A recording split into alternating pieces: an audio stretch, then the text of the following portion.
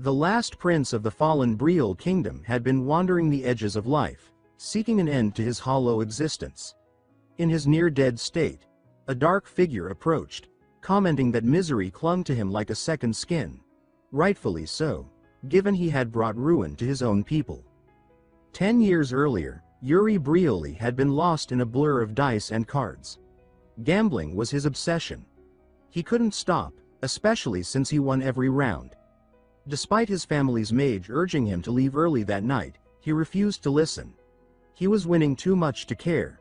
His opponents, suspecting foul play, accused him of cheating. The accusation enraged him.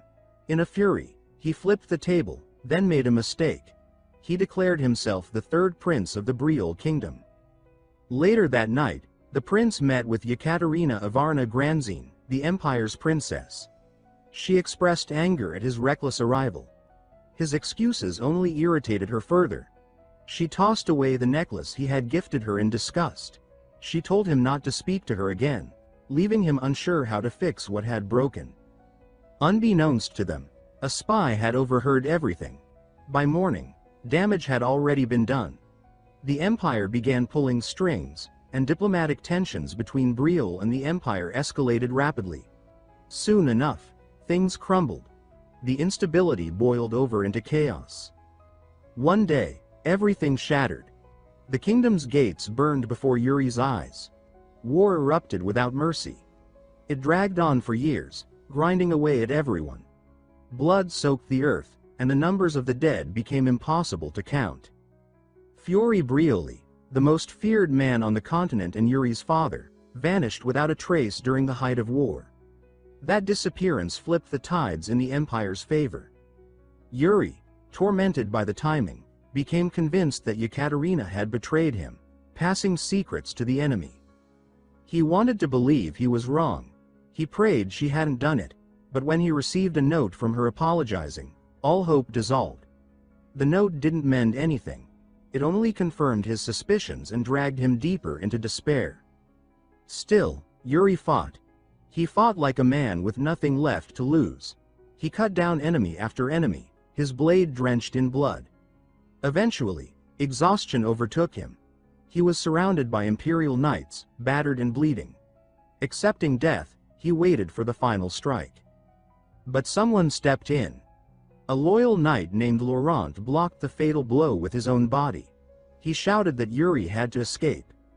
Yuri tried to argue, to stay, but Laurent's sacrifice forced him to flee, swallowing guilt with every step.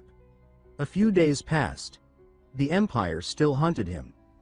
Yuri found a hiding place, but it wouldn't hold long. Hunger and despair gnawed at him. He was sure now, his father was dead too. Then, one of the empire's knights found him. Yuri didn't beg. He spoke with resignation, asking the knight to let him live, if only for the sake of his fallen family. The knight surprised him. He said the empire would suffer for its actions, and told Yuri to run, warning that others were closing in. So he ran again, gambling on survival. But deep down, he believed it was all pointless. Everyone he loved was gone.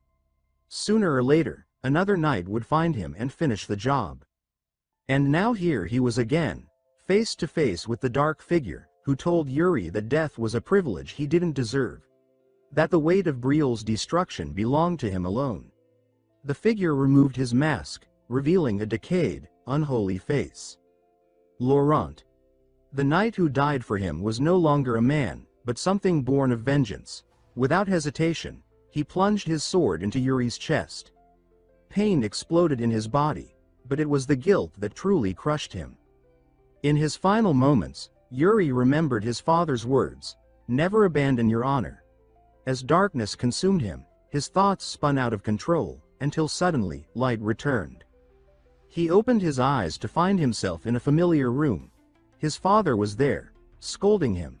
The boy had been unconscious for 3 days, and the old man had stayed by his side the whole time. Confused, shaken, Yuri stared at his father. None of it made sense. He had just seen the man die. Now he was here, alive and worried. Yuri shrank back, struggling to grasp what was happening. He mumbled that it wasn't such a far-fetched ending after all. that even a man so full of honor had kept many secrets. His father, baffled by the nonsense, smacked him hard on the head. Yuri broke into tears. The blow hurt more than expected, and he cried out, asking why his father still hit so hard, even in hell. It was only then that he started to realize, maybe this wasn't hell. A leaf drifted by the window, catching his attention. The breeze, the vibrant world outside, the sound of his brothers bickering downstairs. It didn't match the image of hell. If this place was punishment, then where were the demons? Where were the echoes of his failures? Looking at his father, his siblings, and the life he thought he lost, the truth sank in. He collapsed again, overwhelmed by the weight of it all. His family called his name in panic. At that exact moment, the third prince of Briol had returned to the age of 13. In his mind, he tried to rationalize it. A dream, maybe. Some warped final illusion of the dying mind. But it wouldn't end. Time moved forward. The world remained solid. The memories he'd forgotten started returning, piece by piece. That evening, he sat down to a normal dinner with his family. He said nothing, just accepted what was in front of him. Somehow, impossibly, he had been thrown back to the past. Back to the spring of his 13th year, a second chance.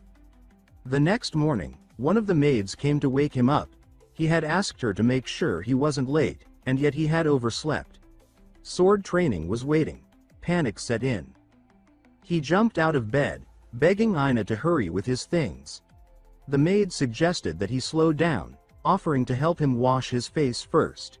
She smiled like nothing had ever happened. But seeing her alive hit him like a dagger. In his past life, he had seen her body among the dead. The memory sent a chill through him. He turned to her, and out of nowhere, asked her to slap him. Ina froze, unable to respond. Her job was to serve and protect, not harm. Striking a noble, especially a prince, was treason. But Yuri insisted. He said it was an order. The maid, still troubled, asks Yuri if he's absolutely sure about what he's demanding. He begins to respond confidently, but before the words can finish forming, a loud slap explodes across his face, so sharp it sends birds scattering from the trees outside. For a moment, the absurdity strikes. If she had hit just a little harder, she might have killed him, and that would be the end of the story. The scene cuts to the training grounds. Yuri now stands with one side of his face puffed up like a bruised peach. He had forgotten just how strong Ina really was. She might be a maid, but her slap had warhead-grade impact. As he goes through his sword drills, even the bystanders can't help but laugh at his swollen face. No one offers sympathy. No ointment. Just raw entertainment. Everyone's having a good time at his expense. The worst part? Bernard, his sword instructor, doesn't even acknowledge the state of his face. No mention. Not even a grunt of concern. Instead, Bernard lets him spar. Without instruction, without correction, without care. No comments on Yuri's off-balance stance. No notes on his grip. Just silent clashes. It makes Yuri wonder how this man ended up as an instructor in the first place. Then it clicks. He remembers spying on a conversation between Bernard and his father years ago. Bernard had told the king that the boy was wasting his potential. He'd insisted that Yuri had the makings of a warrior, but no discipline to mold the skill. All the raw ability in the world meant nothing if he didn't take it seriously. It turns out, Bernard was a good teacher. Yuri was just a terrible student. In his past life, he'd brushed off the conversation, which only made him lazier. But now, remembering it with clarity, he feels nothing but regret. So this time, he approaches Bernard with firm resolve. He tells his instructor that from now on, he will train properly. No shortcuts, no whining, no distractions. He says he'll give his full effort from this day forward. Bernard raises an eyebrow and smirks, asking what brought on this sudden change. But beneath the sarcasm, he looks genuinely pleased. Then something shifts. Bernard releases a deep blue aura, announcing that the real training starts now. He bolts forward with lightning speed and brings down his blade against Yuri's with devastating force. Realizing he may not have explained himself clearly, Yuri panics. This guy might actually kill him. Bernard eventually returns to his stance while Yuri stands frozen, drenched in sweat. He had forgotten something vital. Bernard wasn't just a sword instructor. He was once known across the continent as the Sword Demon. And now, that same monster was walking straight at him with glowing eyes and enough killing intent to rupture steel. The prince's face says it all. Pure dread. His knees practically shake. After a relentless session, Yuri collapses onto the ground, gasping for air. He's broken, battered, and nearly dead, but alive. He just got a real taste of what training under a warrior like Bernard feels like. And yet, beneath the pain, there's a strange spark of hope. The only reason he managed to keep up was thanks to the battle-hardened instincts he carried from his previous life as a mercenary. Despite the brutality, he's improving faster than he imagined. What's even more surprising is Bernard's reaction. The instructor stares at him, astonished. He can't believe the kid managed to block every strike. Something had awakened inside the boy mid-fight, an unnatural growth rate, almost magical. Their session is interrupted when Ina storms in, breathless, calling for the young master. Both Yuri and Bernard turn, alarmed. She informs them that Count Johannes has arrived, with his son. Yuri's eyes go cold. The name alone is enough to set him on edge. God Barkvar. The same boy who would grow up to betray the kingdom and open the gates for the Empire's invasion. And now, here he is again. This time, Yuri has no intention of letting that mistake happen twice. With chilling calm, he asks Ina where the bastard is. The next scene moves to the dining hall. The family is gathered for a meal alongside their guests. Count Johannes notes the maturity in Yuri's behavior and compliments him. The king, amused, agrees and jokes that Yuri must be eating something new. Johannes laughs and says they should feed Gott the same thing. The king returns the gesture, praising Gott's intelligence, though his father seems less impressed, pointing out his son's many flaws. Meanwhile, Gott is practically blushing while admiring Yuri's older brother, openly fangirling. Yuri, on the other hand, is locked in a silent death stare aimed right at Gott. The boy quickly looks away, unnerved. Yuri's brother picks up on the tension, asking if something happened between them. Yuri casually responds that Gott is the same kid who stabbed him in the back. His brother, ever the instigator, mocks him for letting someone like that walk free. He says that if someone betrayed him like that, he wouldn't hesitate to settle the score. Yuri admits that God gets under his skin, pretending to be noble while lacking the backbone to back it up. Gott's expression darkens. He glares back with equal fire, but Yuri doesn't rise to it. He remembers that acting rashly only plays into the hands of fate. If he's going to stop the fall of Briol, he needs to be smart. He also recalls that, around this same time in the original timeline, a minor argument with God may have been what led to the eventual betrayal. This time, he's going to handle things differently. Later, the two boys enter the training grounds. Yuri tosses a wooden stick to God, calling out his potential with the sword. God shrugs it off, saying he's not even close to becoming a knight. But Yuri tells him that it's his destiny, and whether he believes it or not, that path is coming for him. Before God can form a response, Yuri launches forward and starts the duel. The legendary weapon. A humble stick. But in Yuri's hands, it might as well be a blade of legend. The sticks collide. God shouts that he's a coward for starting without warning. Yuri doesn't care. He kicks a cloud of dirt into his opponent's face, blinding him. God protests, reminding him of the code of honor that knights live by. Yuri's response. He drops the stick altogether. No weapons. Just fists. That alone says everything. I don't need a blade to win. He surges forward and delivers a vicious kick that sends God flying. The kid crashes hard. The duel is over. Yuri stands over him, holding the stick like a scepter of judgment. He stares down at the traitor-to-be, remembering the shameful legacy this boy would leave behind. Then he speaks. He says that Gott's father is a great man, a respected knight, and that kind of legacy means something. It creates pressure and expectations, but it also offers purpose. He offers God a hand. He tells him that everyone wants to survive, but what he can't tolerate is someone weak-willed, especially someone destined to be a knight of Briol. Not again. Not in this life.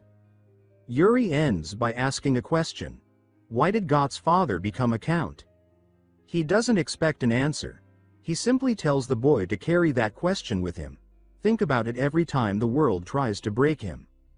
The tension dissolves as God departs, surprisingly in good spirits. He thanks the Briol family for their hospitality and leaves without incident. As the door closes behind him, Yuri's older brother raises a brow and says that he's honestly stunned by the outcome of the duel. He admits that he had secretly hoped God would win, a statement that stings more than it should. Yuri immediately takes offense, but his brother doubles down, reminding him that, at this point in time, the third prince is known more for being a disaster than a warrior, an entitled gambler with a flair for chaos. It's not unfair, just honest. Yuri doesn't like hearing it, but he gets it. Still, he announces that things are going to be different. He says he's turning over a new leaf and warns his brother to stop teasing. His brother stares at him, baffled, mouth half open in disbelief. Yuri flashes a grin, clearly enjoying the confusion. Days pass. Training becomes Yuri's entire world. Each evening ends with him staggering back from the field, exhausted. Bernard shows no mercy. But as the sword becomes an extension of his will, Bernard decides it's time to move to the next step, mana training. When the instructor brings it up, Yuri lights up with anticipation, asking if he'll be learning Bernard's personal method. But Bernard quickly douses that hope, stating bluntly that Yuri isn't ready. Instead, he insists the prince learn the Briol Kingdom's official mana method. Yuri tries to hide his frustration. He already mastered that method in his past life. He knows it inside and out. There's nothing new to gain. He even reached its ceiling as a mercenary, nothing more to wring from it. Bernard notices the shift in his expression and asks if Yuri had something else in mind. After some thought, Yuri suggests that he'd rather be trained by someone else, specifically, a member of the Royal Guard. Not necessarily a master, but someone with natural potential, someone he can observe and grow alongside. He says there's still one technique he never managed to grasp in his last life. Bernard considers this. He closes his eyes, sifting through names, until one rises above the rest, Jared. That name hits Yuri like a jolt. He remembers the man. During the brutal years of war, Jared wasn't particularly impressive. In fact, he was more pathetic than promising. Undertrained, anxious, constantly on the edge of collapse. And yet, somehow, he survived. Back then, Jared had complained constantly, sometimes to Yuri himself. And still, Yuri suspects that underneath all that mess, Jared possessed something monstrous. Talent that had gone entirely untapped. Yuri realizes now that they had both wasted their gifts before the war tore their world apart. This time, he plans to do something about it. He decides to meet Jared in person and reawaken the talent that had gone dormant. The next scene shifts to the Royal Guard's training ground. Yuri walks in unannounced, prompting the senior knight, Sir Rosso, to ask what brings the third prince there. Yuri says he simply wanted to observe the knights, admire their efforts, and see how the Royal Academy is faring. The yard is alive with combat. Knights clash, bark instructions, sweat under the weight of their training. But when Yuri asks about Jared, the name alone causes Sir Rosso to hesitate. He points to a quiet corner of the grounds. Jared is there, training alone, if it can even be called that. The effort he's putting in is minimal, his form lackluster. Yuri lets out a sigh. He finally understands why Bernard looked so disappointed. Compared to the others, Jared is holding himself back. His routine is basic, barely stretching his abilities. No intensity. No ambition. At this rate, it's no wonder he ends up a washed-out knight in the grim future that Yuri remembers. Yuri turns to Sir Rosso and asks for a wooden sword. He says he wants to spar. Rosso lights up and asks who the prince would like to face. Without hesitation, Yuri points to Jared. Soon the courtyard quiets. The other trainees step back, giving space. Jared steps forward with visible reluctance. His fellow knights cheer him on, urging him to give it his best shot, but Jared just looks irritated, like he'd rather be anywhere else. Yuri steps into the ring and announces that he's heard of Jared's potential. He says that's why he's come, to test it for himself. Jared listens, unsettled by the seriousness in the prince's tone. The duel begins. Yuri lunges first, blade moving fast and sharp. Jared parries cleanly, without panic. Each step he takes is measured, his reactions precise. His peers watch in awe. He's far more capable than he appears. At the same time, Yuri's performance shocks the trainees too. For someone so young, his movements are far too refined. Every strike, every parry, calculated. Jared starts to feel it. This isn't a typical spar. This is a test. Yuri pushes forward, pressing the advantage, but he's not overexerting. His attacks are synced to Jared's pace, mimicking his energy.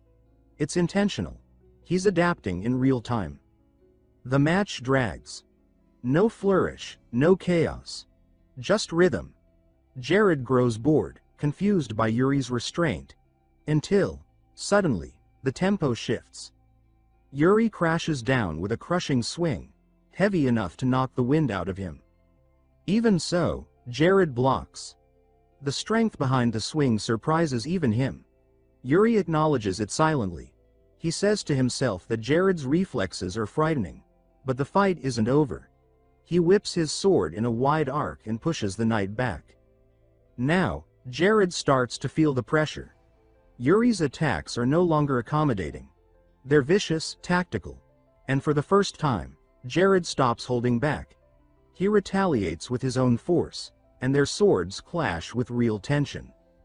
Yuri, panting, admits to himself that this was bound to happen. No matter how much knowledge he brings from his previous life, Jared is still a force of nature. Winning isn't even the goal, testing him is. But Yuri has one last move. He feints, then launches a sudden upward strike. Jared blocks, but the recoil is rough, leaving a gap. Yuri doesn't hesitate.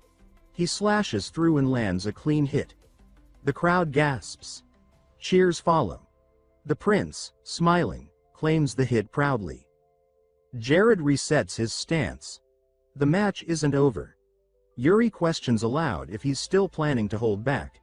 Jared doesn't answer, but he's thinking hard. Even though he had control earlier, now it feels like he's reacting instead of leading. Driven by something deep and burning, Jared moves again. He barely dodges another strike. Yuri tells him to step up. Fight harder. Annoyed, Jared complies. In a flash, he channels mana into his blade. His weapon pulses with raw energy. Sir Rosso and the other knights shout warnings, telling him not to unleash such a technique against royalty. But Jared doesn't care. Not now. His blade tears through the air, slicing just past Yuri's neck. A little closer and it would have been real damage. Jared's fury evaporates the moment he sees the damage he's caused. His blade hadn't just grazed Yuri. It had sliced a shallow cut across the prince's head, even taking a few strands of hair with it. The reality of it lands like a hammer. He had actually injured a royal. The knights watching immediately break into a panic. Jared is berated for being reckless, accused of losing control in the middle of a sparring session. Sir Rosso rushes over in alarm, asking Yuri if he's all right. The third prince, however, doesn't seem shaken at all. He simply treats it like part of the deal, an inevitable risk in any real fight. Yuri calmly wraps the cut with a strip of cloth, sealing the bleeding with a tight bandage. Then he motions to Jared, telling him that they aren't finished yet. He wants the match to continue. Without hesitation, he launches forward. Their swords clash again, and this time, Yuri drives the tempo. Each blow he delivers pushes Jared back, surprising the rookie knight with the sheer difference in energy. This wasn't the same lazy prince everyone gossiped about. This was someone relentless, precise, and worse, having fun. Jared starts comparing them in his mind. He thinks about how he's spent his days barely scraping through training while the prince, who should have every excuse to coast on his title, is fighting as if the world's watching. There's no fear in Yuri's eyes, only determination and, somehow, joy. With every clash, Yuri pushes harder. He's not just matching Jared now, he's adapting, refining. He's building momentum. For every ounce of effort Jared uses to defend, Yuri answers with 2 more to press the attack. The duel balances on a knife's edge. And yet, Jared can't calm himself. He's never felt this kind of pressure, not even from more advanced knights. This wasn't just sparring anymore, it was awakening. Yuri's expression is sharp, focused, his blue eyes locked on Jared's every move. When Jared charges, the prince meets him with a block, fluid and efficient. Then he retaliates with a horizontal strike that whooshes through the air. Jared ducks just in time, but not without cost. A few strands of his own hair flutter to the ground. Revenge, served poetic. Stung by the humiliation, Jared roars and lifts his blade with both hands. He slams it down using a burst of mana. A technique potent enough to crack Yuri's wooden sword clean in half. The match is over. Jared stands there panting, his aura flickering as it dies away. He looks ready to apologize, but Yuri smiles instead. He reaches out a hand, saying that he learned a lot from the battle. Jared hesitates, then accepts the handshake, acknowledging that the young prince's effort was no joke. Inwardly, the knight can't believe it. The fighting spirit in Yuri wasn't normal. It wasn't just pride or training. It was something raw, a kind of unfiltered will. In that brief clash, he'd seen the makings of a real warrior hidden in a noble's body. Jared is still processing it all when he realizes he's still holding the prince's hand. Yuri glares at him and asks why he's acting so casual, as if cutting a royal's head is just part of the job. Flustered, Jared stammers out something and flees the scene in a panic. Meanwhile, Yuri flops to the ground, absolutely drained. Even he has to admit that fight took everything out of him. Around him, the other knights break into cheers, praising the prince's resilience and skill. Their celebration is soon joined by a new presence. A man with sharp eyes and a calm stride steps onto the field. He bears a strong resemblance to Bernard, and he surveys the exhausted prince with curiosity. This is signed, Captain of the Royal Guard. And in that moment, he decides that Yuri might be worth watching. The scene fades and picks up again a few days later. Jared is finishing his shift when he hears a familiar voice call out to him. He turns and finds Yuri waiting casually by the path. The prince tells him they've got somewhere important to go. Jared hesitates, mentioning that skipping training might set him back. Yuri chuckles and says that's exactly why he needs to come, because he's finally taking training seriously. And, Yuri adds, he's the reason for that shift in mindset, so Jared owes him at least this. Knowing he can't really argue with the prince, Jared agrees. The two begin walking. Curious, Jared asks where they're heading. Yuri tells him to quit whining and keep up.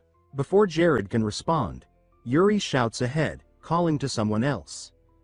The figure turns. It's Hernando, the royal court mage. Startled by the prince's sudden entrance, he asks what the hell Yuri wants. The prince says that he needs his assistance for a small mission. Hernando scoffs and says he's busy and uninterested, until Yuri casually mentions that he knows about the mage's massive mountain of gambling debt, and that he's willing to pay it off. The mage freezes. He spins around, asking if Yuri is serious. The prince assures him he is. He says that despite his reputation in the gambling den, he doesn't lie, well, not outside of it anyway. Hernando, still skeptical, pulls out a detailed contract and demands the prince sign it. Yuri gapes in horror. Apparently, even being the third prince isn't enough to get out of paperwork. Not one to go down easily, Yuri quickly pushes all the liability onto Jared, stating that the knight will act as the official witness to their agreement. Jared starts to protest, but then realizes Yuri's using him as a legal workaround to avoid binding himself to anything. Smart, if underhanded. With the contract settled, Hernando agrees to come along but says he still has no idea what the mission actually is. That's when Yuri finally drops the real plan. They're going to Sword Mountain. Hernando blinks in disbelief. He asks if Yuri's talking about that Sword Mountain. The one from the legends. Yuri smirks and says it's exactly that. He tells them they're going to loot the dungeon left behind by his ancestor. The group ventures through a long abandoned tunnel beneath the palace. Jared leads the way with his sword drawn. As they walk, Hernando mutters that he had no idea a secret passage like this even existed. Jared turns and asks what lies at the end of the path. Yuri shrugs like it's nothing, then says it leads directly into Sword Mountain. Jared freezes, stunned, and confirms that it's the legendary Sword Mountain. Yuri nods, then grows quiet as memories wash over him. In his past life, when Briol fell, news had spread about a hidden dungeon inside Sword Mountain, uncovered only after the Empire seized control. He had fled through these tunnels during the chaos, unaware of what lay beneath. Now, this time, he refuses to repeat that mistake. He tells himself that he's going to uncover the truth behind his family's legacy. The tunnel eventually opens into a vibrant forest, dense greenery glowing with ethereal light, like something out of a fairy tale. Yuri pushes open the rusted iron doors, leading the group into the untouched wilderness. Hernando looks around and asks if this really is where the mountain begins. Then he shifts the topic, wondering how Yuri got the key. The prince mutters that it had been sitting in his study the whole time in his previous life, but he never knew its worth. He tells the mage to stop acting like a nosy old aunt and focus. Suddenly, Hernando yelps in pain. A sharp thorn slices into his hand, and Yuri warns him that the leaves here are razor sharp. He tells him to quit whining and keep up. As they walk deeper, Hernando leans toward Jared and jokes that maybe Yuri hit his head recently. Jared agrees, saying the prince has been acting strange. Before they can continue their whispering, Yuri barks at them to move faster, proving that he hasn't lost his commanding tone. Then, he suddenly halts and signals for silence. He points ahead. A massive pack of direwolves is nestled among the trees, lean, silent, and dangerously alert. Yuri whispers that they move in packs, so more are likely nearby. Jared is shocked that the prince seems to know so much. Yuri casually says he read it in a book. Hernando nearly trips just from the mental image of Yuri voluntarily reading.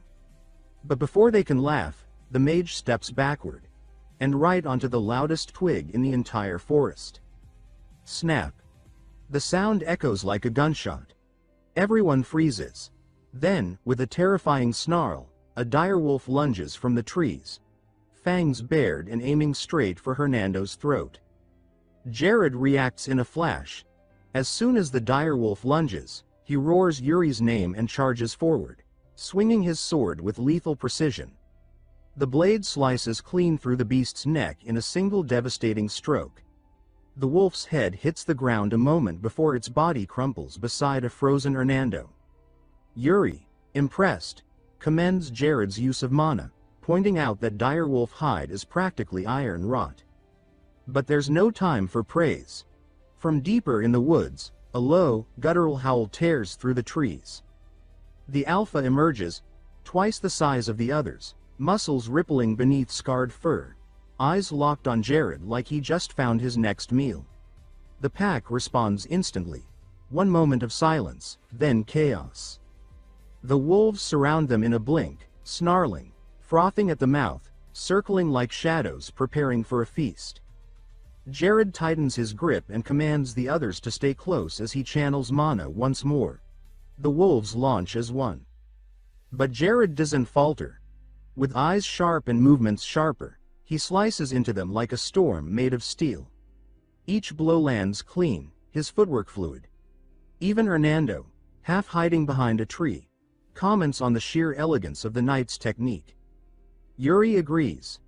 Jared's form is commendable, but he notes to himself that the knight's growth still has a long way to go. As more wolves pour in, Jared begins to lose ground. That's when Yuri elbows Hernando and says it's time the so-called battle mage put those highly advertised skills to use. Hernando rolls his eyes and mutters that the prince is definitely pushing his limits, then waves his hands dramatically to conjure a barrage of fireballs. At least 100 of them swirling into formation like an armada of flaming meteors. Jared, dodging claws and teeth, throws a confused glance back and asks what's happening, only to spot one fireball headed straight toward him. He leaps aside just in time as it explodes with bone-shattering force, vaporizing a chunk of the pack and turning the forest floor to cinders. Hours pass. Exhausted, bloodied, and bruised from relentless combat with every monster the wild could throw at them, the group finally reaches the peak of Sword Mountain. Jared collapses near the cliff's edge, panting hard and muttering complaints about the trip being more of a death march. He eyes the empty plateau suspiciously and asks if this desolate rock is really the place they've been seeking. Yuri, without hesitation, replies that it absolutely is. He begins examining the area with a veteran's eye, pacing until something catches his attention, a glint behind a rock. His eyes light up, and without waiting, he dives into the dirt to dig it out. Jared rushes over and scolds him, insisting that royalty shouldn't do grunt work. He tries to call Hernando over to help, but the mage grimaces in offense, calling physical labor a disgrace to his noble art. Eventually, the sword is unearthed, gleaming, ancient, yet oddly untouched by time. Yuri holds it up, awestruck. It looks ceremonial, valuable, and untouched by rust. Hernando squints at it and mutters that it doesn't look centuries old. It looks like someone left it there recently. Curious, Yuri inspects the hilt more closely and sees the word guilty etched into the base. Jared approaches, asking if this is truly the legacy they came for. Yuri isn't sure. His grip on the blade tightens. That's when the ground begins to tremble beneath them. Before anyone can react, the mountain splits open with a rumble, and the earth gives way. Jared screams like a tragic actor as all three plunge into the abyss below. They fall, and fall. Eventually, they crash land. Hard. Jared groans beneath the prince, having shielded Yuri during the fall. Yuri climbs off and comments that the knight must have reinforced his body with mana, calling it impressive. Jared tries to mutter a reply, then immediately blacks out from sheer exhaustion. Moments later, Hernando floats down gently, arms out like a smug sorcerer on vacation. He lands with barely a thud and remarks that the chasm was deeper than expected. Yuri glares at him and mumbles that saving his own skin clearly mattered more than protecting the prince, which Hernando denies, though not convincingly. Before he can explain, a strange sound echoes from the dark tunnel ahead. Hernando's face drops as he spots something approaching. He spins toward Yuri and, in rising panic, says that something cursed is crawling toward them. Yuri accuses him of just trying to change the subject, but Hernando swears he's not joking, he's dead serious. The creeping figure becomes clear. Clad in cracked armor, eyes glowing with undead fury, a death knight steps out of the shadows. Yuri's blood runs cold. He immediately recognizes the creature.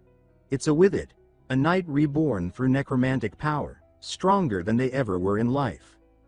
Yuri shouts for Jared to wake up, but the knight only groans. A swift kick gets the job done.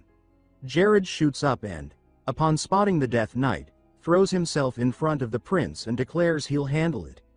Yuri raises an eyebrow, unimpressed by the sudden dramatic sacrifice. The death knight stops just short of them. Yuri studies it carefully, recalling that these undead were once loyal knights, resurrected by dark magic. But something feels different. This one isn't attacking. Despite Jared's protests, Yuri steps forward slowly.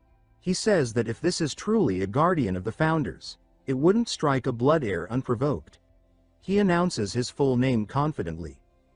The Death Knight doesn't react at first, then slowly draws its blade. Jared and Hernando panic.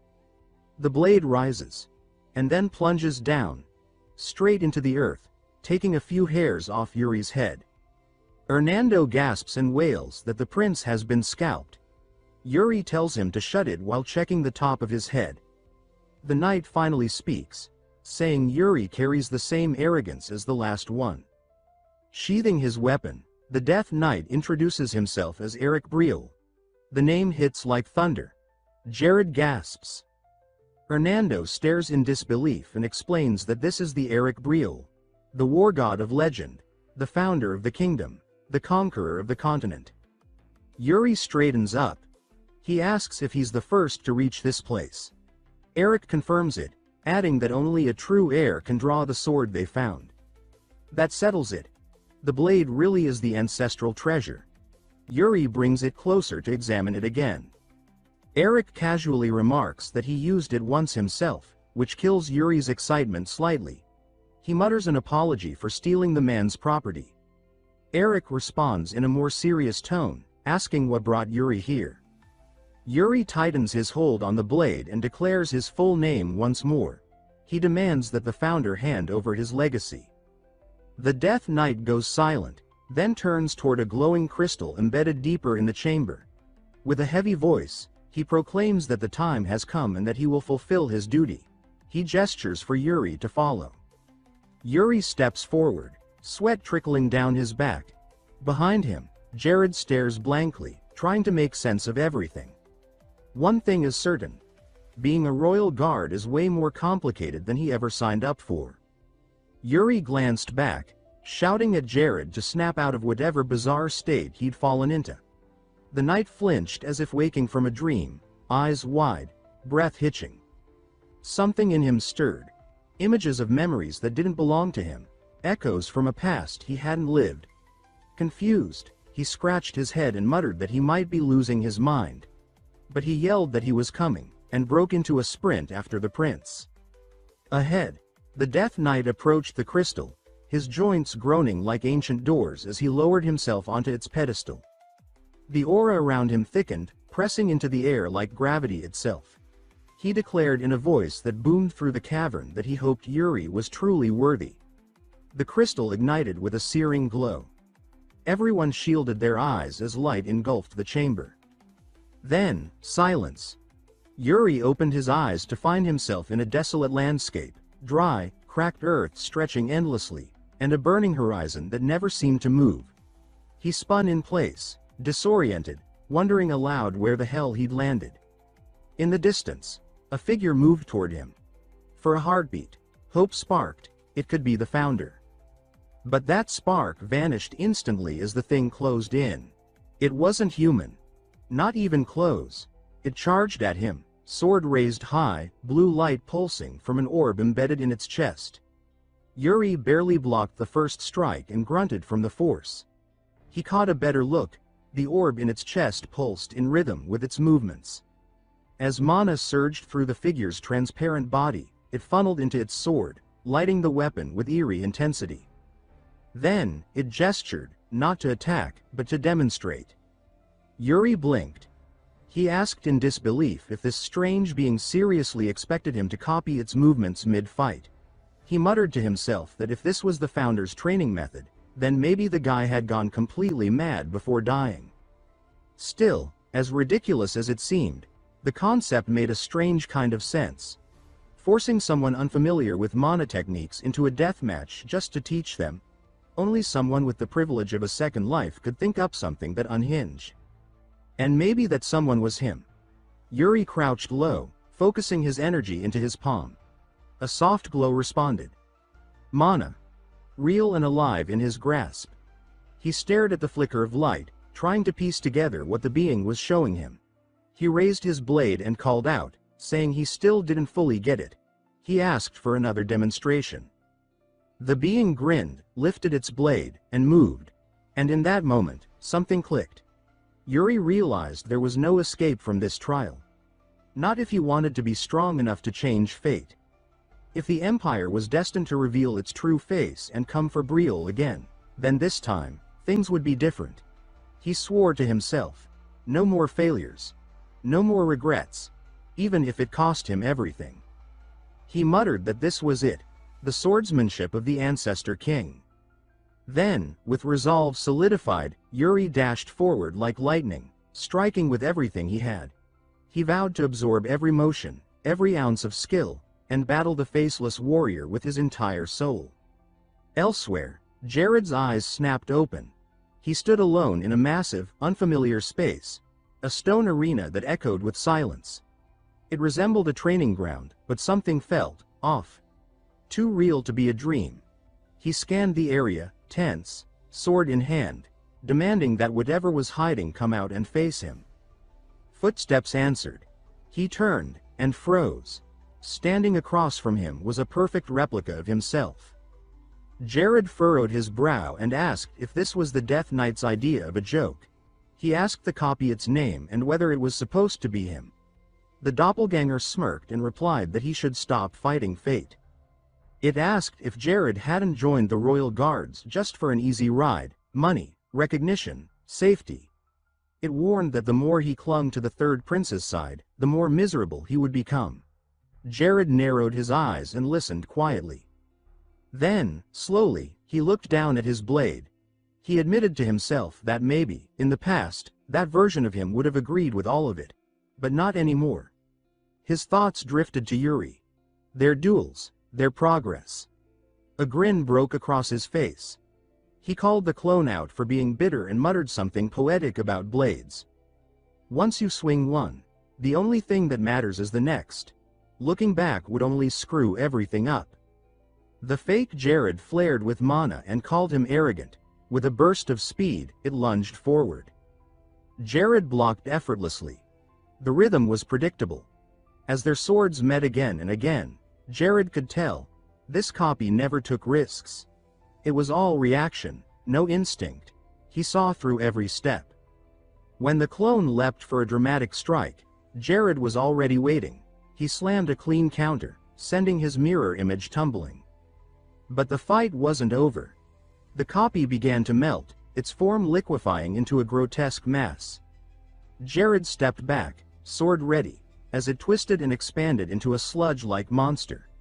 He muttered that it was just another oversized brute inside, praying that Yuri was doing all right. Back in the desert, dust and broken rock littered the battlefield. Craters marked where blades had clashed. Yuri lay motionless in the center of one, chest rising slowly. The faceless fighter stepped toward him, blade glowing ominously.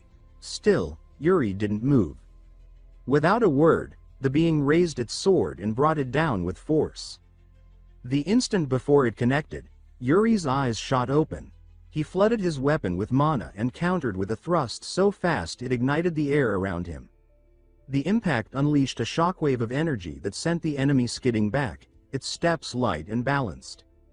Yuri exhaled, his chest heaving. He didn't know how long the duel had raged on, but something was changing. That last attack, it had been desperate, reckless, and almost suicidal. But it worked. The way mana surged through his body, the way he swung with full clarity, it all started to click. He looked at his blade, now pulsing with life. A breakthrough. Something real. Then, he noticed it. The transparent being's blade cracked. Fine lines spread across its surface. Its body trembled and began to crumble. Fragments flaked off like ash in the wind. Its time was up. Just before fading, the warrior lifted one arm in a final salute, one last wave of respect, and then, it was gone. Yuri watched the last fragments of the faceless warrior scatter into the air like glowing embers, a faint, almost wistful smile forming on his lips. He closed his eyes and offered a quiet thanks to the strange, silent mentor who had just tested him harder than anyone ever had. As the battlefield around him began to fade, his body started dissolving as well, pulled back from the realm of the trial. Moments later, he stirred with a groan, his senses fuzzy as he blinked the haze from his eyes. Around him, the others were waking too. Disoriented, dazed, and clearly having endured something similar. That's when it hit him. They were back. The chamber of the crystal returned into view, dimly lit with eerie calm. The Death Knight stood unmoving, and then chuckled, his voice dry and smug. He remarked that it looked like the group enjoyed their little dream. Yuri, still shaking off the mental weight of the trial, asked what exactly that experience was. The knight explained that it had all been part of the founder's design, his final contingency, crafted and left behind in the hopes that a true descendant of Briol would one day reach this place. Yuri's gaze darkened slightly. In his past life, Sword Mountain had been reduced to rubble by the Empire's forces. The legacy now within reach had been buried, lost forever in that timeline. No wonder no one in the royal line had ever come close to it before. Still not satisfied, he asked whether the founder himself used the mana method he had just witnessed. But the knight shook his head. The founder never used it himself. Instead, after traveling the world, he collected and refined every technique he deemed worthy and combined them into one final form, his legacy. And now, Yuri was the first to inherit it. Yuri looked thoughtful, even cautious, as he questioned why the founder hadn't just passed it down directly through the royal bloodline. The Death Knight answered that the dungeon only revealed itself when the time was right. If it had opened now, it meant that moment had finally come. As for what the timing signified, the knight made it clear, it wasn't his place to say. That answer, he said, Yuri would have to find on his own. The prince's eyes drifted toward the sword in his grip again, the weight of it unfamiliar and yet entirely his. He asked for its name. The Death Knight responded, Soul Severance.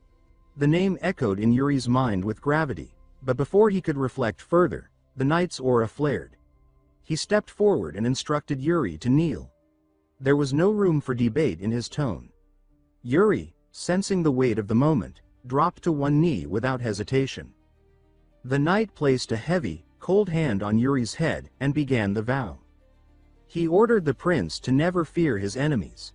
Yuri replied firmly that he would not. The knight continued, commanding him to always follow his beliefs and to carry out Briol's duty to the bitter end. Then, his grip tightened, pulling Yuri's head back slightly as his voice deepened. He delivered the final truth. Briol never discards its honor, even if it means death. As the vow concluded, the knight began to fade, his form disintegrating into ash and mist. His final words whispered through the chamber, that this was the oath of Briol.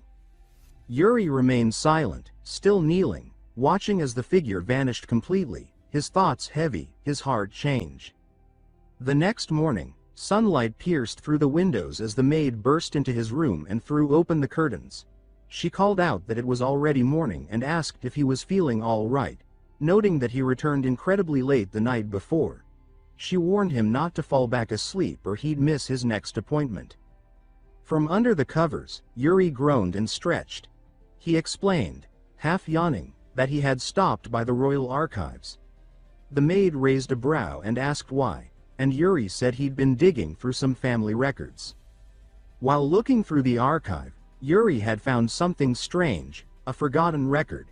It spoke of the founder's brother, a man who rejected his family's honor and disappeared from history. Staring now at Soul Severance resting beside him, Yuri mused that the Death Knight had to be that missing sibling, and that this blade was originally his.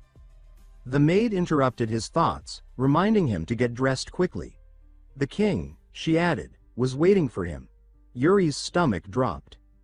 She added, with a bit of sympathy, that she wasn't sure what happened exactly, but after Hernando's meeting with His Majesty, the king immediately called for Yuri.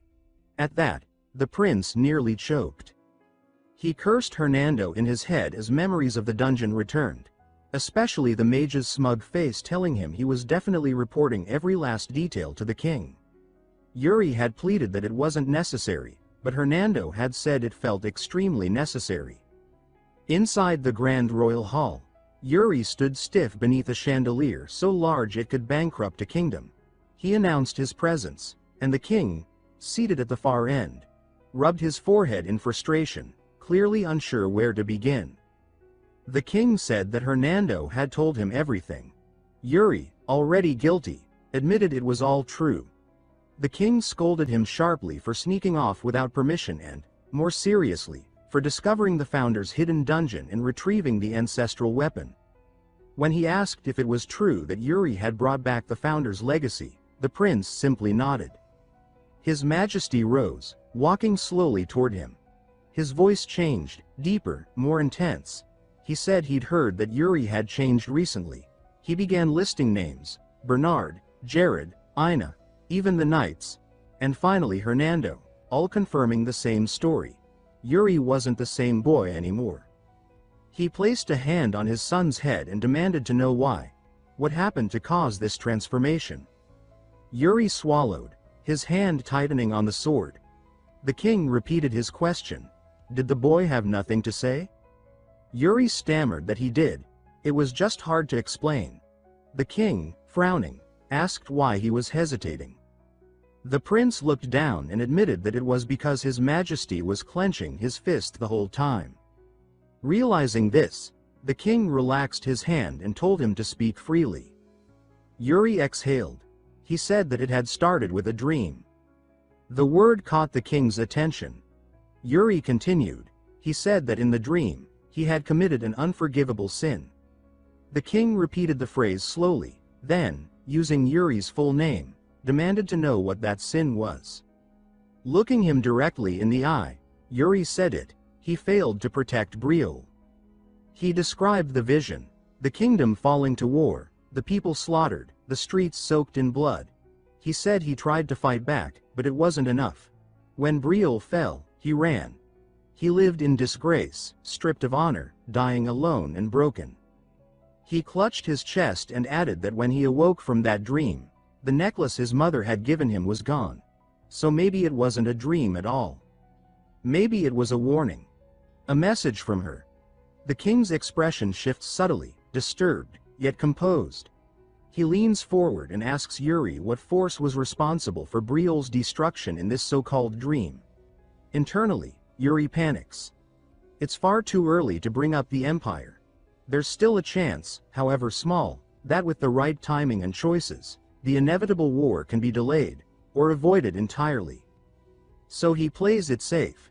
He tells his father that the invaders were cloaked in darkness, a black army from nowhere, without banners or names. The king lets out a quiet breath, his stern gaze softening as he remarks that it was probably nothing more than a nightmare, a bad dream, maybe even a message from Yuri's late mother.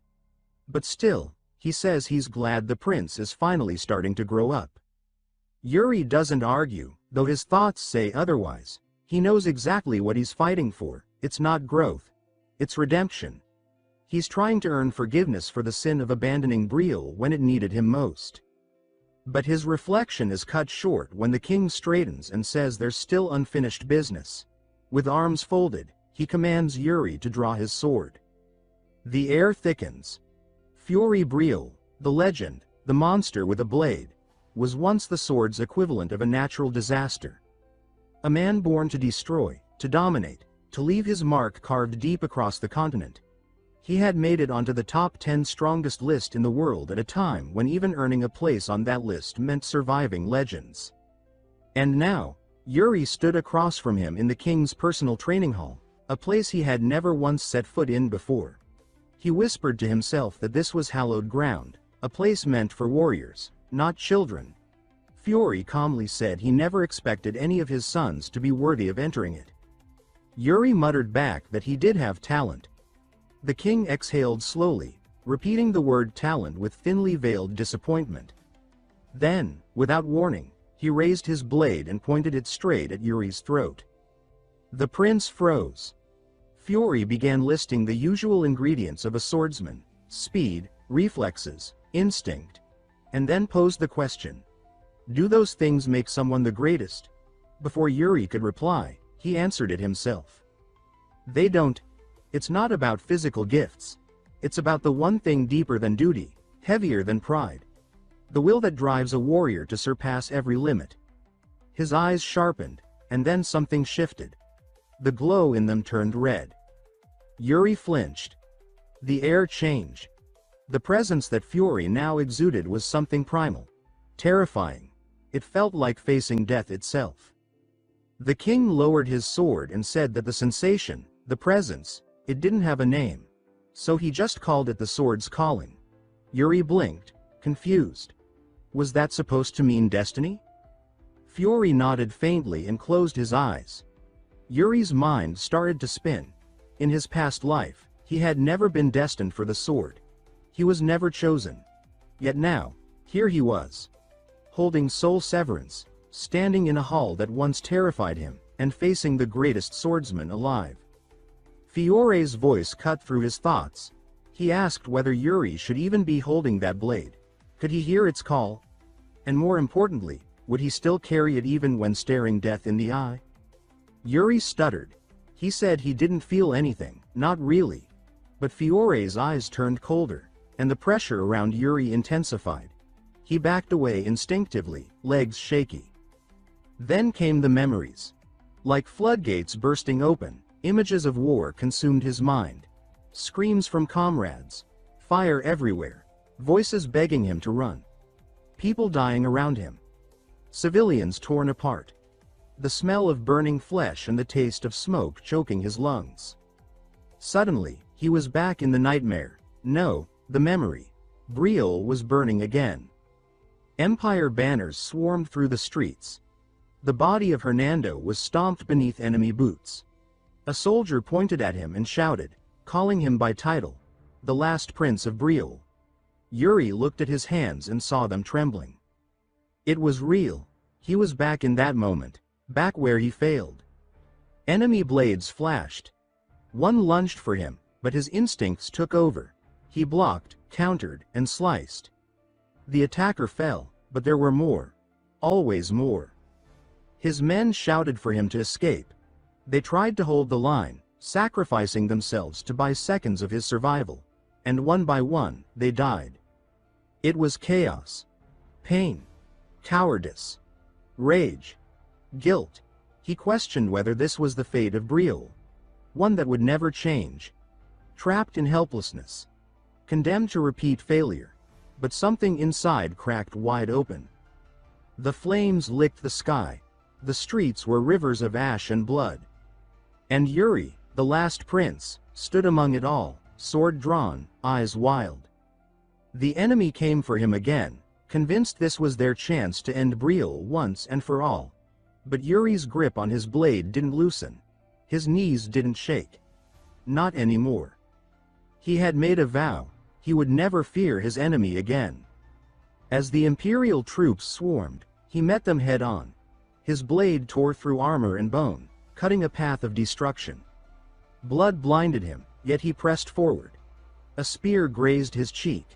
He didn't flinch.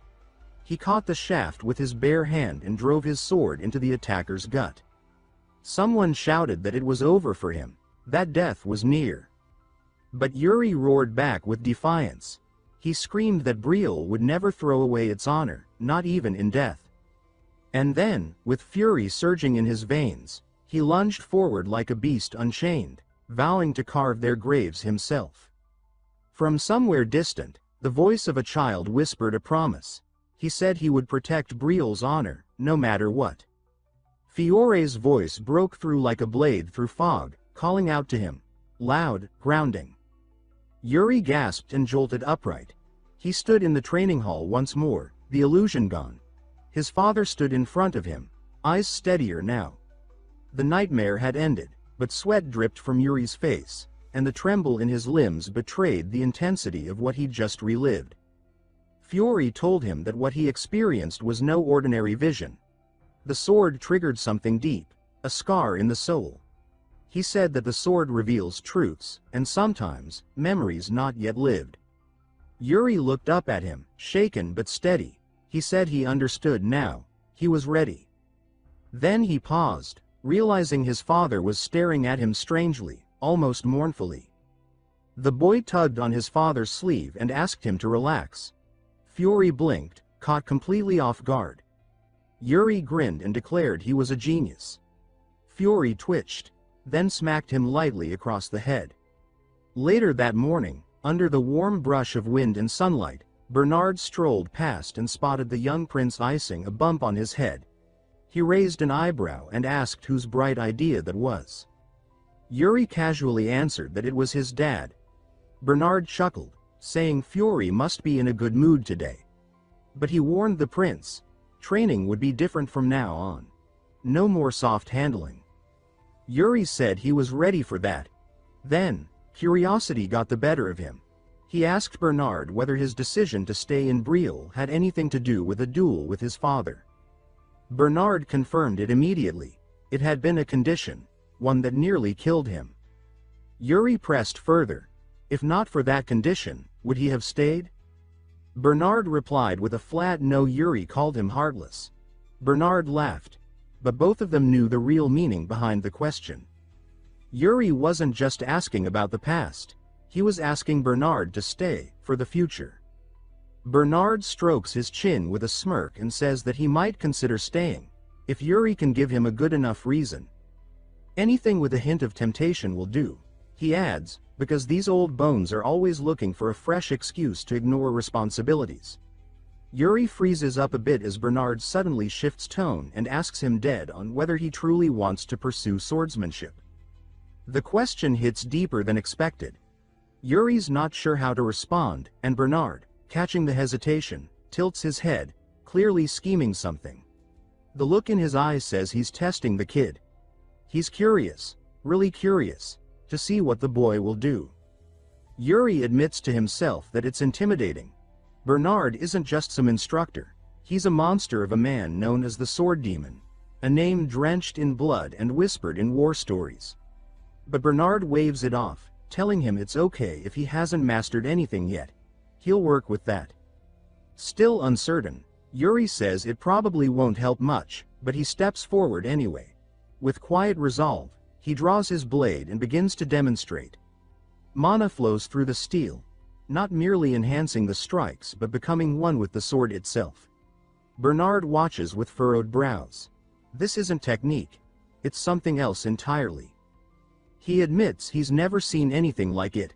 Normally, mana is used to strengthen swordsmanship, not merge into the weapon's core like it's alive. Yuri explains that's exactly the issue. This method is near impossible to pass on. Every time someone tries, it becomes fractured, incomplete. But Bernard shrugs again. He says that's fine. Even incomplete, it's worth learning. He adds that he'll make it the condition. If Yuri shares this method with him, then Bernard will stay in Briol. No strings attached. That blunt confidence surprises Yuri. The old man speaks like he already knows he'll understand it. Yuri nods and accepts the terms. The deal is made. Bernard is officially staying in Briol, and it feels real this time. With a sudden gleam in his eye, Bernard tells him to show more, right now. He takes position. Yuri, gripping his blade, steadies himself and channels the technique. Simhansham. The movement is fluid, controlled, flowing like a wave guided by raw instinct and mana. In the middle of it, Bernard casually drops a bombshell. He never planned to leave Briol to begin with. Yuri's sword halts midair. He stares at the old man in disbelief. Bernard goes on to say that the king already asked him to stay for another 10 years. It was settled. Yuri's face falls. He realizes he just got played like a fiddle. Bernard chuckles and reminds him he's supposed to be attacking. Yuri doesn't need another nudge. Irritated but focused, he charges forward. Their blades collide, sparks flying as steel meets steel. Later that night, Yuri lies in bed staring at the ceiling, his thoughts racing. The future feels different now, not the doomed one from his past life where Briol burned because of his cowardice. No massive victory has been won yet. No battles turned. And yet, Bernard choosing to stay is enough to prove something's changing. It's subtle, slow, but the future is bending. Still, he knows it's not nearly enough. He thinks of the Empire. Of what they did. Of what they will do. He promises himself again that he'll bring them to their knees. Just then, Ina appears, stepping into his room with a look that says she's expecting trouble. She asks if he's planning to stir anything else up. Yuri raises a brow and asks if she's hiding something. She sighs, clearly used to his nonsense, and says that he always has some excuse when he wants her help. Then, without missing a beat, she brings up the Elders' Council meeting scheduled for tomorrow. She warns him not to pretend he forgot. The boy sits up straight, eyes wide. That part is definitely new. Ina reminds him it's first thing in the morning and that most of the council will be present. Then, taking his hand and smiling way too brightly, she says the place will be full of scary old men and begs him not to punch anyone this time. Yuri forces out a nervous laugh. He assures her he'll behave. He's not that kid anymore. The next morning, the council chamber feels like walking into a trap. The atmosphere is thick with skepticism, just like Ina warned. Duke Gennard is the first to speak, immediately dragging attention toward the prince's mana method. He strongly opposes it, claiming it's unproven, unstable, and dangerous. This meeting, meant to be a place for national discussion, has devolved into an ambush targeting Yuri's legitimacy. Now he sees why his father always avoided these people. The Duke insists Yuri should stick with the traditional Briol method, calling it tried and true. Another royal council member stands and fires back, stating that the technique is actually the founder's legacy. Gennard demands proof. Tempers flare. The council member defending Yuri grows visibly annoyed, saying that it's not about proof but belief. That this is a bloodline inheritance. Gennard dismisses that as sentiment, not strategy. He says their concern is the prince's safety, and that everyone here only wants what's best for the kingdom. Yuri, watching this back and forth, almost finds it amusing. The same man who, in his past life, bowed to the empire without a fight, is now shouting about safety like he cares. The irony is thick enough to choke on. Gennard then turns to Synod, the captain of the royal guard. He asks for his take. Synod, trying to stay neutral, gives a careful answer. He says every mana method has strengths and weaknesses, and every individual has their own affinity. Not every method works for every knight. Gennard latches onto that immediately. He says if even the royal guard isn't convinced, that's enough reason to shut the entire thing down. The logic is weak, but the momentum is shifting in his favor. The royal council chamber grows heavier with tension as a royal member steps up to counter Duke Gennard's argument. He says that Captain Saynad's point was about each mana method having its own value, nothing more, nothing less. Gennard's lackey quickly joins in, trying to spin the conversation. He claims the Duke is only looking out for the prince's well-being, worried that using an unstable technique might harm him. Yuri feels the shift instantly. The tone in the room has changed, and not in his favor. What started as a subtle pushback has turned into open resistance. In a matter of minutes, he's found himself isolated in the center of the debate. If he hadn't already anchored Simonkim into his core, they'd be forcing him to rebuild from the ground up. But he stayed true to the founder's original vision, and that technique is now part of him. Even so, he finds himself frozen, unsure what to say as dozens of eyes burn holes into him. The weight of their judgment is suffocating.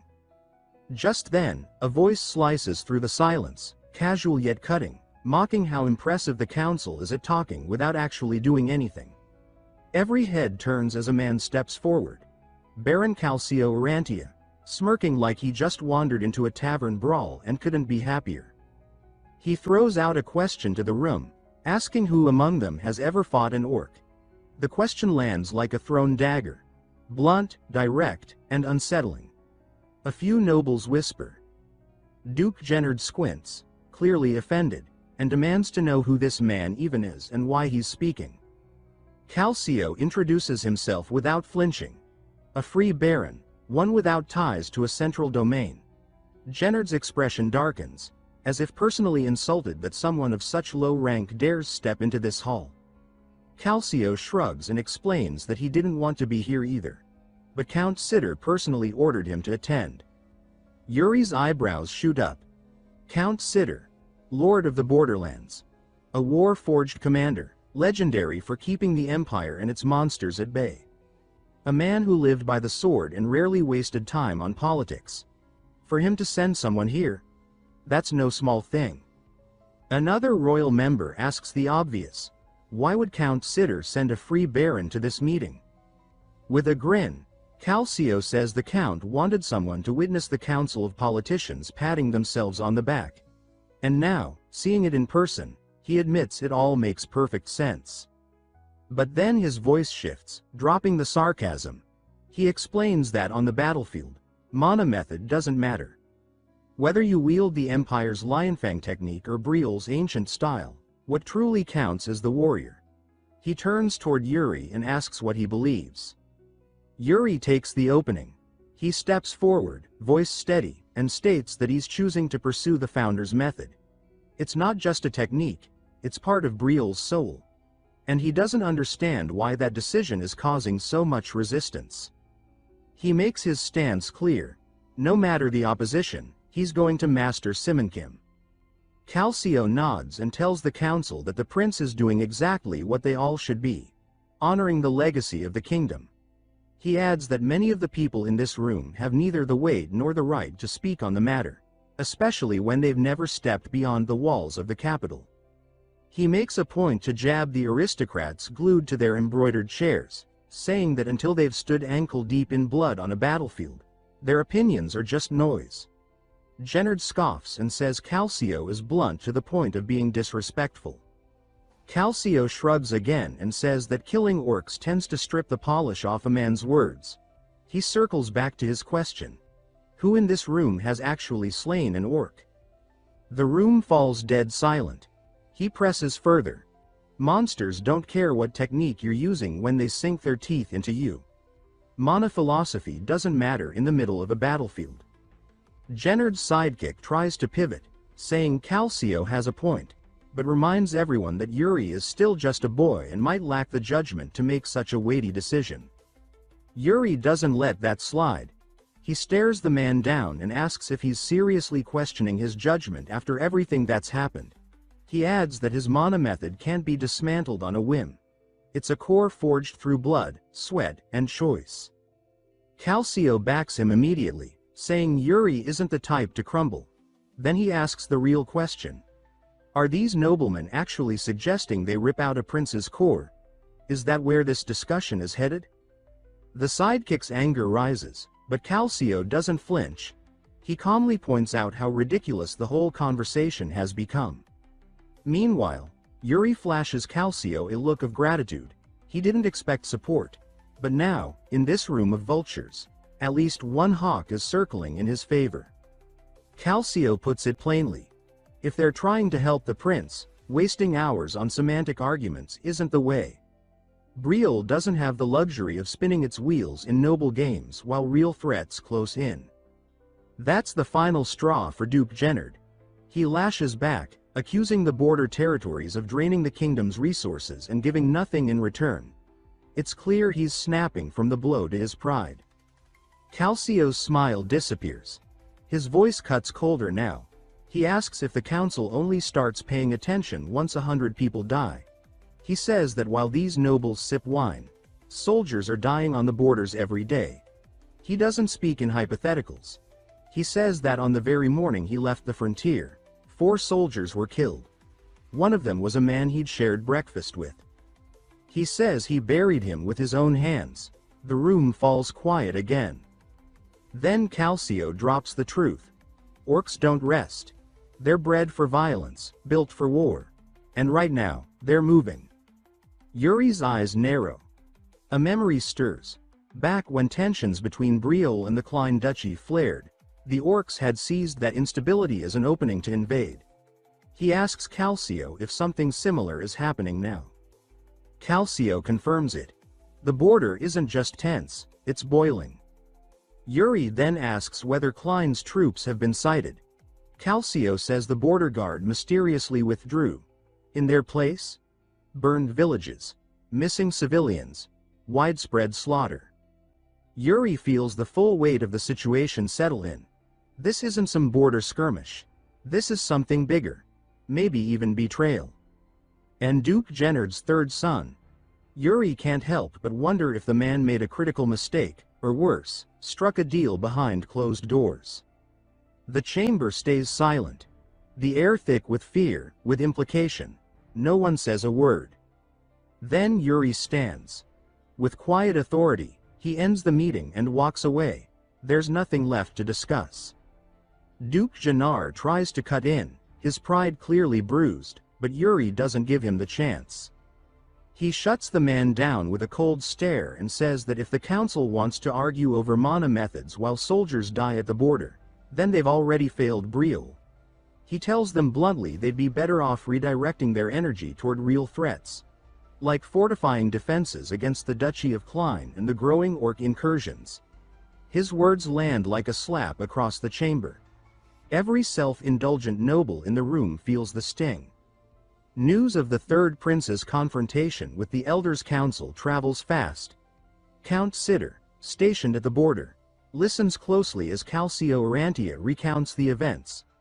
When asked for a personal impression, Calcio says that the prince didn't look like a boy anymore.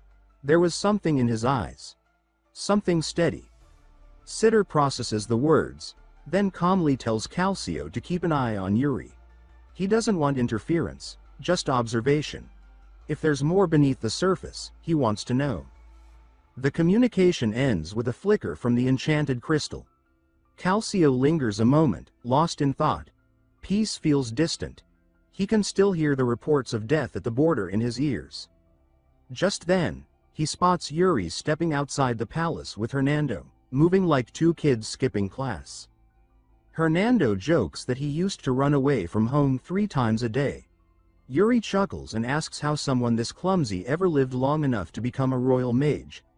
Hernando, beaming with rebellion, says there's no thrill quite like breaking the rules, especially when the rule-breaker's a prince. Yuri tells him they aren't sneaking out for fun, but Hernando doesn't buy it. He asks what the real plan is. With a shrug, Yuri says they're heading to the capital's biggest illegal casino. Hernando nearly chokes. He thought Yuri had matured, but now the kid's asking for directions to the city's most dangerous gambling den, and calling it a patriotic mission. That word, Briol, is all it takes to light a fire under Hernando. He switches from skeptic to co-conspirator instantly. If there's trouble in the name of Briol, he's in. Yuri remembers the names that echoed through the shadows of his past life, people who shaped the city from behind the curtain. There was the king of the underworld, the man who ran Briol's black market banking system, and the infamous assassin who beheaded the old crime boss in broad daylight. That crime boss was Goryo. And now, Goryo stands in front of them, alive, smiling, and hosting them personally at his high-end casino. Goryo says it's an honor to welcome such distinguished guests. Yuri immediately understands that the man knows who they are. The welcome is no coincidence. Goryo's eyes are sharp. This is a meeting, not a game. Yuri tells him he's not here to gamble. The room shifts as Goryo drops the casual act and switches into business mode. Hernando, now realizing this isn't a night of card games, slumps in betrayal. He came for dice and drama, not debt and politics. Goryo asks if the prince needs a loan. Yuri says no, he's here to make an investment. The statement catches Goryo's attention. Most nobles don't touch his kind of money unless they're desperate. But Yuri doesn't look desperate. He looks calculated, hungry. Goryo presses, wanting to know what the money's for. Yuri tells him straight, he's planning to buy up Magranza, the rare mountain spice harvested only in Klein. He says the market's about to explode. The product is limited. The demand will spike. He intends to control it. Goryo frowns. Magranza is used in perfumes and alchemy, yes. But wars are looming. Civil unrest brews in Klein. The future is unstable.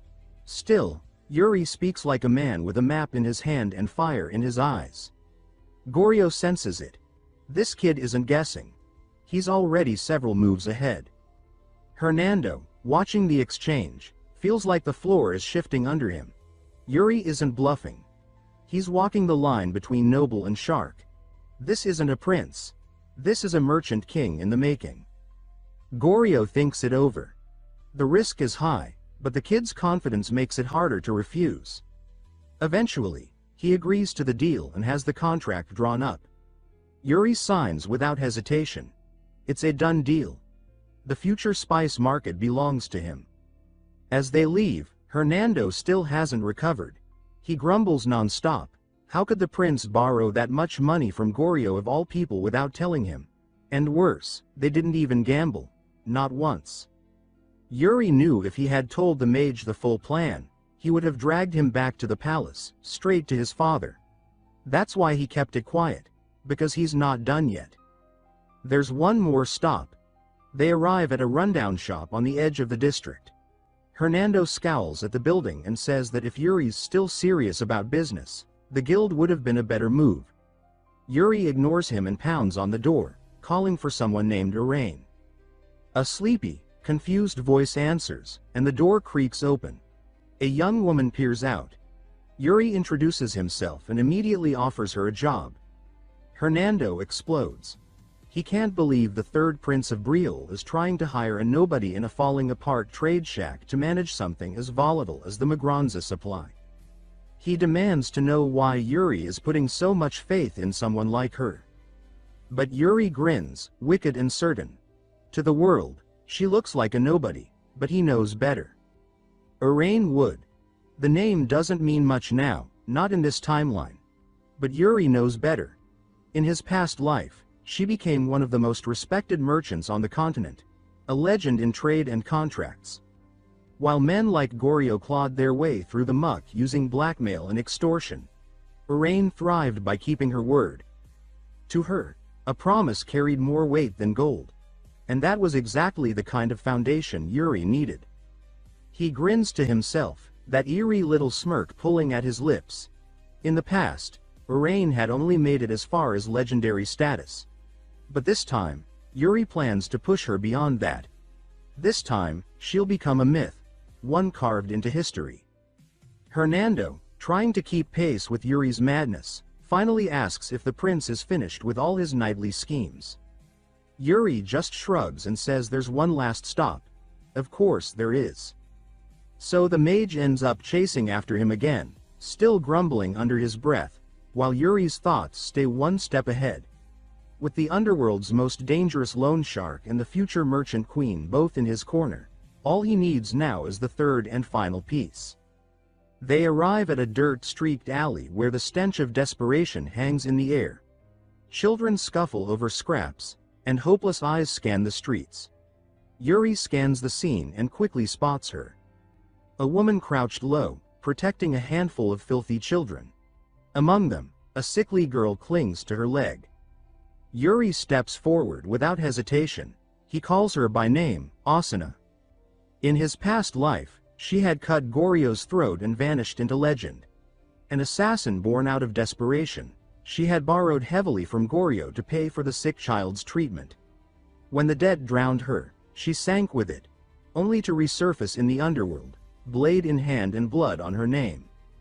Now, Yuri stands before her not as a prince, but as someone trying to rewrite fate. Asuna eyes him like a predator spotting bait, and Hernando stiffens beside him. But Yuri speaks calmly, assuring her he's not here to threaten or shame.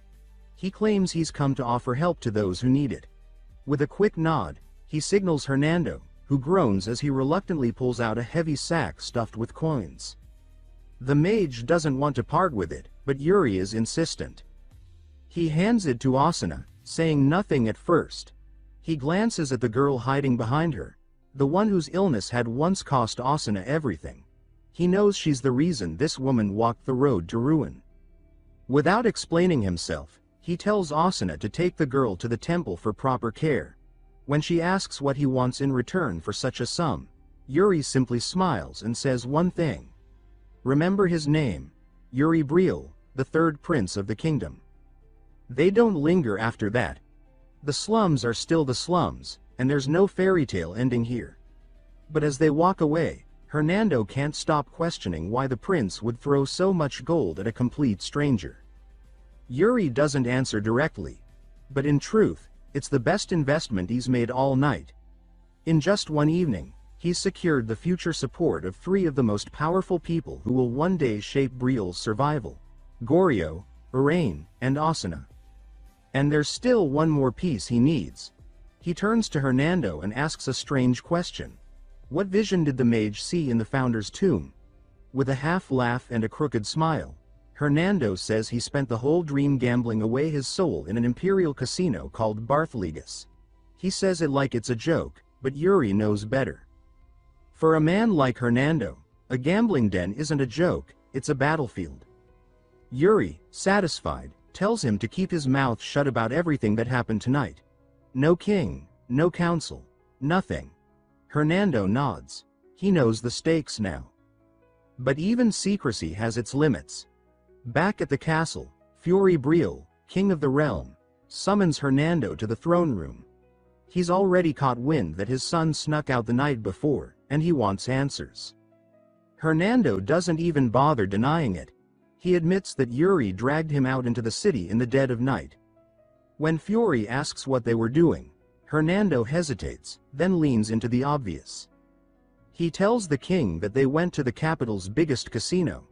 That Yuri lost money. That he lost even more. He says it all with a painfully sincere expression. Like it's nothing more than two fools squandering coin at a card table. Yuri doesn't seem surprised.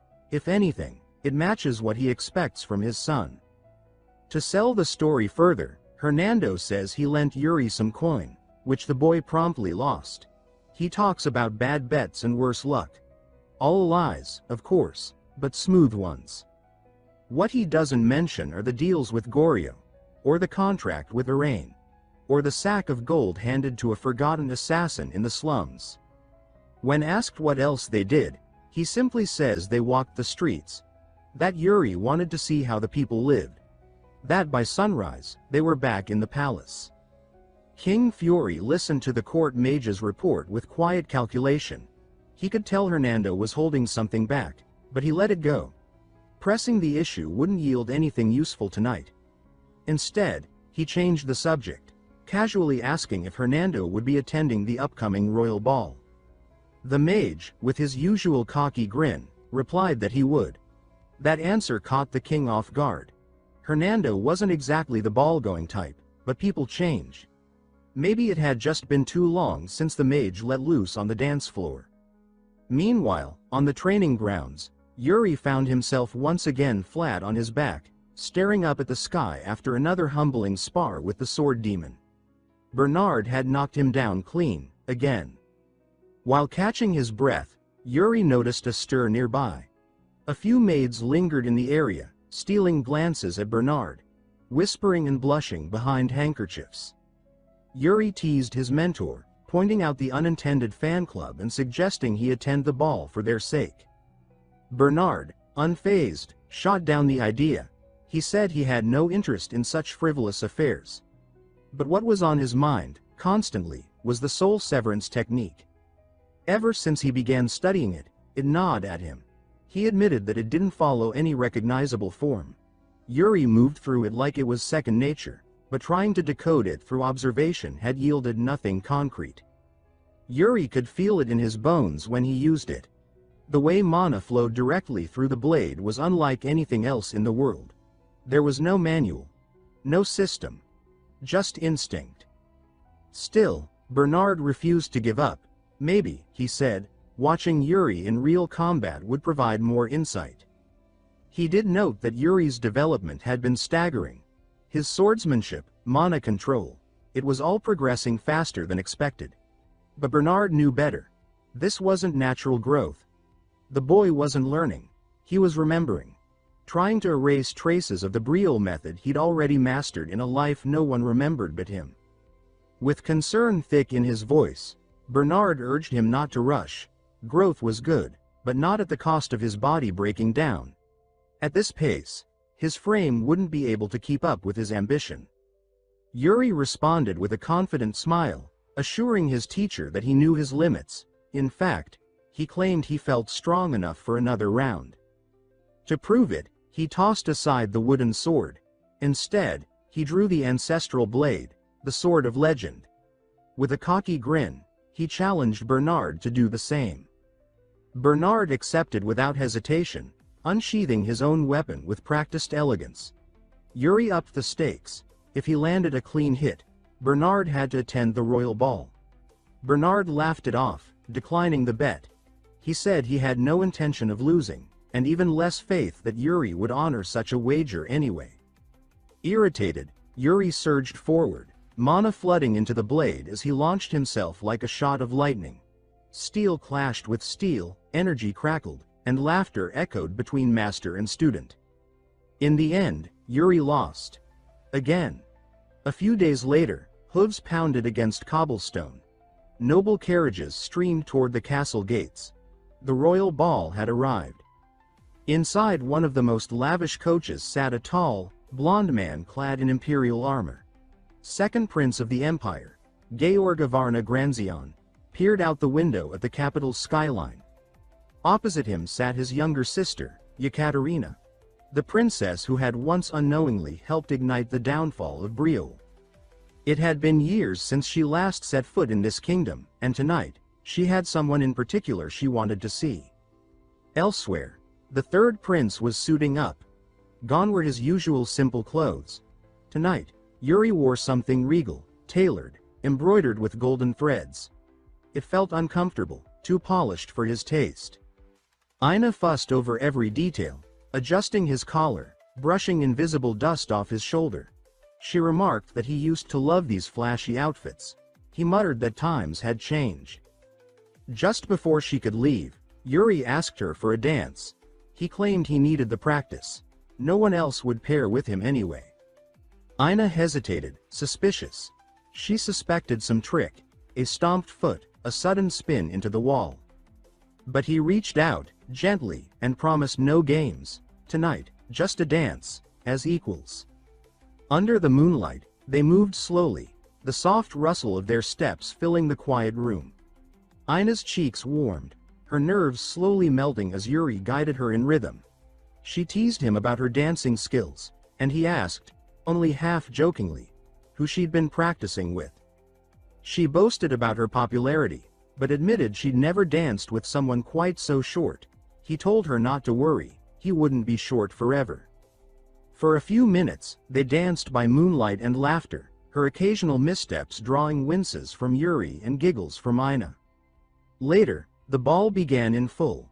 Music swelled through the grand ballroom, the nobles spinning across marble floors. King Fury sat in his elevated booth, wine in hand, overseeing the festivities. Below, the three princes mingled, talking, laughing, keeping up appearances. Yuri remained watchful, eyes sweeping the crowd. He spotted Count Sitter, not sending a proxy this time but appearing in person. That meant something. Yuri turned to Cedric, his eldest brother, and asked if his worsening vision was giving him trouble. Cedric smiled and assured him he could still see just fine, for now. Trumpets rang out. All eyes turned as the imperial entourage entered. Prince Georg stepped forward, radiant and commanding, and made his way to the king. He paid his respects, and Fury welcomed him warmly. Then, Georg introduced his sister. Yekaterina emerged, and Yuri's heart dropped. Her presence was poised, graceful, everything a princess should be. But to Yuri, she was a haunting memory. Sweet smiles. Quiet laughs. A friendship that blossomed into something more, only to be shattered by betrayal and war. He remembered the pigeon-delivered apology, soaked in guilt. He remembered the bodies, the fire, the fall of Briol. He swore in this life, they would not share a single meaningful word. From the edge of the ballroom, Yuri watched her, always staying out of range. Wherever she moved, he adjusted his path, never letting their eyes meet for too long. He saw his brother Cedric dancing with nobles, graceful as always, regal and kind, every inch the future king. Yuri couldn't help but feel like a beast in comparison. He couldn't even dodge a girl in a dress without looking clumsy. Thankfully, his second brother distracted Yekaterina with his usual charm, keeping her occupied. Later, Ina returned with a tray of cookies. Her smile, warm and effortless, helped Yuri breathe again. He asked if the event had tired her out. She joked that compared to serving him, this ball was a vacation. He took all the cookies on her tray and thanked her with a quiet grin. Then, his moment of peace was broken by a familiar presence. Prince Georg approached him with deliberate steps and an unreadable expression. In his previous life, Georg had become a military legend, commanding imperial legions and reshaping borders. Now, here he stood, looking Yuri over with curious eyes. Yuri bowed with impeccable form and introduced himself as the third prince of Briol. Inside, every muscle in his body tensed. The weight of old blood, old rage, churned under his skin. And from the look in Georg's eyes, it was clear. He was interested in him, very interested. Yuri stood in silence, his face calm, but his heart thrummed like a war drum. Across from him, Georg of Arna-Granzion, the Empire's second prince, wore a smile too sharp to be friendly. The moment their eyes met, something shifted in the air. With the ease of a man used to wielding power, Georg let out a sly smirk. That smile twisted the air around him into something suffocating. Yuri felt it immediately, an invisible force, wrapped tight around his throat like coiling blades dancing against his arteries. Each breath felt like a warning. The second prince's aura didn't just pressure him, it dissected him. Georg calmly asked if Yuri had just turned 13 this year, but before Yuri could even nod, the man turned and walked off, already satisfied. He didn't need an answer. That brief moment was enough for him to assess Yuri's strength, potential, and threat level. Yuri clenched his fists in frustration. That wasn't just a test, it was a silent threat wrapped in curiosity. He realized just how dangerous Georg truly was. The man wasn't even in his prime yet, and already his presence was suffocating. If this was a taste of what the Empire's future looked like, then it was a terrifying one. Then it happened. A shattering crash. A wine glass exploded across the ballroom floor, and all eyes turned. Ina stood frozen, crimson wine dripping from her tray, staining Georg's white cape. A stunned hush fell over the room. Everyone knew what that cape represented. Georg didn't react with anger. No, he smiled, mischievously, darkly. Yuri's heart sank. He saw it. The bastard had tripped Ina on purpose. Without a word, Georg reached for his blade. The metal slid from its sheath with the cold whisper of death. He stepped toward Ina and pressed the tip of his sword to her neck like a butcher preparing to strike. He announced that such an offense, per the Empire's laws, demanded death. Yuri's stomach turned. It wasn't about the stain. It wasn't about protocol. Georg simply wanted to make a statement, and Ina was going to be the casualty. But before the blade could bite, Fury rose from his seat. The king's voice cut across the ballroom with authority that could grind mountains to dust. He reprimanded Georg, reminding him this was Briol, not the Empire. If he was so desperate to spill blood, he should do it in his own damn country. Georg sheathed his blade, bowed, and apologized, but his tone was honeyed with malice. Then he pivoted. He brought up the name Gatinsha, a knight from the Empire, executed by Fury on Imperial land. No demands were made. No retribution sought. The Emperor had swallowed that disgrace in the name of peace. Georg implied that sparing Ina would be dishonoring that peace. He was cornering the king. Politely, eloquently, and with just enough venom to force Fury's hand. Yuri stepped forward. He declared that Ina was his maid, his responsibility. Any punishment, then, should fall on him. He asked that, instead of killing her, Georg accept a duel trial. Let it be settled with swords, not slaughter. Georg stared at him, and then laughed. The boy had guts. He wouldn't forget this name now. Prince Yuri of Briol. Georg turned to the king and agreed. But, of course, he wouldn't sully his own hands. He offered a proxy. A knight from his guard, the youngest among them, someone near Yuri's level. Fury accepted with thinly veiled reluctance. He was watching his son walk into a lion's jaws, but there was no other way. Georg, now satisfied, left the ballroom. The tension fell away like a dying flame. Yuri rushed to Ina. She was still trembling. He tried to lift her, but her body was limp. Her eyes wouldn't meet his. She blamed herself for putting him in danger. The maids arrived and helped carry her out. Yuri turned and accidentally came face to face with Yekaterina. Gone was the warm smile from earlier. In its place, a distant coldness, shaded with uncertainty. Yuri closed his eyes and turned away. The past was dead. He wouldn't let it drag him down again. From the sidelines, Hernando watched, sipping wine, silently taking it all in. Later that night, in a quiet hallway, Yuri passed his older brother. Cedric stood leaning against the wall, his usual easygoing nature gone. He asked his little brother what he planned to do. Yuri confessed that he couldn't stomach the thought of Georg cutting Ina down like an animal. Cedric ruffled his hair, a rare show of warmth from the usually composed crown prince. He offered his help, his resources, his voice at court. He made it clear that Georg's so-called act of mercy, choosing a proxy, was anything but kindness. A younger knight could be more reckless, more dangerous. A staged accident could end it all. Yuri refused the offer. He started this, he would finish it. Cedric studied his little brother's face, and in that moment, he understood. This wasn't the same boy from before. He nodded and backed off, trusting him completely. The ballroom still buzzed with tension after Georg's exit, but Cedric returned to his place, ready to smooth things over. As for Yuri, he had his eyes set on something else entirely. The trial. It didn't take long for Georg to select his proxy. A red-headed prodigy from the Imperial Military Academy, young but already glowing with power, stepped onto the dueling grounds. The kid practically radiated confidence. The nobles took their seats, buzzing with curiosity. Captain Synod sat beside Hernando, who, unsurprisingly, looked far too relaxed for the moment. Synod whispered that the Imperial Knight's aura was dangerously steady, clean, practiced, lethal. His movements showed discipline that could only come from years of elite training. Meanwhile, Yuri yawned, casually stretching his arms like the whole thing bored him. He didn't look scared. If anything, he looked annoyed.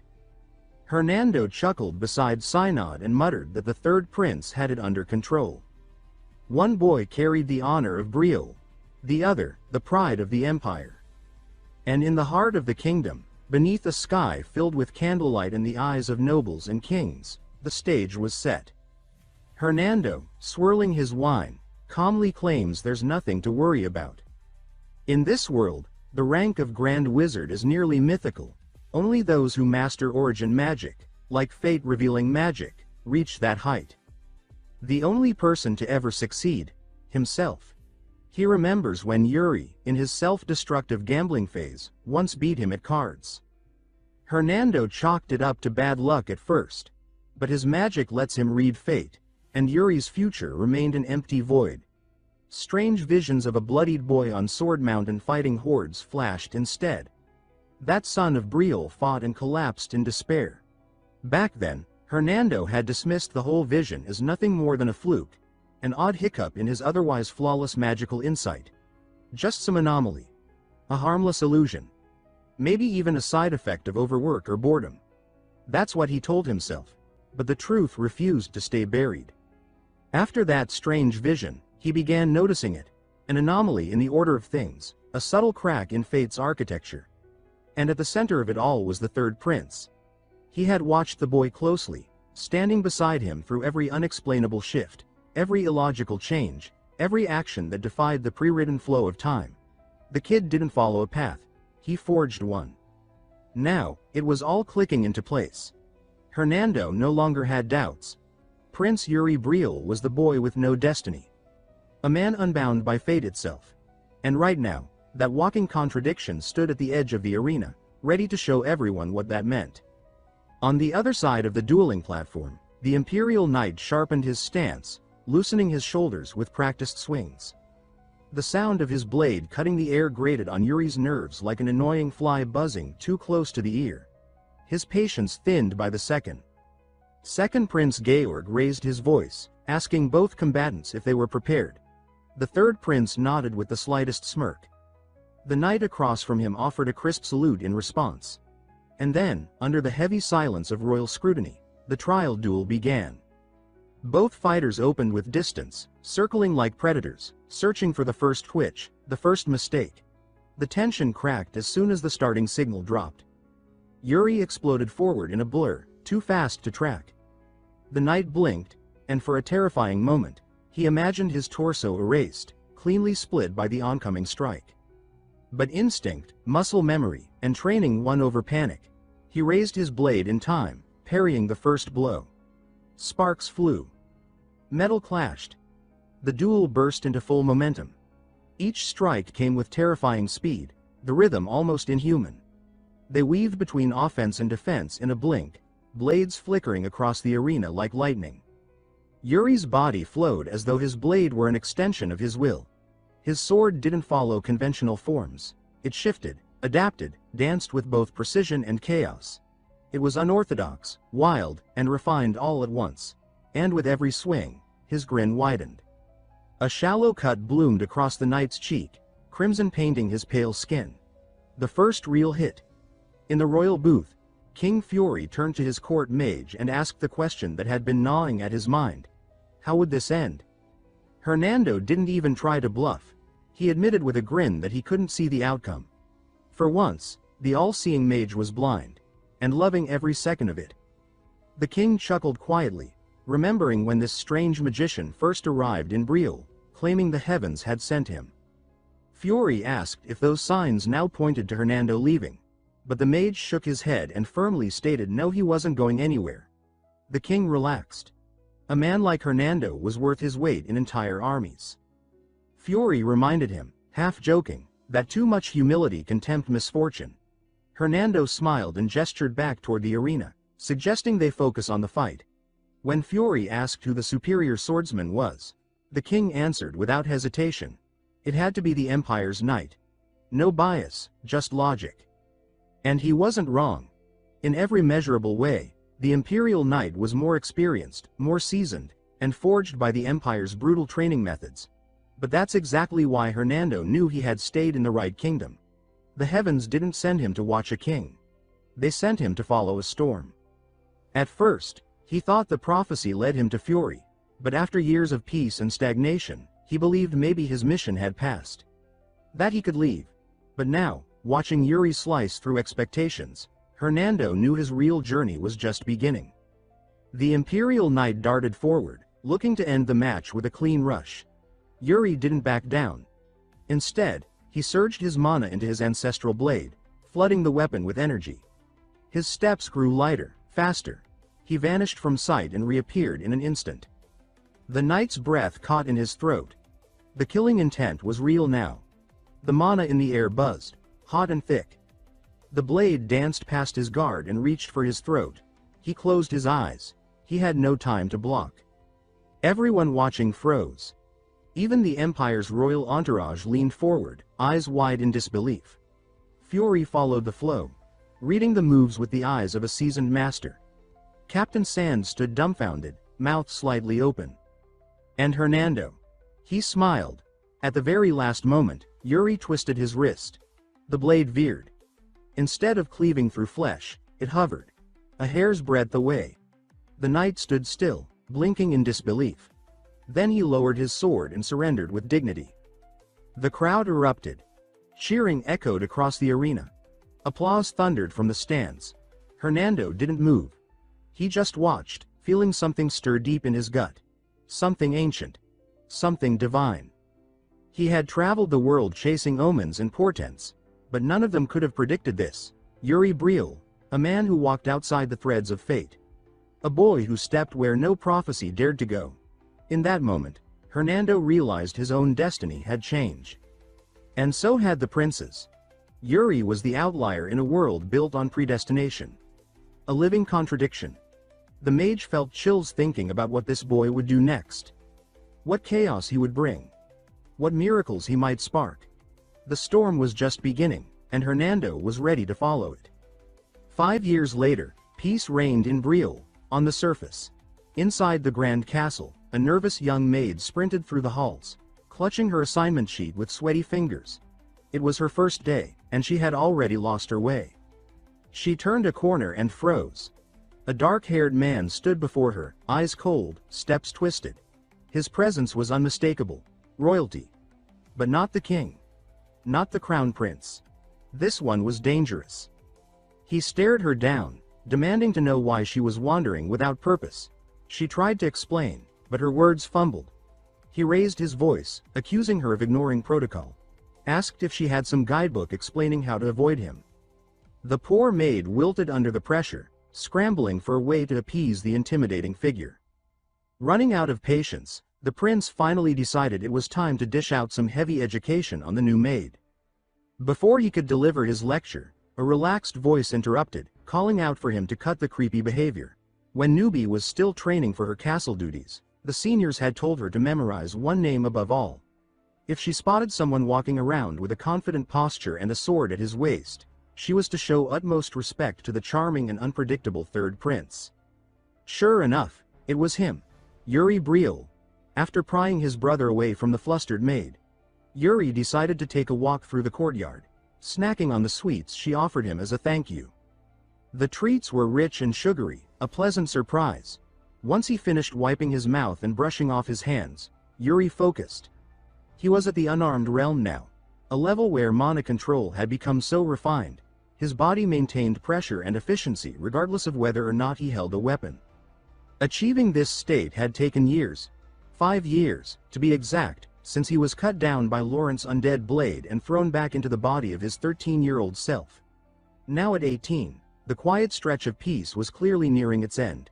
And speaking of endings, those crusty old men who ran the kingdom were probably at it again, making a mess of things. Yuri made his way toward the conference chamber. He knocked, then raised his voice, asking to be let in. No response. From behind the heavy doors, raised voices could be heard, the usual choir of noble outrage. The guard standing watch sheepishly suggested he try knocking again. Yuri, done playing polite, let mana surge through his fist and punched the doors clean open.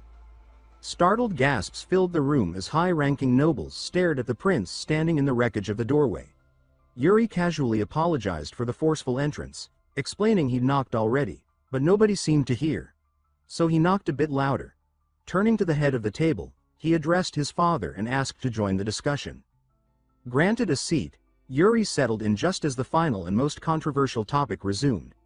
A young count spoke with urgency, stating they lacked the spare troops needed to assist the allies outside the border. He declared that if the Empire's plea for help was to be ignored, the nobles themselves should bear the consequences. Yuri understood why emotions were high. Everyone in the room was busy calculating losses and gains, debating not with conviction but with coin in mind. It was a political numbers game. But he already knew how this game ended. The Empire had called for troops to form a united allied front to face a massive orc threat from the east. Nations were expected to contribute forces in a show of unity. What none of them knew was that this effort would collapse. The orcs would break through the lines, shatter morale, and charge into neighboring lands. Curiously, they would avoid attacking the Empire itself. Only then would the truth be revealed. The letter, the raid, the so-called cooperation, all part of an imperial ruse. In that chaos, Briol lost legends, including Sir Leon Flandre, one of its brightest knights. Yuri clenched his jaw. This time, he was here. He would not let history repeat itself. As nobles argued over logistics and resources, he stood and declared that he would go. If Briol needed to show good faith to the world, he would serve as their symbol. He urged the gathered lords to act with dignity, to stop dragging the kingdom's name through the mud. The king, observing his son speak with unexpected clarity, couldn't help but smirk. His boy had arrived with exactly the right answer, one that satisfied duty, optics, and logic all in one strike. Later that day, Yuri returned to his preferred battleground, the training grounds. Bernard, his old sparring partner and mentor, was already there. As they warmed up, Yuri's obnoxious brother came sprinting into the arena, looking like he'd just heard the end of the world. He blurted out a question, asking if the rumors were true. Was his little brother really heading to the front lines? Yuri confirmed it. The second prince couldn't comprehend why anyone with royal blood would throw themselves into danger. Yuri calmly explained that protecting the kingdom was part of their job. His older brother sighed dramatically, then said that he finally understood the depth of Yuri's thinking. With tears practically forming in his eyes, he promised to guard the palace in Yuri's absence. Then, in his usual ridiculous fashion, he jogged away like a man possessed by clumsiness. Yuri hoped that the fool would at least avoid starting any fires while he was gone. He turned back to Bernard and asked if the old sword demon was worried. Bernard, ever the pragmatist, said that as long as Yuri didn't try anything suicidal, he'd be just fine. Coming from him, that was practically glowing praise. Still, Bernard reminded him to stay alert. Orcs weren't just big brutes. They were cunning, savage, and incredibly difficult to put down. He warned the kid to be on the lookout for orcs carrying tattered flags strapped to their backs. Those ones were different. They weren't just your average grunts. They were orc vols, a brutal breed of monsters that made normal orcs look like toddlers playing with sticks. Bernard emphasized that those beasts didn't just fight, they hunted, killed, and did it all with terrifying skill. They were born from carnage and raised in blood. Yuri, calm as ever, assured his mentor that he would be fine. He insisted he had his own ways of dealing with problems. Before Bernard could argue, the training hall door burst open and Ina stumbled in, panting heavily. Her face was flushed, and her hands were on her knees as she tried to catch her breath. She announced that Yuri's guest had arrived and brought along that specific item he had been waiting for. Whatever the third prince had planned for the doomed orc raid, it involved something very particular. Ina added that the guest was already in his office, sipping tea like he owned the place. Yuri made his way to the room and stepped inside to find Guillermo, the vice president of the Elaine Merchant Guild, standing up to greet him with practiced reverence. Yuri blinked in mild disappointment, having expected to see Elaine herself. Guillermo explained that his superior was currently traveling, as she always insisted on handling high-risk trades personally. It was what she claimed to do best. Still, Guillermo hadn't come empty-handed. He presented the ornate box Yuri had ordered with great care. When the third prince cracked it open, his eyes lit up. Resting inside was the four-piece dagger set known as Elementarian. Guillermo had gone through hell trying to procure it. The price had nearly given him a heart attack, more than he'd ever spent on something that looked like wall decor. But these weren't just pretty blades. They were ancient magical artifacts laced with power from a forgotten age. As Yuri held one up, Guillermo watched the faint shimmer of mana gathering around the prince's fingers. When the blade responded like it recognized its wielder, Guillermo felt his spine lock up. Yuri, noticing the reaction, slowly moved the tip toward the merchant's face, just close enough to elicit a visible flinch. He pulled the weapon back with a small grin. Guillermo exhaled deeply, mumbling about how terrifyingly skilled the prince had become. Before the conversation could continue, something shifted in the corner of the room. A dark figure entered silently, a blur of shadow to most, but not to Yuri. He caught it immediately, while Guillermo, oblivious, kept talking. Yuri took that as his cue. He thanked Guillermo for the delivery and dismissed him, adding that he expected a detailed update on the Empire's preparations for the coming raid. Once the man was gone, the third prince collapsed onto the couch with a sigh and called out for the presence behind the curtain to reveal itself. Out stepped Asuna, dressed head to toe in her assassin's attire. Her presence radiated cold professionalism. First thing he asked was whether the Goryo situation had been resolved. She confirmed that she had paid the loan shark a midnight visit and delivered a message that would stick. Apparently, the greedy bastard had been circling Elaine's funds like a vulture, and Yuri had finally decided to clip his wings. Asuna had made it clear that Goryo was to back off. Then, shifting gears, she mentioned the chatter among the palace staff. Word had gotten around that Yuri was marching with the Union Army. Concern flickered across her face as she warned him to be careful. She made it sound like he was heading straight into a war zone by himself. But Yuri corrected her. She was going too. He said it plainly. Asuna would be accompanying him on this mission.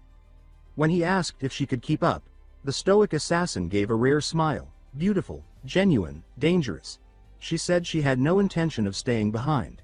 Wherever he went, she would follow. A few days later, the moment of departure finally came. Yuri was in his chamber, adjusting the clasps on his new black armor when Cedric arrived. The crown prince looked worn, his eyes still tired from too many nights buried in documents. He asked Yuri to stay safe. That was all he wanted. Yuri replied with confidence, assuring his older brother that he was practically invincible. He intended to make a statement out there, to uplift Briol's name on the battlefield. In return, he told Cedric to look after his own health, specifically, his eyes, which had clearly been strained from all that reading. Before they parted ways, Cedric pulled him into a tight embrace. There was no lecture, no royal formality. Just a brother holding his younger sibling close, hoping this wouldn't be the last time. Yuri promised him that it wouldn't. Outside, the horns sounded loud and clear across the capital. Every soldier in the staging area turned their eyes toward the signal. It was time to march. Up on the raised platform, King Fury stood tall before his people, his presence commanding silence as he lifted a hand to signal the formal commencement of the ceremony. The commander of the royal army stepped forward, his boots thudding with weight and authority as he ascended the carpeted stairs with unwavering confidence. The third prince of the kingdom stood nearby, his newly forged armor gleaming beneath the midday sun, casting a resolute aura that could not be ignored. Speaking not as a king, but as a father, Fury addressed his son with a knowing expression and asked if he was feeling the weight of nerves yet. He instructed the young man to turn around and look upon the men who would march under his command. Each soldier in the town square below, lined up with pride and precision, represented a life that now rested on his shoulders. Fury reminded him with gravity that, in the harsh reality of war, not all those soldiers would return. Some would fall. But the third prince, having lived through the carnage of a different lifetime, vowed within himself that they would not meet the same pitiful fate as before. For the final time, the king asked if his son was ready to carry such an immense burden. Before Yuri could even voice an answer, the air shifted, thickening into something sharp, hostile, and suffocating. The entire town square seemed to freeze as the young prince turned and faced the man now standing in front of him. Murderous intent surged in the atmosphere like a blade against his throat. Yuri felt his body instinctively lock in place. His hands trembled. Every fiber of his being screamed that the approaching presence meant to end him where he stood. It was no longer a man, but a force, death itself, cloaked in flesh, lifting a blade with the precision of finality. He knew. If he moved even slightly to the wrong side, he would die. There was no mistaking it. But Yuri Briol had not spent his life idly. He had shaped his core through trial and pain, his reflexes honed by countless battles. Summoning his inner strength, he activated the mana within and broke free from the terrifying grip of paralysis. Slowly, he drew his sword and assumed a firm stance, steady, grounded, unshaken. He didn't let fear dictate the rhythm. Instead, he lunged with precision, executing the soul-severing slash just as death's blade descended. Steel clashed against steel, and in a blinding instant, the two forces met in perfect equilibrium. Onlookers held their breath. Up on the platform, it became clear who the Phantom of Death had truly been, none other than King Fury himself. The king smiled, the expression rare and satisfied. He praised his son, saying that the strike had been worthy, a fitting letter of departure. With that, the ceremony had ended. King Fury was not one to prolong such moments. He simply asked his son to return, alive. Like a man seasoned beyond his years, Yuri turned to face the army amassed before him. His men stared back with unwavering loyalty. He raised his blade high. Their cheers thundered through the square as they chanted his name. With calm conviction, he called on every soldier present to place their trust in him completely. They would walk through hell, but they would walk together. Swords were raised. The great banner of Briol was hoisted high. The soldiers of the kingdom began their march. Far from the capital, along the rugged border, the news of Yuri Briol's departure reached the ears of a man who had long waited for this moment. In the depths of a military dungeon, where captured orcs were restrained for critical research, Count Sitter, the unshakable bulwark guarding Briol's frontier, paused in thought. After 5 long years, the prince he had heard so much about was finally coming. A vivid sunset stretched across the sky, casting a warm, crimson glow over the dense forest below. Golden hues slipped between the trees while birds crossed the horizon in quiet formation. The air was still, broken only by the rustle of leaves stirred by the wind. Armored figures rested among the woods, gathered in loose clusters beside their tethered horses. One of them crouched beneath a thick oak, water pouch in hand, his focus unwavering. Yuri commented that they had traveled quite far. Addressing a knight beside him, he asked Sir Raymond how much distance they had covered. Sir Raymond, standing with confidence and holding a worn map, explained that they had reached the edges of Sitter. He added that after pressing on just a bit further, they would arrive at the borderland itself. From there, they would pass through God and then on to Bali Point, Bashard. Yuri then asked whether their current pace would get them there in time. Sir Raymond assured him that it would. A soldier approached and addressed the prince with respectful urgency. Yuri turned at the sound, only for the sight before him to drain the color from his face. His jaw tightened. The man who stood there in armor was unmistakable. Laurent Flandre. The very knight who had taken his life in the last timeline. Jean-Laurent Minori, Count of Francaise, introduced himself with perfect decorum. He said that it was a true honor to meet the third prince. Yuri observed as Laurent knelt low, head bowed. The knight spoke his name, Laurent Flandre, with earnest reverence. Yuri, still shaken by the weight of memory, muttered a distracted acknowledgement. Laurent lifted his gaze with a trace of blush in his expression. He announced that there was something he had always wanted to say. Yuri, caught off guard, asked what it was. Beaming, Laurent declared that he had long admired him. Yuri blinked, stunned, and asked what he meant. With enthusiasm, Laurent explained that after hearing from his father about what had happened 5 years ago, he had looked up to the prince ever since. He said that the way Yuri had drawn his sword in defense of a maid was the very embodiment of knighthood. Their conversation lingered in an awkward silence. Yuri replied that he had heard much about Laurent through his father, Sir Lien, and said he looked forward to working alongside him. Laurent responded loudly that it would be his honor to serve. Sir Raymond announced that it was time to move. Yuri nodded. Raymond warned the prince with a note of caution. He said Count Sitter was not known for being warm and advised him not to take any coldness personally. As night blanketed the sky, stars emerged one by one. A grand castle rose ahead, towering over the terrain. A ceremonial banner fluttered in the wind at the gates, bearing the message, "We welcome the third prince." Soldiers assembled at the entrance, lined in precise formation. At their head stood a man who smiled politely and declared that it was an honor to receive His Highness. That man was Jaime Theodore, Margrave of Sitter. Yuri offered his thanks for the welcome. Jaime commented that someone so young serving on the front lines earned his respect. With a measured tone, Jaime asked if the prince had ever fought orcs before. Yuri began to say that he had, but then corrected himself. He admitted he had never fought them directly, though he had studied them. He explained that most of their current force lacked first-hand experience with orcs, so he thought it best to be prepared. Jaime acknowledged that and said he found the prince's diligence admirable. Lowering his voice, Jaime added that if it was acceptable, he wished to offer a gift. Yuri tilted his head in curiosity as Jaime motioned toward an enormous set of doors. Soon after, the prince stood before them. Jaime slowly released the latch. The iron doors groaned open. Torches lined the path ahead, casting long shadows across stone walls. Soldiers followed cautiously, led by Jaime. The echoes of armor clanked through the corridor. Jaime, gripping the torch, told the prince that what he sought was just ahead. Yuri and his group advanced with wary steps. The torchlight finally touched the edge of a vast chamber. Jaime and his men stayed behind, closing the doors with a hollow clang. Yuri's expression darkened. He demanded to know what this was. What did Jaime mean by this? Jaime, unmoved, urged him to remain calm. Flames flared to life, illuminating the space with harsh light. The sight ahead turned blood cold. A knight stammered in disbelief, unable to form words. Another cried out that they were staring at orcs.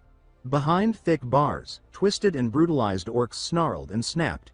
The stench of blood hung in the air. Jaime stated that, for now, these creatures were prisoners. He explained that in order to survive, they had studied them thoroughly, everything from minor behavior to primal instincts. Yuri asked if this was the gift he had mentioned. Jaime confirmed that it was.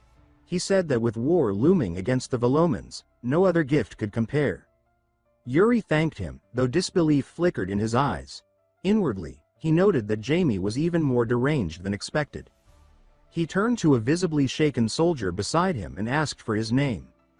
The soldier straightened and answered that he was Simon Pesci, son of Baron Wolf.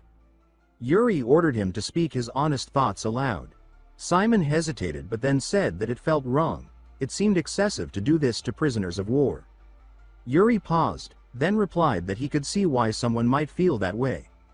Then he turned to Jamie and ordered the cage to be opened. Jamie obeyed without pause. The iron bars groaned as the gate swung open. Yuri confirmed Simon's name, then declared that this would be real combat. He ordered him to fight. Simon hesitated, then stepped forward, sword drawn. The orc within, eyes burning red, gave a thunderous roar. Simon readied himself. But instead of attacking, the orc began smashing its head against the ground, a display that unnerved Simon deeply. Spinning around, Simon shouted that this was madness. Forcing him to fight a creature so broken was inhumane. As if mocking him, the orc lunged the moment Simon's back was turned. The blow landed with precision. Simon collapsed with a pained cry. A soldier cried his name in panic.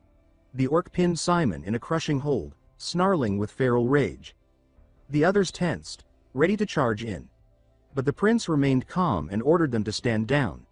He explained that most of the orc's tendons had already been severed.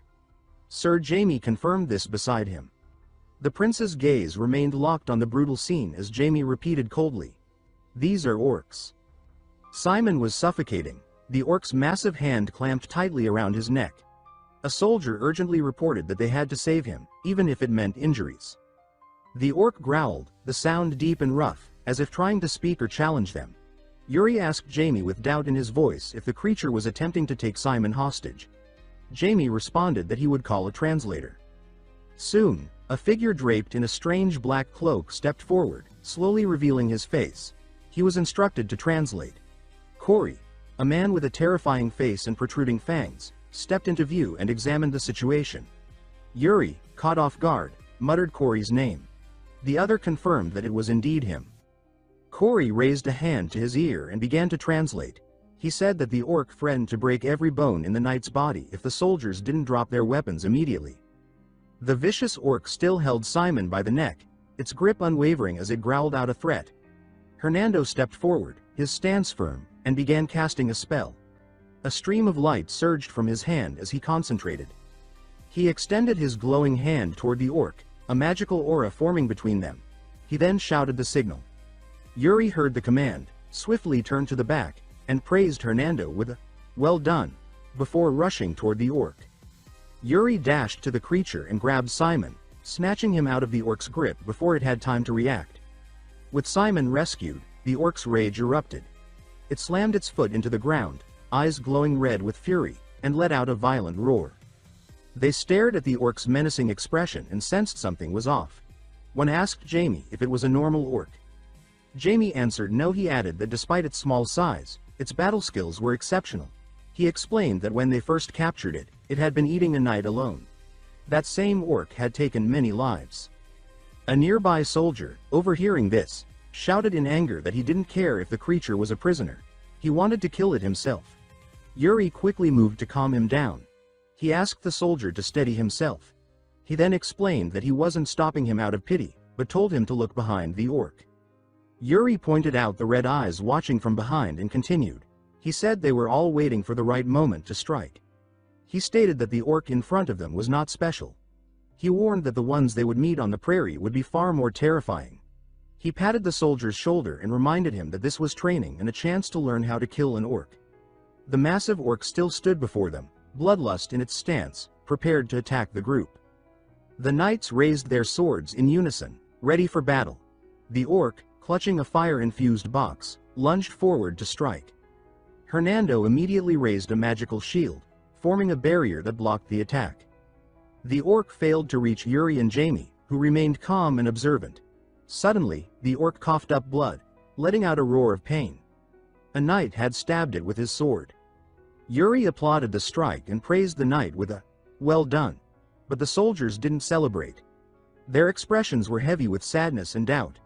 Yuri asked them if they weren't happy. He looked at the orc's lifeless body lying on the ground and answered his own question. He said it made sense.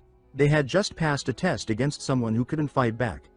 But he added that this experience would raise their chances of survival in battle and told them to be grateful to Jamie. Jamie raised his hand, bowed slightly, and spoke. He said they might feel this went against the ideals of knighthood, but orcs didn't deserve their chivalry. He turned and continued walking, inviting them to follow. He stated that there was one more thing he wanted them to see. What they had just encountered was only a simulation. He explained that within the orc camps, far worse horrors took place. After a short walk, the group halted in front of another cellar. Jamie turned to Yuri and said what they were about to see was the result of those horrors. Yuri's expression grew serious, and he replied that he understood. A soldier gasped in shock and asked what they were looking at. They were half-orcs. Yuri frowned as he looked at them and remarked that there were more than he had expected. Jamie confirmed it, adding that creating them was no easy process. Simon, standing nearby, looked horrified at the sight. Jamie explained that orcs captured humans and treated them as toys, and what they saw now was the result of that so-called fun. Yuri then asked Jamie directly if he hated orcs. Jaime's eyes shifted, his tone hard with hatred. He said that he did, and would hate them until the day he died. Yuri, his expression unreadable, silently watched Jamie. He touched the sword at his side and thought to himself that Jamie seemed calm, as if used to this kind of horror. He reflected that everyone had an enemy they could never forgive. For him, it was the Empire. For Jamie, it was clearly the orcs. He had heard that Jamie once found his son's corpse in an orc village. That image must still haunt him, just as Yuri could never erase the image of his kingdom's destruction. Morning soon broke, sunlight spilling across the castle. Yuri stood admiring the view when a report came. Jamie arrived, and beside him stood Corey. Jamie said that Yuri should take Corey along. Yuri recognized him and said that Corey was the one he had seen in the basement the day before. Jamie confirmed it and introduced Corey by name. Yuri acknowledged that speaking the orc language was a valuable ability. Corey then nervously stepped forward and said he had something important to say. But Yuri raised a hand, signaling him to stop. He said that he already knew. Corey was caught off guard, confused by the statement. He responded with uncertainty. Yuri handed him a glove and told him not to worry anymore, saying he hoped Corey would do his best from now on. Corey held the item in confusion and began to say something about its value, but Yuri cut him off and called for Mr. Raymond. He asked if the border was ahead. Raymond carefully replied that it was, and mentioned that there would be many monster packs, but assured that there was no need to fear an ambush. Yuri smiled and disagreed. He said the monster packs were just as much a threat as the orcs. He stated clearly that they needed to be wiped out. Meanwhile, deep in the forest, a group of people carrying supplies suddenly stopped. The sound of horse hooves echoed closer. Something was approaching. A group of horsemen came into view, grinning cruelly. One of them, holding a blood-soaked sword, stood before the people. His expression was vicious and merciless. Then he raised his sword and began slaughtering them. Blood flew in all directions. Elsewhere, Yuri's group continued walking through the forest. Yuri glanced back, his expression thoughtful. He looked at Corey and considered the problem it would cause if the unit discovered he was a half-orc. Still, he reassured himself that assigning Corey to Hernando had been the right move. He believed Hernando could manage it. He remembered the confident look on Hernando's face and admitted to himself that the situation might still be troublesome. Then he took out a map and studied it seriously. He waved his hand and called Gerald. Gerald responded immediately, riding up to meet Yuri. Yuri pointed at the map and gave instructions with trust in his tone. He said that from now on, Gerald would be in charge of the reconnaissance mission. He explained that he would mark a location, and Gerald would be the one to investigate it. Upon hearing this, Gerald's expression turned uneasy and concerned. He pointed out with hesitation that the area was full of bandits. He furrowed his brow and said that just his unit's presence would scare them off. He then asked if Yuri was seriously planning to hunt them all down. Yuri replied calmly that they would have to chase them regardless. He added that they were interfering with merchant activity near the border. Then, with a teasing smile, Yuri questioned if Gerald was lacking confidence in his own abilities. Gerald stood in silence, clearly overwhelmed by Yuri's words.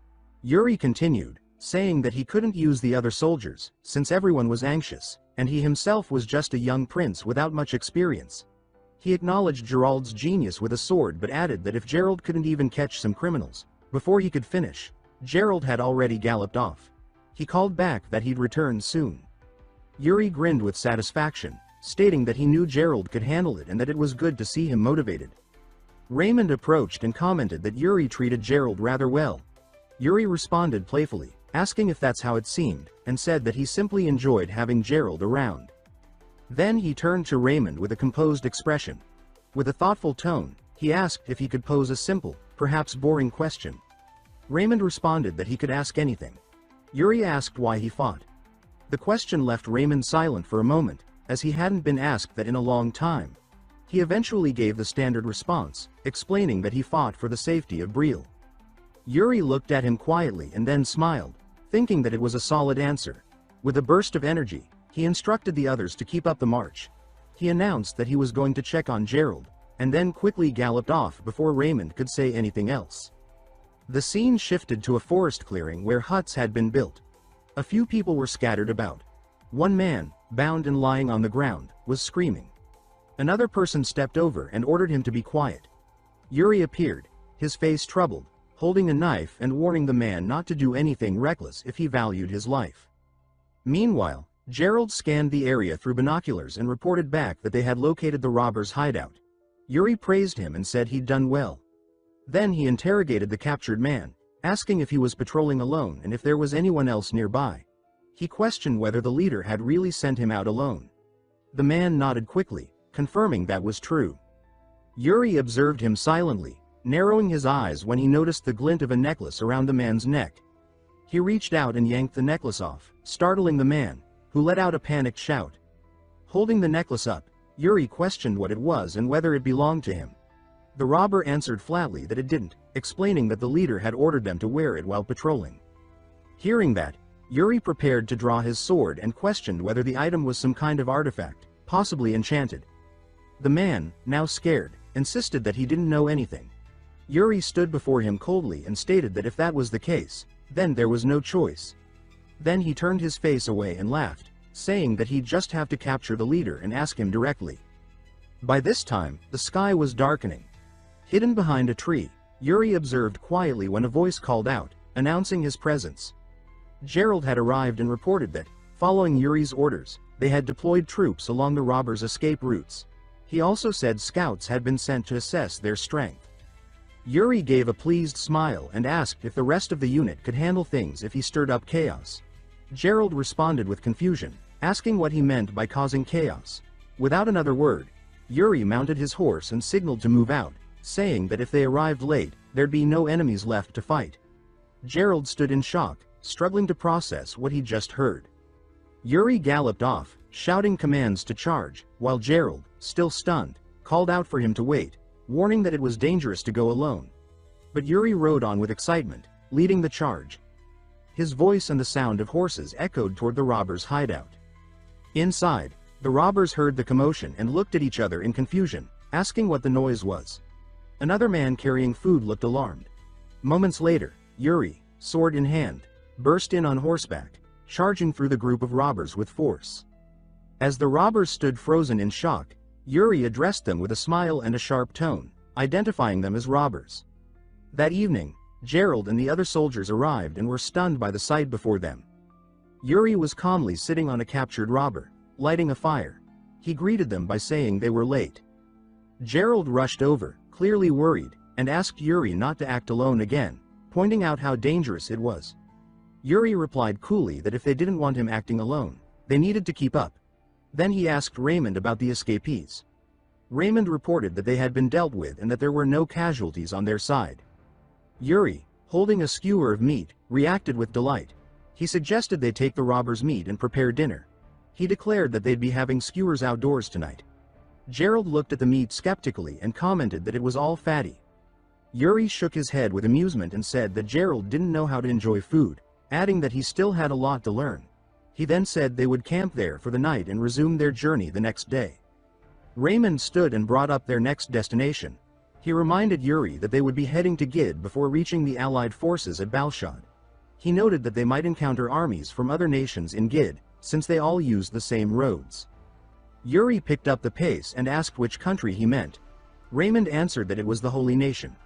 Yuri reacted calmly, remarking that it was a country known for holy magic. He added that if they were friendly, they could help treat their soldiers later.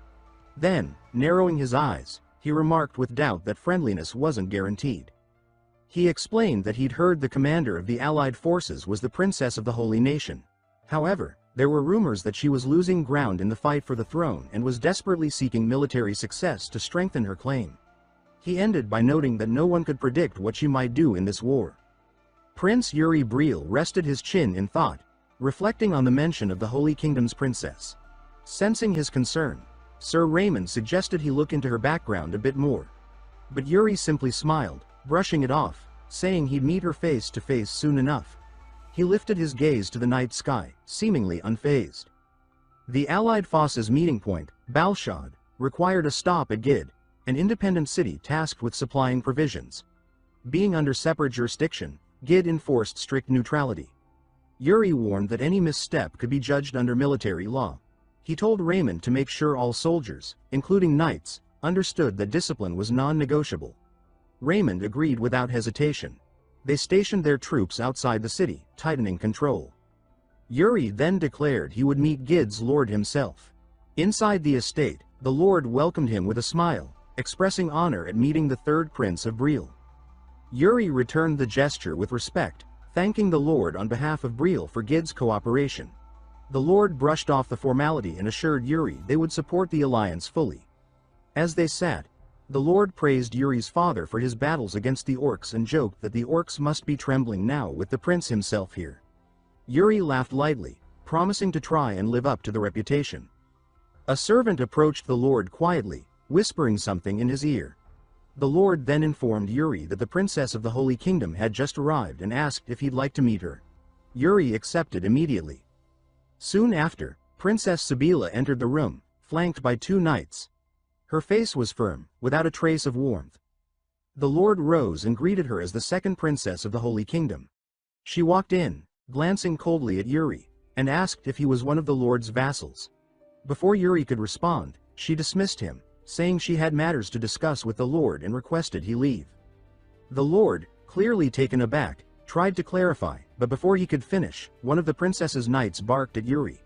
He demanded to know how Yuri could sit in front of royalty and not rise. But Yuri, calm and amused, revealed his identity. He was the third prince of Briol. The room went still. Shock and embarrassment hung in the air. The knights who had been rude quickly bowed, offering profuse apologies. Yuri laughed it off, joking that it was his fault for dressing like a local rogue instead of a prince. Their discomfort only deepened. Later, over tea, Yuri jokingly asked the lord if he truly looked that shabby. The lord chuckled and said he didn't. Princess Sibila apologized for the misunderstanding and pleaded that they move past it. Yuri teased her again but then extended a proper greeting, introducing himself and offering a handshake. She shook his hand and replied politely. Then, casually, Yuri asked her age. Sibila looked surprised but answered that she was 20. He responded with a grin, saying he was 18 and that 2 years was nothing, so they might as well drop the formalities. The lord laughed and said it was good to build friendships before facing orcs. He asked Sibila if she was fine with that, and she hesitantly agreed. Once formalities ended, Yuri asked Sibila about her forces. He noted that he hadn't seen any troops en route. She confirmed they would arrive the next day, as her knights had gone ahead. Yuri held his chin thoughtfully and said he hoped nothing would go wrong. His remark irritated her. She sharply stated that the Holy Kingdom's order and discipline were not something to worry about. She then asked if he was suggesting there would be conflict. He clarified that he meant external threats, not internal. He explained that orcs sometimes crossed borders and could ambush without warning. The lord nodded, agreeing that orcs were surprisingly cunning for their size. Yuri ended the conversation by saying he was confident the Holy Kingdom would handle things, but still advised Sibila to stay alert. Later, while walking through the city, Yuri spoke with Hernando. When asked about the paladins, Yuri replied they were too stiff. Hernando asked if he liked the princess. Yuri shrugged and said maybe. He then pulled out the necklace taken from the bandits and asked if Hernando was sure it came from this area. Hernando confirmed it, pointing out that only one place sold such items. Yuri asked whether the claim about the necklace luring orcs was true. Hernando replied that the bandit captain said the orcs would go berserk when sensing its aura, like a drug of war. He added that it might be an artifact, but too crude to be effective. While they discussed, the shop owner grew irritated. He snapped at them, shouting for them to leave if they weren't buying anything. They complied, concluding that maybe the bandits had bought all the stock. Yuri, still smiling, said it was unfortunate. Suddenly, Hernando spotted something and called Yuri's attention. They saw soldiers from Briol entering a building that looked like a gambling den. Hernando noted that gambling was taking place. Yuri's eyes lit up. He said if his men were gambling, he couldn't ignore it. As they approached the bar, Yuri remarked that discipline was needed. Hernando agreed. Elsewhere in the city, a Holy Kingdom knight asked Sabila if she had met with the Lord. She said yes. The knight, Vice Commander Fennec, mocked Yuri, saying he couldn't believe such an eccentric was in charge and that Briol's knightly glory was long gone. Sabila warned him not to insult Briol. He dismissed her concern, ridiculing Yuri's attire and behavior. She stared at him, clearly displeased. But Fennec kept pushing. He said it wouldn't be a surprise if Briol ended up short one prince after the campaign. Finally, Sabila warned him to stop.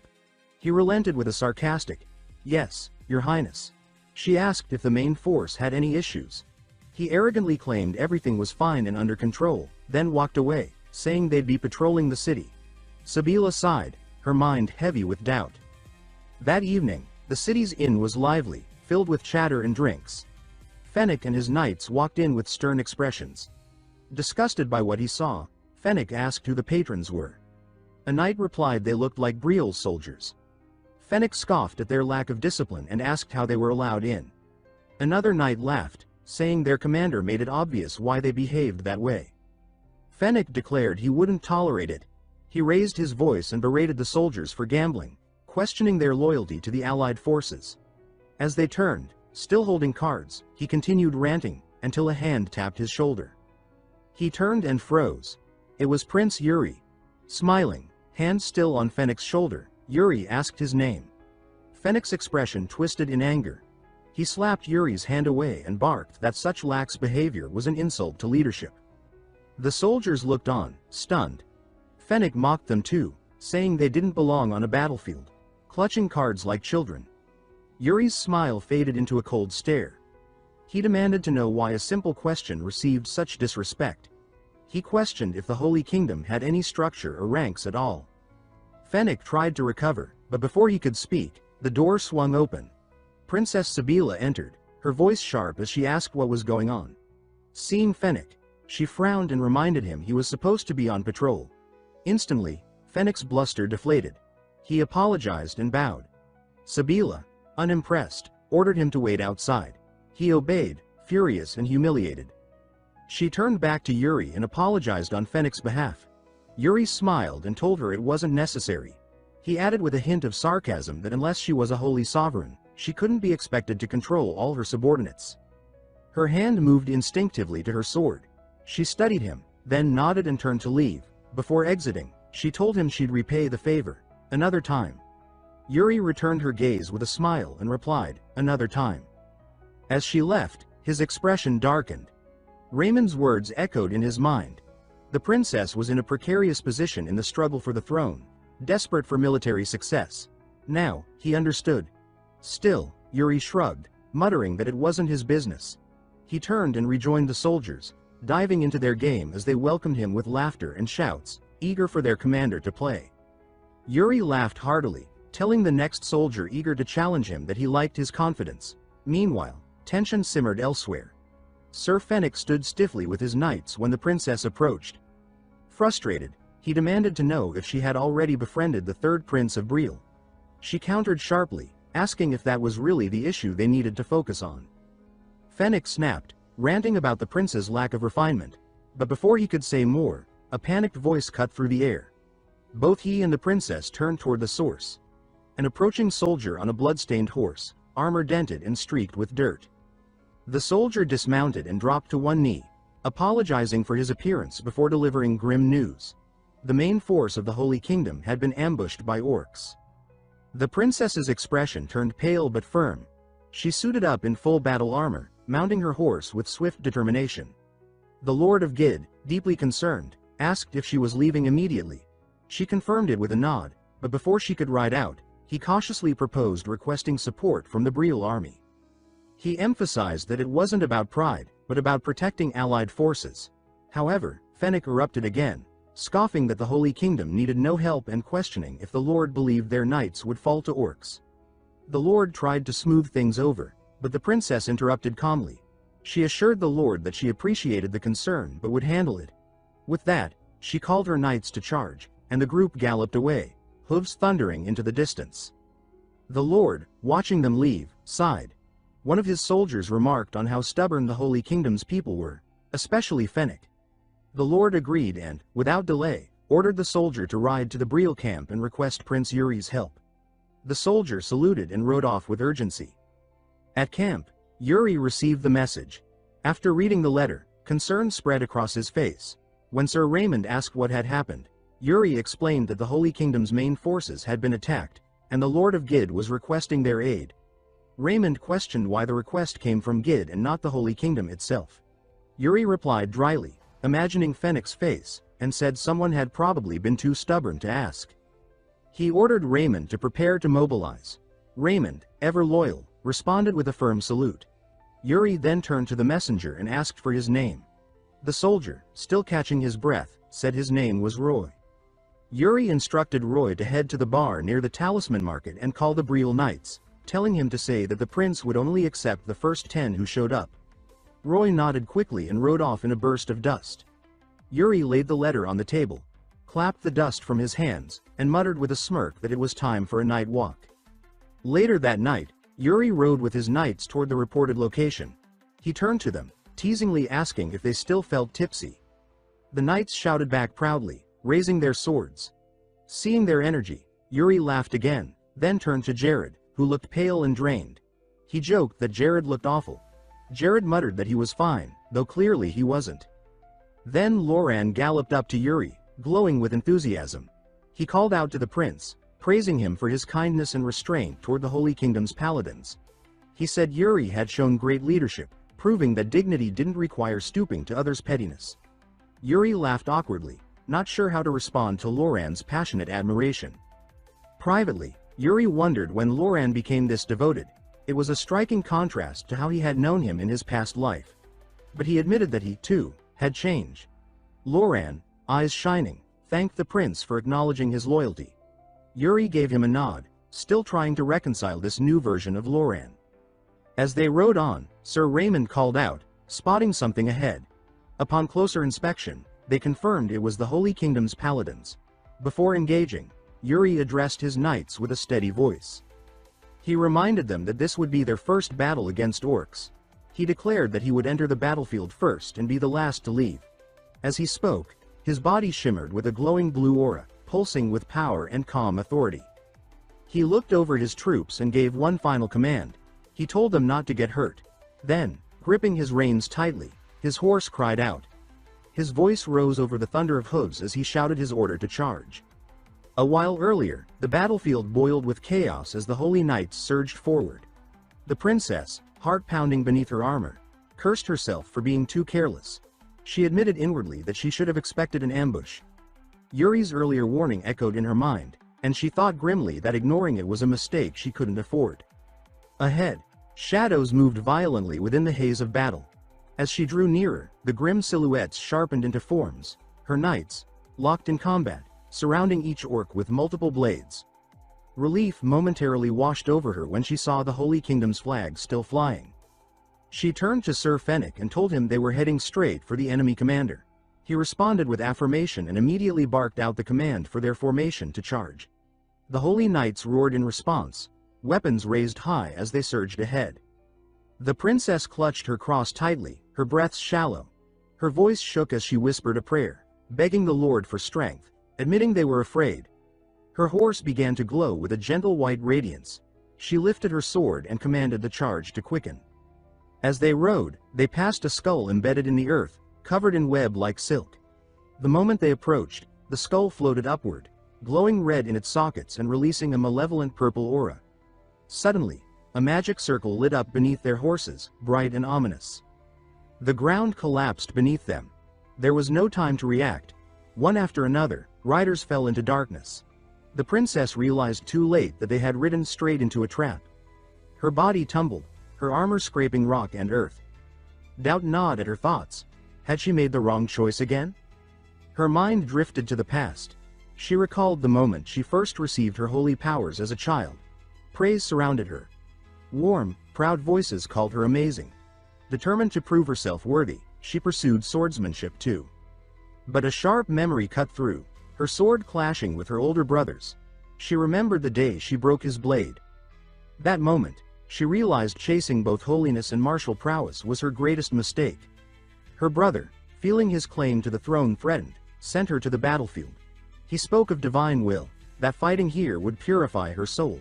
She now knew it was a lie. Flat on her back, bruised and aching, she hissed that it was all bullshit. She knew now. He only wanted her dead. Around her, wounded soldiers struggled to stand. She gave a command to focus. But then, looking down at her armor and sword, she noticed a slick, black liquid clinging to it.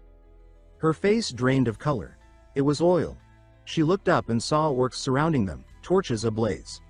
One lifted his torch high, eyes gleaming with savage glee. Her thoughts spiraled. Ambush, traps, fire. What could she even do now? How could she survive this? Dizzy with dread, she asked herself why she had lived through everything up until now, only for it to end like this. Then a voice called her name. She opened her eyes just in time to see an orc's head soar through the air, severed cleanly. The voice spoke again, teasing. Was it really that hard to just ask for help? Yuri stood there, sword in hand, wiping blood from its edge as casually as if he were stretching. He asked if she was okay, then dispatched the remaining orcs with swift, precise strikes. When the area was clear, he tossed her a rope. She took it and climbed up. Once out of the pit, she looked at him and said she owed him. He told her it was nothing. Before they could speak further, a soldier rushed up. It was one of her own knights. Vice Commander Fennec stepped forward, all arrogance replaced with rigid composure. He bowed deeply before Yuri. Fennec addressed him formally, declaring that he greeted the third Prince of Briol on behalf of the Holy Kingdom. His voice strained with effort as he issued a sincere apology for the previous incident in the bar. He added solemnly that he would not forget this favor. Even the princess stared in disbelief. Fennec, apologizing? Yuri regarded him calmly. After a pause, he nodded and accepted the apology. His tone was even as he added that, should Briol ever need aid, he hoped the Holy Kingdom would repay the favor. A shout rang out nearby. Yuri snapped his head toward the sound. An orc stood blowing a horn. His grip tightened on his sword. But then, he noticed movement. The orcs were retreating. He wondered aloud if they were fleeing after failing to kill the Holy Knights. He didn't hesitate. He shouted for his men to chase the orcs, ordering them not to let a single one escape. The soldiers roared in acknowledgement and charged forward, their battle cries tearing through the air. But as they rode, Yuri noticed something that made him slow slightly. An orc carrying a distinct flag stood tall in the distance. Yuri's eyes narrowed. He recognized it instantly. An orc-val, exactly the kind his mentor warned him about. The princess called his name, confused, but he signaled her to stay back. The orc-val calmly raised its bow, notched an arrow crackling with dark energy, and let it fly. Yuri's focus narrowed. In a split-second motion, he drew his sword and cleaved the arrow in half mid-air. He smirked and remarked that it looked like the orc commander was angry with him. He added with a shrug that he guessed he'd have to take the bait. Prince Yuri Briol, after casually slicing the orc-val's arrow in two, notices the commander's rage flare because of him.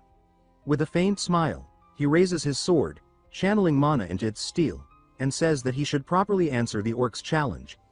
His body glows with a brilliant aura as he prepares himself, watching the orcs hesitate and pull back. He strides forward, each step measured and confident. Once at a fair distance, he drops into a strong stance, declaring that he will return soon. Princess Sibylla of the Holy Kingdom, anxious, cries out that he must not go alone. But Yuri pays no heed. With a burst of speed, he charges. The orcs, seeing his approach, scramble. One in particular stands firm, bracing with a spear. The orc growls something in its guttural tongue, then hurls the weapon with every ounce of its strength. The spear tears through the air like a bolt of lightning.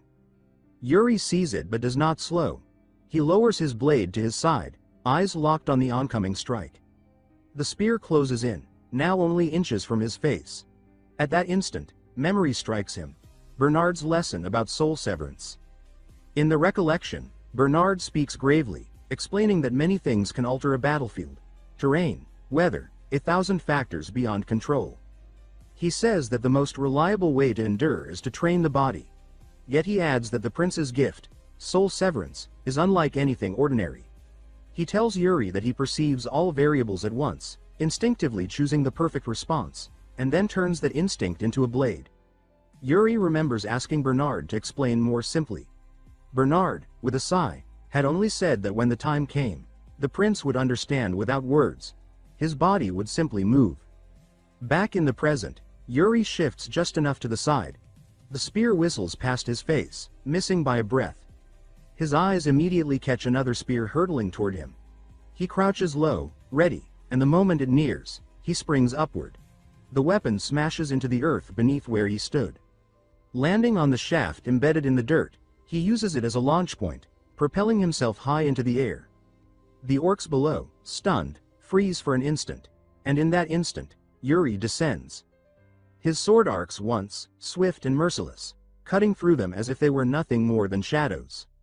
From behind, more cries ring out. 3 massive orcs barrel forward, fury blazing in their eyes. Yuri studies them, thinking that 3 against 1 is reckless to meet head-on. Yet excitement flickers within him. He says that it has been far too long since he has stood on a battlefield, and he refuses to let the chance slip away. He steadies himself, slipping into the stance of his past life. His gaze sharpens, and in that instant the world alters. He whispers that he can see it. Lines etched across the orcs' bodies, threads of weakness, paths for his sword. Following those lines, he cuts down the first before it realizes death has come. Then another, then the last. His strikes follow the threads flawlessly, denying them even a moment to strike back. The clash becomes a one-sided massacre. Sheathing his blade, he mutters that his body still lags behind his thoughts. For now, he accepts it. Among the corpses, his eyes settle on a spear. He retrieves it, lifting it high. He bellows the Orcval's name, summoning the commander. The Orcval halts and turns, his presence radiating menace. Yuri grips the spear, pours mana into it, and hurls it like a storm. The Orcval refuses to move, determined to show his strength, choosing to block with his polearm. Yuri's grin widens.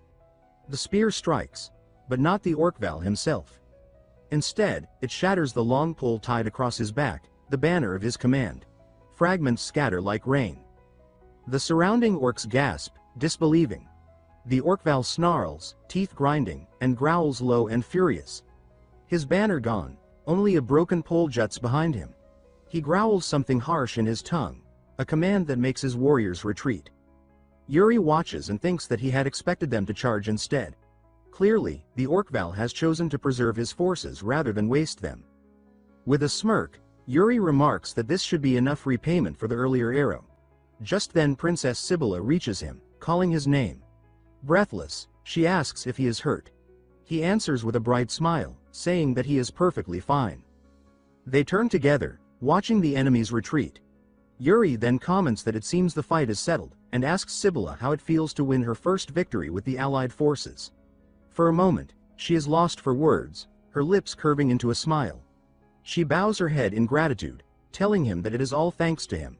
He accepts with quiet ease. Meanwhile, deeper in the forest, the Orcval trembles with rage. He slams his fist into a tree, splintering bark. The other orcs freeze behind him as he utters something cold and venomous. With his tusks jutting, his monstrous features twisted, and his single eye glowing crimson, his wrath radiates like a storm. That night, in the city of Gid, soldiers gather at a tavern. Outside, some sit drinking, while inside the hall is loud with knights and men at arms drowning themselves in ale. Sir Jared is at the center, recounting the forest battle. He insists that the prince had charged forward, even seizing the torch flung into the pit, describing the moment with grand sweeps of his arms. The men listen in awe. One soldier remarks that rumors had claimed Yuri was useless, nothing more than a gambler living off his winnings, though admittedly skilled at cards. Loran, a knight who had fought beside Yuri, flushes with indignation. He declares that such slanders are nonsense. Placing his hand to his chest, he insists that the king's bloodline shines brightest through Yuri. With passion he begins listing the prince's feats, promising to recount each in detail. From the corner, a hooded figure eats in silence. Yuri's personal assassin. She listens, thinking that the prince is far too extraordinary for mere royalty. She muses inwardly that he even saw through her assassination technique, one she had hidden her entire life. Now he strides alone into battlefields as though he walks ahead of fate itself. Sometimes, she reflects, it feels as though he knows the future. She calls the innkeeper, telling him that she seeks a man with dark brown hair, a sword at his waist, and uncommon skill. The innkeeper frowns, saying that he cannot place such a person from so few details. She adds another hint, that he speaks poorly in the continental tongue, with a noticeable accent. At that, the innkeeper nods and recalls a man who ordered risotto without spices, and asked for directions to Balshad. The woman rewards him with a silver coin, thanking him. He chuckles, claiming he had not expected payment, though he accepts it gladly. She turns back to the window, muttering that Balshad is the rallying point of the allied forces. The man she seeks is heading to the same place as the prince. She will have to move swiftly to find him. An image forms in her mind, his back, his sword, his stance. She recognizes him, one of the 10 strongest swordsmen of the continent, the warrior from the east. Meanwhile, after the clash in the forest, Prince Yuri and his men press toward their next destination. They camp nightly along the way, now far better prepared than before. The prince surveys their work and tells Sir Raymond that it seems the men have grown accustomed to the routine. He had worried about having to explain everything from the start. Sir Raymond replies with satisfaction, saying that after so many nights of practice, their bodies move on instinct. Yuri commends him for his effort, saying it is thanks to him. Pointing ahead, Yuri says that he will scout the area and leaves the rest to Sir Raymond. The knight bows, answering, "Yes, your highness." Some time later, the prince stands alone beneath the forest canopy. He surveys the dim undergrowth and notes that the hush feels wrong for a place crowded with men, concluding that the chance of a night ambush is higher than he first judged. Then a harsh shout, someone snarling that the target is a little bastard, cuts through the stillness and snaps his attention toward the sound. He moves to investigate. From the brush he observes soldiers hemming Corey in, the boy kneeling while men loom at his left and right. One snarls that he warned Corey not to leave his sight and asks if he ignored the order. Corey says nothing. Tears track down his cheeks as they spit slurs, calling him a filthy half-orc. The cruelty compounds. Another mutters that he suspects Corey is a spy deceiving his highness for some hidden mission. Corey, shaking, protests that the accusation is false, saying that he would never dare such treachery and repeating that it is not true. A soldier clamps a hand around Corey's wrist and snaps that the denial is nonsense. He rips away the gauntlet the prince had gifted, saying that Corey likely stole that too. Corey flings his hand toward it, pleading that he stole nothing and begging for its return. The man refuses and declares that he will break it on the spot. His companion laughs while Corey begs again. The prince steps from the cover of leaves. He calls to the men, addressing them as he demands to know why they are harassing others while the rest labor to raise camp. They stammer that his highness must understand, that this wretch, yet the prince cuts through their excuses with a gaze that chills. He says that they seem slow to understand, so he will repeat himself kindly. Depart. The soldiers snap to rigid attention, shout that they understand, drop the gauntlet, and flee, yelping apologies as they go. Yuri turns to Corey and asks if he is unharmed. Corey only stares, stunned, before reclaiming the gauntlet and pressing it to his chest with closed eyes. He says, voice small but steady, that he is all right and thanks his highness. The prince sits beside him and asks if he should reprimand those men formally. Corey, with a faint smile, says that it is not necessary. Adjusting his hood, he adds that such treatment is near inevitable, since people cherish what is fair and despise what is ugly. He continues that if the prince shields him, he will be comfortable for a time, but such comfort would push him farther from his dream. The prince asks what dream he means. Corey hesitates, then confesses that he wishes to live among ordinary people after earning their recognition.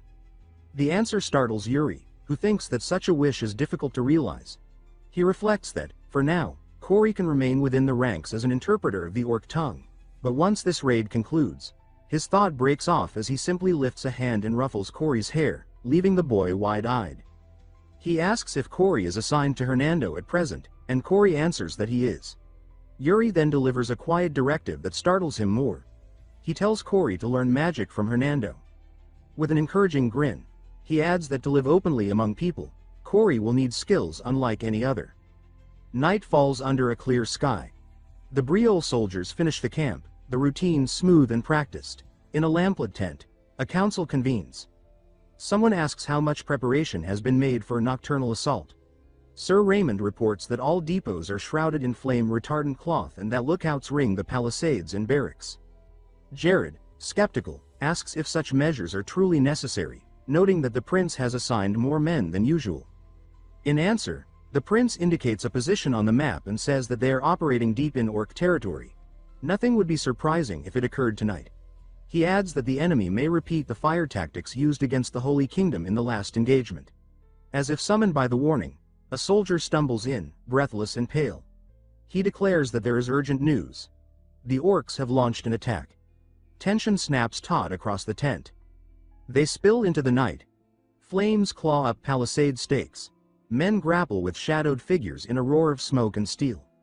The prince judges aloud that the situation is worse than anticipated. A barrel streaking dark energy arcs over the melee and slams down behind him. The blast hammers the ground and turns breath to heat. He takes in the writhing fire and admits with a sigh that he is at a loss for words, then asks if the orcs have somehow mastered gunpowder. Hernando replies that it is no powder at all, that the blast reeks of warped mana, sorcery. The prince remarks that the brazenness is astonishing, that he scarcely knows what to say and finds the whole thing tiresome. He still asks for a countermeasure. Hernando studies the flare and flow of mana and states that the enemy is likely hurling pre-made sorceress bombs. He says that the only answer is to stop the throwers. Yuri considers, then calls sharply to Jared and Sir Raymond, issuing orders. He tells them to disperse and assume command of their units. He floods his blade with blue mana and adds that meanwhile he will go meet the architect of this spectacle, letting the radiance race across his limbs until he stands sheathed in azure light. He asks Hernando which direction the sorcery originates. Hernando thrusts out a hand, points, and says that the source lies that way. The prince stamps once, the ground booming beneath his heel, and says that he will return. He launches forward on the shock of his stomp, driving himself like a blast through smoke and heat. When he reaches the source, disbelief flickers across his face. Ahead stands the Orcval with its banner re-lashed to its back, the very same he had humiliated before. The crude splints of wood and knotwork around the pole sting his pride. Fury sharpens his stride. He barrels in, momentum fueled by rage. The Orcval does not move. Its stare remains carved from stone. That defiant stillness goads him further. He calls the creature's name in a voice heavy with hatred and narrows on it like a spear of blue light. He says that he demands to know whether it orchestrated the chaos. The thrust drives in, but the Orcval's arm snaps back, fingers clamping its axe. With speed that shreds expectation, the blunt edge swings up to meet the blade. Steel strikes steel, and a flare of sparks explodes outward. The Orcval rolls the clash into a wide horizontal hew that shoves both fighters apart. Yuri slides, breath ragged, fingers shaking as the truth of the Orcval's raw power lands cold in his bones. He notes the gleam in its eye and recognizes a veteran's poise hidden in each movement. This foe is not ordinary. The axe rises again. Yuri calculates fast and decides that distance is needed, even if he dislikes yielding ground. The next blow falls with a roar, and he slips by it by the breadth of a breath. Strikes rain in relentless succession. He refuses to meet a single one head-on. Wearied by the dance, the Orcval gathers strength for another sweeping cut. This time escape is impossible. Yuri plants his stance, funnels mana, and arrests the swing with a growl pressed between clenched teeth. He does not merely hold. He converts the force into a counter and lashes a horizontal strike of his own. Light bursts white at the collision, and both recoil once more. He studies the Orcval with a new respect edged in caution and concedes inwardly that this opponent stands on another tier entirely. He says that if so, then they will test each other properly. With that, he wraps himself in mana until he blazes like a comet and drives forward, the sword a blue point of death. The Orcval answers in kind, body and axe wreathed in dark violet energy. It strikes first, a brutal arc, but Yuri vaults over, the blade humming as the swing slices empty air. He lands in a slide, momentum dragging him close. As he lifts his head, shock breaks across his features. The Orcval manipulates mana with control. That means it has learned a formal mana method. Step by step, the hulking figure advances, shrouded in a sinister purple haze, gaze fierce and stride implacable. Yuri holds his ground, curiosity and caution braided tight, and admits that he should have realized it when he heard the enemy could employ sorcery. He recalls asking whether they used gunpowder and hearing Hernando answer that the blasts were twisted mana. The conclusion clicks. If orc sorcerers wield mana, then orc warriors can adopt the method as well. A genuine smile, bright with perilous delight, edges his mouth. He says that this makes the foe an elite. He brightens his aura to a hard blue glare, levels his sword, and narrows his focus until his perception cuts deep. He declares soul severance, and the world resolves into lines, bright pathways etched across the Orcval's body, every stroke inviting the cut. The Orcval strikes first, its axe a blur meant to split him in two. Yuri drops under the blow with practiced economy, rising with eyes lit by focused mana. A smoky sheen ripples along his sword as it moves at impossible speed, and he thinks that the opening is his. Metal meets flesh, sharp, decisive, and he drives the point into the creature's throat. Yet the Orcval does not fall. It clamps a blood-slick hand around the embedded blade, its gaze burning a furious, dark red, and holds the steel fast, pinning Yuri in place. He braces and tries to force the sword deeper, only to feel it refuse to move. He realizes with a cold jolt that the brute has flooded its throat with mana to blunt the wound, and he concedes inwardly that this bastard understood where to harden. The creature rumbles with a mocking laugh, still choking on his blade, and lifts its axe high to hew the prince down while he is fixed. Yuri twists. The edge bites the orc's palm. He wrenches hard, the sword carving through knuckles, and the fingers shear away. The grip loosens, the steel comes free. The Orcval howls, but it does not relent. It swaps the axe to its other hand and hacks in a wild, murderous arc that nearly takes Yuri's head. He slips aside a heartbeat late and notes a thin line of blood seeping across his shoulder from the passing edge. He ignores the sting and lets a confident smile rise, deciding that a middling assault will never topple this foe. He says that if that is the case, then they will fight in earnest. He settles into a forward-leaning stance, blade low and ready to thrust for momentum, and across from him the Orcval crouches as well, its dark mana pulsing as it prepares a brutal surge. They launch, blue comet against purple meteor, and their auras collide in a riot of color. The impact detonates with a deafening report, gouging a crater and flooding the night with blinding light. When smoke thins, a lone silhouette stands, shrouded in a fading purple haze. A jagged shard of a broken axe juts from the ground. Yuri Briol fixes his gaze on the Orcval as it drops to its knees, strength finally spent. He advances without hesitation. He raises his sword for the finishing plunge and says that this ends now. He drives the blade down, the strike punching through flesh, blood fans across the churned earth. The Orcval sprawls flat with Yuri atop it for an instant before he steps away, his heel dark with gore. He rips the sword free. Another rush of blood trails the steel. The creature's limbs tremble, proof of a flicker of life. He studies that shiver, and a new calculation takes shape.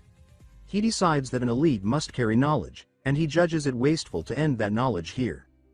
As he wipes a streak of blood from his cheek, his knights reach him, voices tight with alarm. Sir Raymond asks if he is hurt. Jared stammers at the sight, naming the Orcval with disbelief. Yuri says that he is fine and immediately asks for the state of the camp. Sir Raymond says that most of the enemy has been cleared. Relief loosens the prince's shoulders. He says that is good, then orders Raymond to gather the surviving orcs and to bring the Orcval along.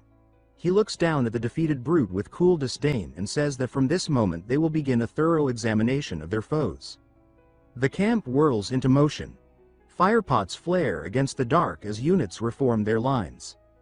A low platform is set, a place for the prince to oversee what comes next. Hernando stands behind him and traces the shallow cut along his shoulder with clinical care. He advises that the arm must be stretched regularly if they wish to avoid lingering damage, and a soft green glow blooms around his hands as he mends the wound. The prince holds still but angles his head, saying that he has no patience for needless nagging and that the cut came from the orcs they just fought. Hernando lets a teasing smile slip and remarks that even orcs can push him around. Yuri's eyes narrow. He begins to answer with a low growl, but the healing light fades before the argument forms. Hernando withdraws and says that the treatment is complete, adding with bright relief that it is nothing serious. Yuri rolls the shoulder once, satisfied, and says that very well, then pauses as Hernando lifts a hand. With a sharp double clap, Hernando calls to the soldiers and tells them to bring something. Two men lug a heavy object forward and thump it down, a field commander's chair wrought for grandeur.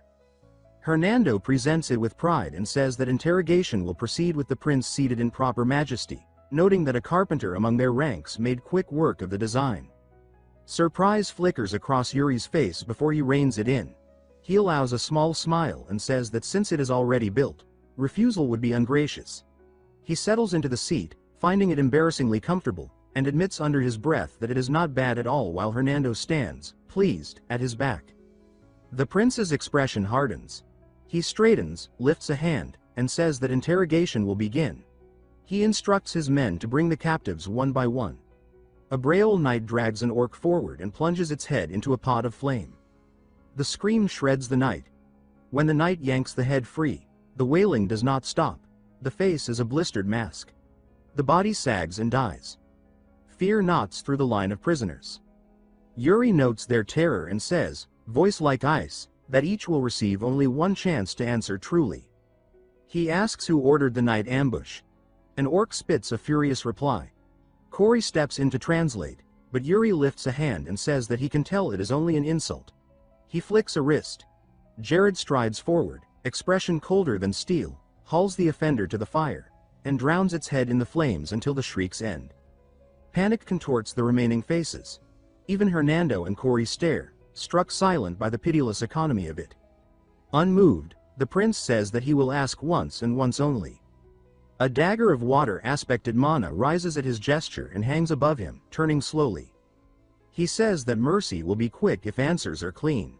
The blade spirals down at his will and pierces the smoldering corpse, quenching the last tongues of fire, an ugly kindness.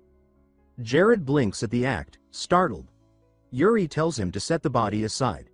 Another orc blurts out in its own tongue. The prince regards it and asks Cory what was said. Cory answers that the prisoners are common soldiers and know nothing. The speaker jerks its chin toward the bound the orcval, tongue lolling in contempt, and goes on. Cory interprets that the order came from the orcval, and the speaker begs to be spared if the orcval is punished instead. The orcval stiffens at the betrayal. Yuri lets out a curt laugh and says that he appreciates the effort. He steps close to the elite and asks, with gaze level, whether the attack came on Orqua's command. The name smashes into the silence. Briol soldiers trade baffled looks. They say among themselves that they have never heard it. The prince ignores them and thinks of Orkua, the orc king whose rise forged this alliance, the butcher of countless knights in his previous life, and decides again that this is the enemy who must be erased at any cost. Cory edges near and says that the orcval asks for clemency if it answers honestly. Yuri says that it will have his word. Cory conveys this, and a ripple of stillness passes through the circle. Moments later Cory turns back, fear blanching his face, and says that the orcval demands an oath. Yuri's eyes widen. Cory explains that the creature claims to hold oath breaking as a disgrace that rots honor to the ground. The prince's interest sparks brighter. He says that the notion is fascinating. That an orc who worships strength speaks in the language of honor, and then states, with solemnity, that he will swear. Jared protests, voice raised, asking what will happen if release follows. The prince answers that it will be managed and tells him to be calm. He returns to the captive and asks again if the order was Orqua's.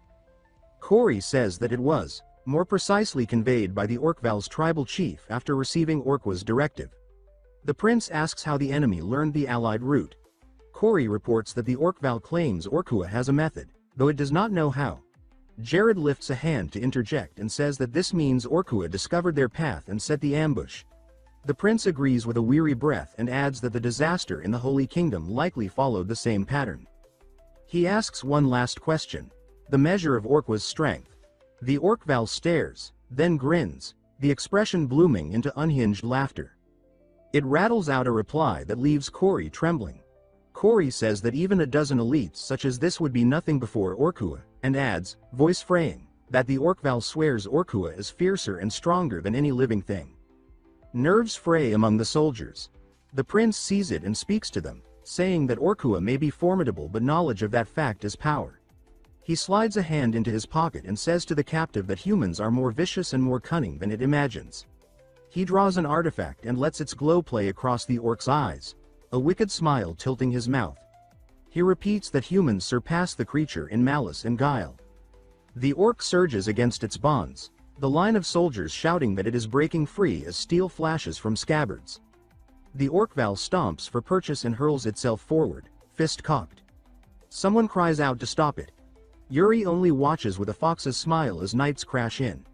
Loran is among them, blade poised and gaze frost cold. The prince says, almost regretful, that the captive speaks of honor but proves unworthy of it. The orc Val stills, recognizing that any motion now means death.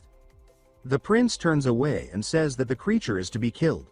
Loran answers without hesitation. His sword opens a crimson seam across the chest. The prince walks on, gaze unsoftened, never looking back as 3 blades finish the work and spill the orc's blood into the dust. Night settles over the camp like a velvet lid, lanterns fluttering while canvas glows from within. In the infirmary tent, rows of cots cradle men who twist and groan, chests bound tight, breath coming ragged. A drained orderly says that they must hold on a little longer because the shift is nearly finished. From the far end, a panicked voice shouts that the priest should look there as well. The white-robed cleric turns with calm precision and answers that he will come at once. The name etched beneath his presence marks him as Jermaine, priest of Briol. A healer gestures toward a nearby bed and asks the priest to take that case. Jermaine replies that he will handle this one and moves in. A grateful whisper offers thanks. A hooded youth slips in clutching a squat jug in both hands and says that he has brought what was requested. Jermaine nods, says that Corey has done well, and tells him to step back. He lowers the jug into a brass basin and begins to chant. Letters of light unfurl in the dimness. A gold radiance pools over his shoulders and spills like a curtain around the bowl. Corey flinches at the sudden, heatless blaze and thinks that he drew ordinary water only moments ago, and yet. Under the steady drone the basin's surface ripples, then glows from within. Corey realizes that when the priest began to speak, a strange current started to move through the liquid. Jermaine ends the verse, lifts the basin, and says that Corey should use it to clean the wound because it is now holy water that will wash out the poison. Corey answers yes, hands finding steadiness as he receives it. Another cry rises from the next cot, desperate for aid. Jermaine says that he is on his way and glides off, sleeves trailing through lamp smoke. Jermaine rinses a soldier's injury with the sanctified water. The man's rictus loosens. Breath smooths and deepens. Corey watches the shimmer paint the canvas wall and whispers to himself that it is astonishing. All around, wherever the priest's magic touches, rigid faces soften. A wide-eyed Corey breathes that this must be true magic. Dawn pours violet and rose over the mountains. Outside the supply tent the worst of the chaos has eased. Hernando folds his hands and says that it appears things have calmed a little. The priest offers thanks for the help and says that Duke Hernando's efforts were a blessing. Hernando turns to the hooded youth and adds that Corey labored hard as well. Corey ducks and insists that he hardly did anything. Jermaine remarks that it is a relief the losses are only this much, and Hernando answers without mirth that this is only because the real battle has not yet begun. The priest's gaze lingers on the pale smoke thinning above the palisade. He says, grave as a bell at dusk, that something more horrific will surely follow, then folds a small prayer into the chill air and says that the Lord should watch over them. Hernando nods toward a ring of firelight and says that the road ahead will not be horror alone. When Jermaine asks what he means, he gestures toward the camp itself. Around the flames, a lute picks out a tune. Battered men clap in time, shoulders touching, cups raised. Hernando says that even after a dangerous fight they can still tend one another's wounds and their spirits. Hernando lifts 2 fingers and sketches a spark that shoots upward. With a crisp snap he blooms it in the night. A river of aurora unfurls. Green and blue veils sliding across the stars, washing tents and faces in soft light. Men gasp and laugh. The musician's song swells. Hernando watches the wonder kindle and says that for people like this, one simply gives their hearts a little strength. Corey sits beside him, eyes full of a light he never expected to see. After a quiet stretch he addresses him as Lord Hernando. The Duke answers with a questioning hum. Corey keeps his hands clasped and says, careful and intent, that he wants to be taught magic. Hernando studies him, repeats that he wishes to be taught, and admits that he has not heard such a request in a long time. He tilts his head and asks why Corey suddenly seeks it. Corey rubs the cuffs of his borrowed gloves as if the leather could brace his voice. He says that the prince recommended it, and also, he wants to learn magic to make people smile. Beside him, Hernando agrees and notes the hope in his eyes and says that a half-orc who wields magic for others would be admirable indeed. Morning scrubs the mountains clean. Banners stir, saddles creak. The field smells of dew and leather. Knights keep an easy perimeter while the third prince of Briol sits on a rock. A rider canters in, calls to him as the men straighten, and says that imperial knights have arrived wishing to see the prince. The prince raises his head and asks what this concerns. He says that of course he will receive them and adds that, with standards flying right before their lines, the visitors must have come by intent, so they should be shown in. The messenger answers yes and wheels away. Boots crunch over grass. The visitors come to a halt and bow with hands to breast. Their leader says that they offer respects to the third prince of Briol, gives his name as Rufio Artem, imperial knight and second son of Count Zeni. The prince welcomes them and asks whether the empire reached Bashard first. Rufio says that they are the advance party, that orcs were sighted near Bashard, and that they are relaying the warning to nearby units. The prince's gaze shifts to the man a pace behind and he asks about him. The man touches his chest and bows his head. He says that he apologizes for the late introduction and says that, for the moment, he is not in an honorable position. Recognition lands like an old bruise. The prince thinks that they meet again. He thinks of the very sword from a life he would rather forget and names the man as Graham Hartnell. The placard may style him Knight of the Empire Graham Hartnell, but the man himself says that he has lost the right to call himself a knight and yet still offers respect to the third prince of Briol. Memory climbs from the dark. In his last life, just to keep breathing, he clung to rank and pitiful station and begged this man for mercy. Now he steadies his voice and says that it is good to see him again, addressing him as Sir Graham. Graham flinches and says that he should not be addressed with that title because at present he is no knight. The prince asks whether, having lost rank, he serves as a common soldier. Graham says yes, shameful as it is. Rufio moves at once. He says that Sir Graham did nothing wrong and that, if blame exists, it rests with the superior he drew. He says that everyone knows this truth and says that no knight's name carries weight like Graham's. The prince thinks that he had heard the Empire stripped Graham's knighthood for obscure reasons, never expecting to cross paths again here among allies. He thinks further that the one who, in another history, saved his life and stood straighter and truer than anyone now questions his own worth and doubts he deserves the title. Graham exhales and says that Rufio speaks rightly. The prince takes a step and says that he has long heard much of Graham and counts it an honor to meet him under these banners. Graham lowers his gaze and says that the praise is too generous. The prince's expression warms. He lifts a gauntleted hand in open invitation and says that this humility is precisely why he addresses him as Sir Graham. He finishes with a clear offer, saying that Graham should consider coming to Briol this time. Sir Graham was taken aback by the prince's sudden offer and waited in silence. Prince Yuri Briol, studying him carefully, thought that he had always despised the Empire's knights, yet Sir Graham was different. A memory flashed in Yuri's mind, a fragment from his past life. Sir Graham had once spared him, letting him escape when no one else would. Remembering that act of mercy, Yuri realized that the knight must have borne the punishment alone.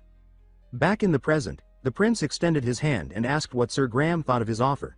He told the knight that if he came to Briol, he would be treated with honor and fairness. The sincerity in the prince's words warmed Sir Graham's heart. He bowed deeply, showing respect, and apologized as he declined. Yuri smiled softly, saying that he respected his decision and had expected no less. Moments later, the prince stood alone, gazing upward. Before him rose the colossal walls and gates of a vast fortress city. With awe, he said that they had finally arrived. From this height, the city stretched wide across the plains, a stronghold of the allied forces known as Balshad. Turning to Hernando with excitement, he remarked that the place was far larger than he had imagined. The prince admired the towering walls and wondered aloud whether they had been built through magic, noting how immense they were. He said that the Duke of Balshad's family must have been mages for generations. Hernando confirmed this, explaining that every generation had produced exceptional sorcerers. As they rode through the gates, Hernando warned him to stay alert. The prince frowned, asking what he meant. Hernando, with a sharp, uneasy look, said that if the prince let his guard down, he would be devoured. Perhaps not by beasts. but by the Mage Duke himself. Yuri thought about it, imagining some pompous old man with too much pride and magic, and muttered that he had a bad feeling about it. Still, he spurred his horse onward, saying that he would find out soon enough. Inside Balshad, in a grand banquet hall where a golden horse statue gleamed at the center, nobles and soldiers mingled in polite conversation. The doors opened, and a woman with flowing red hair entered, introducing herself as Mary Rose Entree, Duke of Balshad. Prince Yuri, seated at his table, turned to Hernando with surprise and said that this was no old man. Hernando leaned close and whispered that there had been a recent change in leadership. Mary Rose approached the prince, expressing delight to meet him and his knights. Taking a seat, she asked if he was indeed the third Prince of Briol. He simply nodded, replying that he was the commander of Briol's forces, his face calm and unreadable. Mary smiled playfully, brushing her hair back as she said that he was as handsome as she had heard. She asked his age, and he answered evenly that he was 18.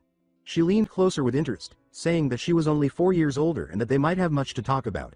He replied that he was not sure about that. As she tried to draw him in with her beauty, the prince regarded her silently, thinking that she was skilled at using charm to manipulate others.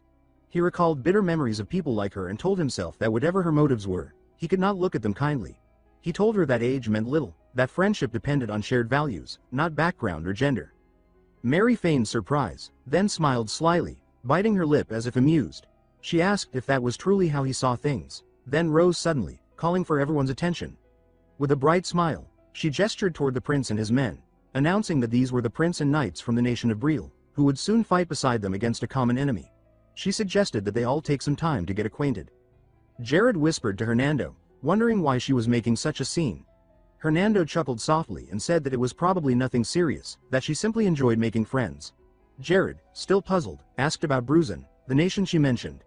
The prince replied that Bruzan was a small country near the ocean, known for its sailors, stubborn and strong people. As they talked, a group approached the prince. One of them, carrying a wine bottle, addressed him as the Prince of Briol and introduced himself as Jonathan Eagle, commander of Bruzan. Jonathan poured wine into the prince's cup, saying that he wished to serve him a drink. The prince thanked him with a smile, though he eyed the wine with quiet suspicion. He said that this was unexpected and asked if it was truly wine, then added mockingly that such fine liquor hardly suited a rural place like Bruzan. His remark stunned the Bruzan soldiers. He continued, saying that it was good they were aware of their status. The tension rose immediately. One soldier, furious, tried to rush at the prince, shouting that he was mocking them and demanding to be released so he could teach the arrogant prince a lesson. Another held him back. Jonathan stepped forward, motioning for calm. Staring at the bottle, he asked if the prince's words should be taken as an insult to Bruzan. Yuri, still smiling with quiet defiance, asked what he would do if it were. His knights, Laurent and Jared, tensed, ready for trouble. The prince went on, asking if they expected him to apologize. Jonathan surprised everyone by laughing and saying there was no need. Then, glancing toward Mary, who watched quietly while sipping her drink, he said that there were two possibilities. Either the third Prince of Briol was truly the reckless scoundrel that rumors described, or he was testing them to see whether they were fit to be his allies. The angry soldier from before shouted again, saying that he would show the prince his worth himself. The prince rose slowly, smiling, and said that nothing was more dangerous than an unreliable ally. Looking Jonathan in the eye, he asked if he could prove himself. Jonathan met his gaze and replied confidently that a knight proved his worth through his sword. Mary clapped her hands, drawing all eyes toward her. With a radiant smile, she offered to lead them to the training grounds so they could settle matters properly. Moments later, under the clear sky of Balshad, the two sides gathered, tension sharp as steel, anticipation heavy in the air.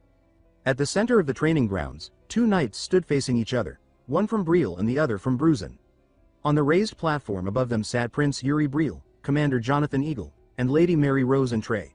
Even here, Mary held her glass of wine delicately, swirling it as she turned to the prince.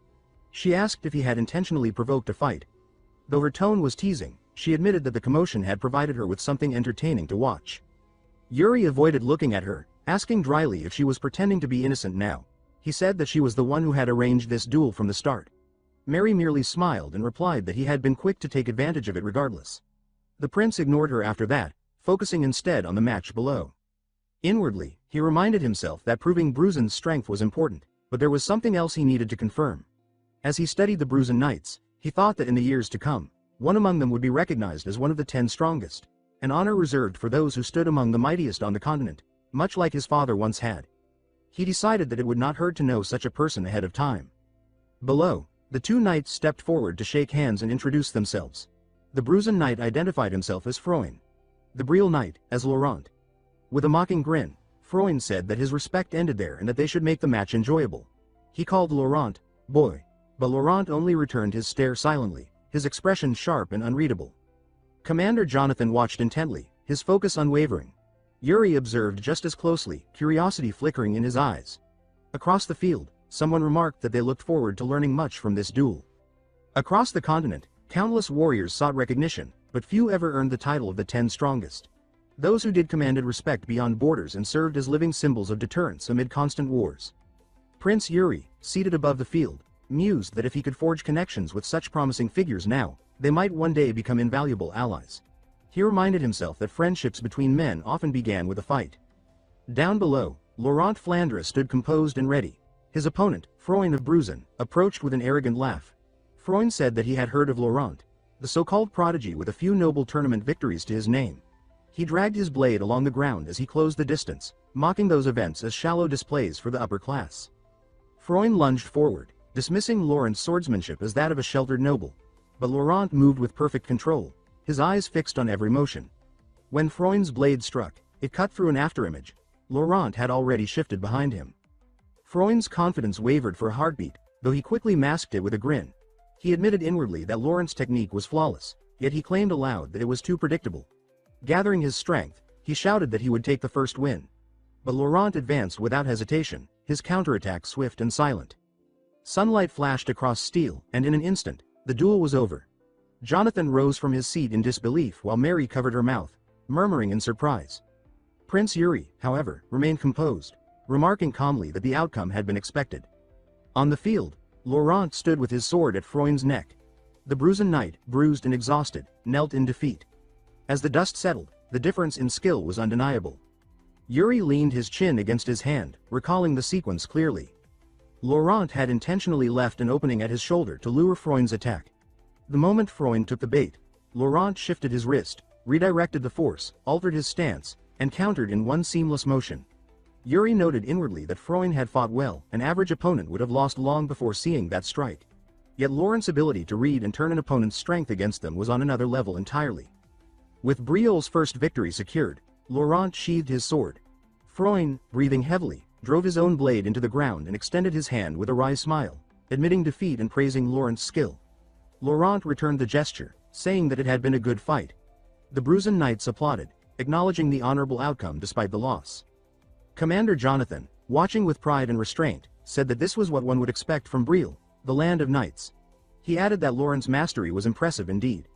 Yuri replied that Jonathan should not flatter them too much, reminding him that Bruisen's knight had also fought admirably. Still, with a faint smile, he noted that the score stood at 1-0 and asked if Jonathan intended to back down. Jonathan smirked and said that such a thing was out of the question. Without hesitation, he called for another of his men. A massive knight stepped forward, his greatsword resting easily on one shoulder. Jonathan announced him as José Eritrea, Bruisen's strongest knight and one who aspired to be counted among the 10 strongest. Yuri's eyes narrowed with intrigue.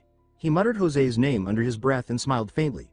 Mary, eyes glittering with amusement, commented on José's impressive physique. José stepped into the arena and affirmed Jonathan's order with a solid, "As you command." His presence alone was intimidating. Jonathan declared proudly that José was the mightiest warrior among their ranks.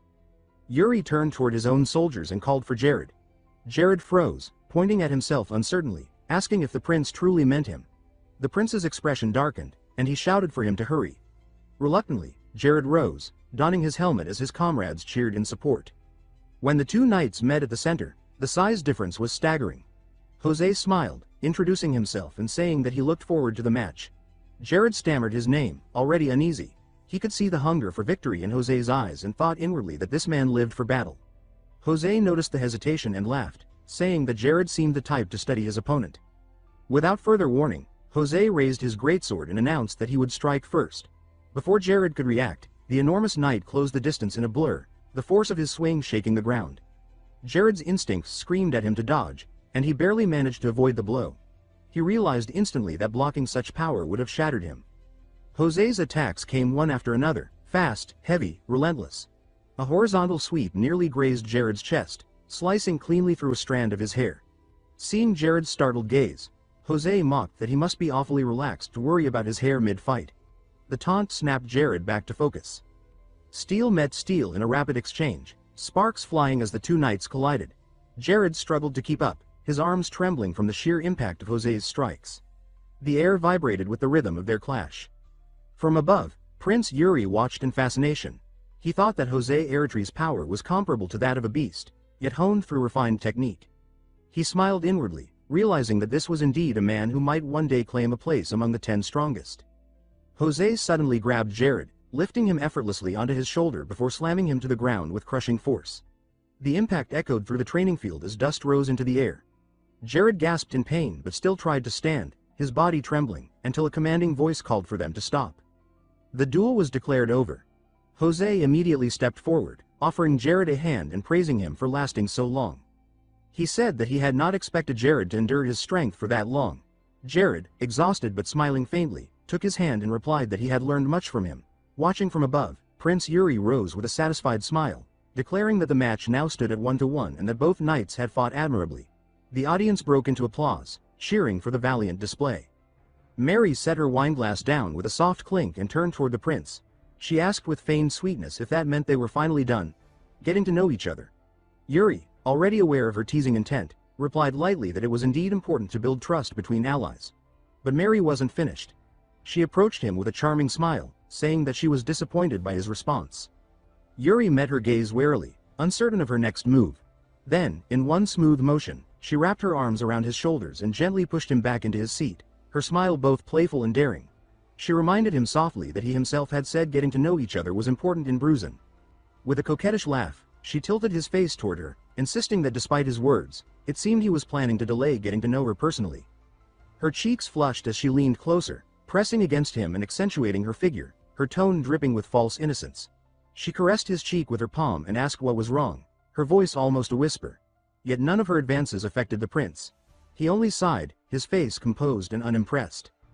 Before Mary could continue, Jonathan stepped in from behind and bowed his head slightly, reminding her that she had promised to show everyone her office. Caught off guard, she turned to him, one hand still resting on the prince's shoulder. She tapped her forehead as if she had only just remembered, saying that indeed, she had mentioned it earlier. Yuri exhaled quietly, muttering to himself that it had all been an act. Jonathan laughed the awkward moment away and asked if she could take them there immediately, explaining that many were curious. Though irritated by his interruption, Mary masked it behind a polite smile and agreed. Turning back to Yuri, she asked if he would like to join them. The prince politely declined, saying he had matters to attend to with his knights. Before she could insist, he stood, smiled quickly, and took off across the training grounds, calling over his shoulder that he would be leaving now. Mary froze, speechless for a second, before her expression turned crimson with frustration. Jonathan, still beside her, burst into laughter at the sight.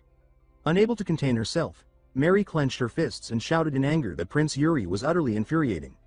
Jonathan, genuinely puzzled, asked what was wrong, but she ignored him completely. Not long after, the allied forces began to gather at Balshan. Flags from every kingdom waved in the air, and the arrival of the Empire's supreme commander, clad in gleaming armor, sent ripples of excitement through the camp. Each faction began to size up the others, measuring strength and potential. Only the Knights of Briol remained calm. Prince Yuri stood in an open field, gazing down at his sword in silence. Hernando approached carefully and asked if it was wise for them to focus solely on training while others discussed strategies and alliances. Yuri confirmed without hesitation, explaining that those so-called alliances were bound to be shallow. Hernando blinked in surprise, repeating his words in disbelief. The prince clarified that each nation had sent its strongest, and none of them possessed the humility to truly cooperate. Every commander believed themselves superior, so words alone would achieve nothing. Hernando nodded slowly, beginning to understand. Yuri's eyes reflected the gleam of his blade as he thought that, in the end, the only true language between warriors was strength. Turning toward one of his knights, he smiled and asked if they should spar. Laurent stepped forward confidently, sword in hand, saying he would be honored. Yuri pointed his sword at him, warning him not to hold back. Laurent smiled, lowering his gaze as mana began to surge around him. He said that he wouldn't dream of it. The air crackled with energy as both men took their stances. Yuri watched intently, feeling the pressure of Laurent's pure, concentrated mana, and thought that this was exactly what he expected from him. He mirrored the stance, excitement flashing in his eyes, thinking that Laurent truly was the perfect training partner. In the next heartbeat, Laurent dashed forward at incredible speed, his sword slicing through the air with precision. The impact rang out like thunder as Yuri blocked the blow. Sparks flew, scattering in bright arcs across the ground. Laurent pressed forward, stomping hard to gain momentum, his sword now glowing with mana. He swung again, faster, harder, but Yuri dodged, his movements clean and deliberate. Laurent didn't relent. His sword became a blur of motion, stabbing and slashing in a relentless barrage, each strike sharper and more precise than the last. Yuri evaded narrowly, one thrust grazing close enough to slice through a lock of his hair. He noted inwardly that Laurent's attacks were perfectly controlled, each trajectory measured to leave no room for error. It was exactly how he remembered him, pure, disciplined, deadly. A sudden memory flashed before Yuri's eyes, his past life, the moment when Laurent had killed him. Even then, his blade had remained clean, his strikes driven not by anger but by purpose. Returning to the present, Yuri smiled faintly, his eyes alight with determination. He thought that if there would ever come a day when he entrusted his life to Laurent's sword, then it was his duty to stand proudly before him now as his equal. With renewed resolve, Yuri met Laurent's next strike head-on. He parried, deflected, and countered in perfect rhythm. Their blades clashed again and again, each impact ringing out like a symphony of steel. Laurent was driven back by the impact of the clash, his boots scraping across the dirt before he steadied himself. The moment he halted, he lunged forward again, eyes burning with focus. Their swords met once more under the sunlight, every strike sharper, faster, and heavier than the last. The fight grew fiercer, both warriors pushing beyond their limits as the thrill of combat lit their faces. Steel rang in rapid succession, their blades flashing so closely their reflections merged. The soldiers of Briol erupted in cheers, shouting for both their prince and his challenger. Watching from a distance, Jared muttered irritably that the two were far too intense for a simple spar. Behind him, a deep voice agreed, remarking that the Prince of Briol possessed remarkable skill. Jared turned and froze, disbelief twisting his face when he saw the towering knight smiling down at him. It was Jose of Bruzan. Jared stammered his name, and Jose greeted him with a nod and a grin. Jose then called across the field, saying he had a request for the prince. The clash halted immediately. Both Laurent and Yuri turned as Jose stepped forward, declaring that he wished to spar. Yuri's grin widened. Resting his sword on his shoulder, he said that if Jose wanted a match, he wouldn't refuse. With a teasing tone, he added that he would lend Jared instead. Jared's eyes widened as he cried out in disbelief, but before he could resist, Jose effortlessly lifted him onto his shoulder. Announcing that it was time to go, he started walking off while Jared struggled helplessly, reaching toward the prince. Yuri simply waved and told him to have fun. When the laughter faded, Laurent approached and bowed, thanking Yuri for the opportunity to learn. The prince told him that he had done well and that he looked forward to their next bout. With a nod, Laurent departed, leaving Yuri standing quietly in thought. After a few minutes, Yuri walked to the large tree at the edge of the field. Its broad branches offered shade, and he sank down beneath it, leaning against the trunk with his sword still in hand. As fatigue began to settle, he softly asked if there were any results.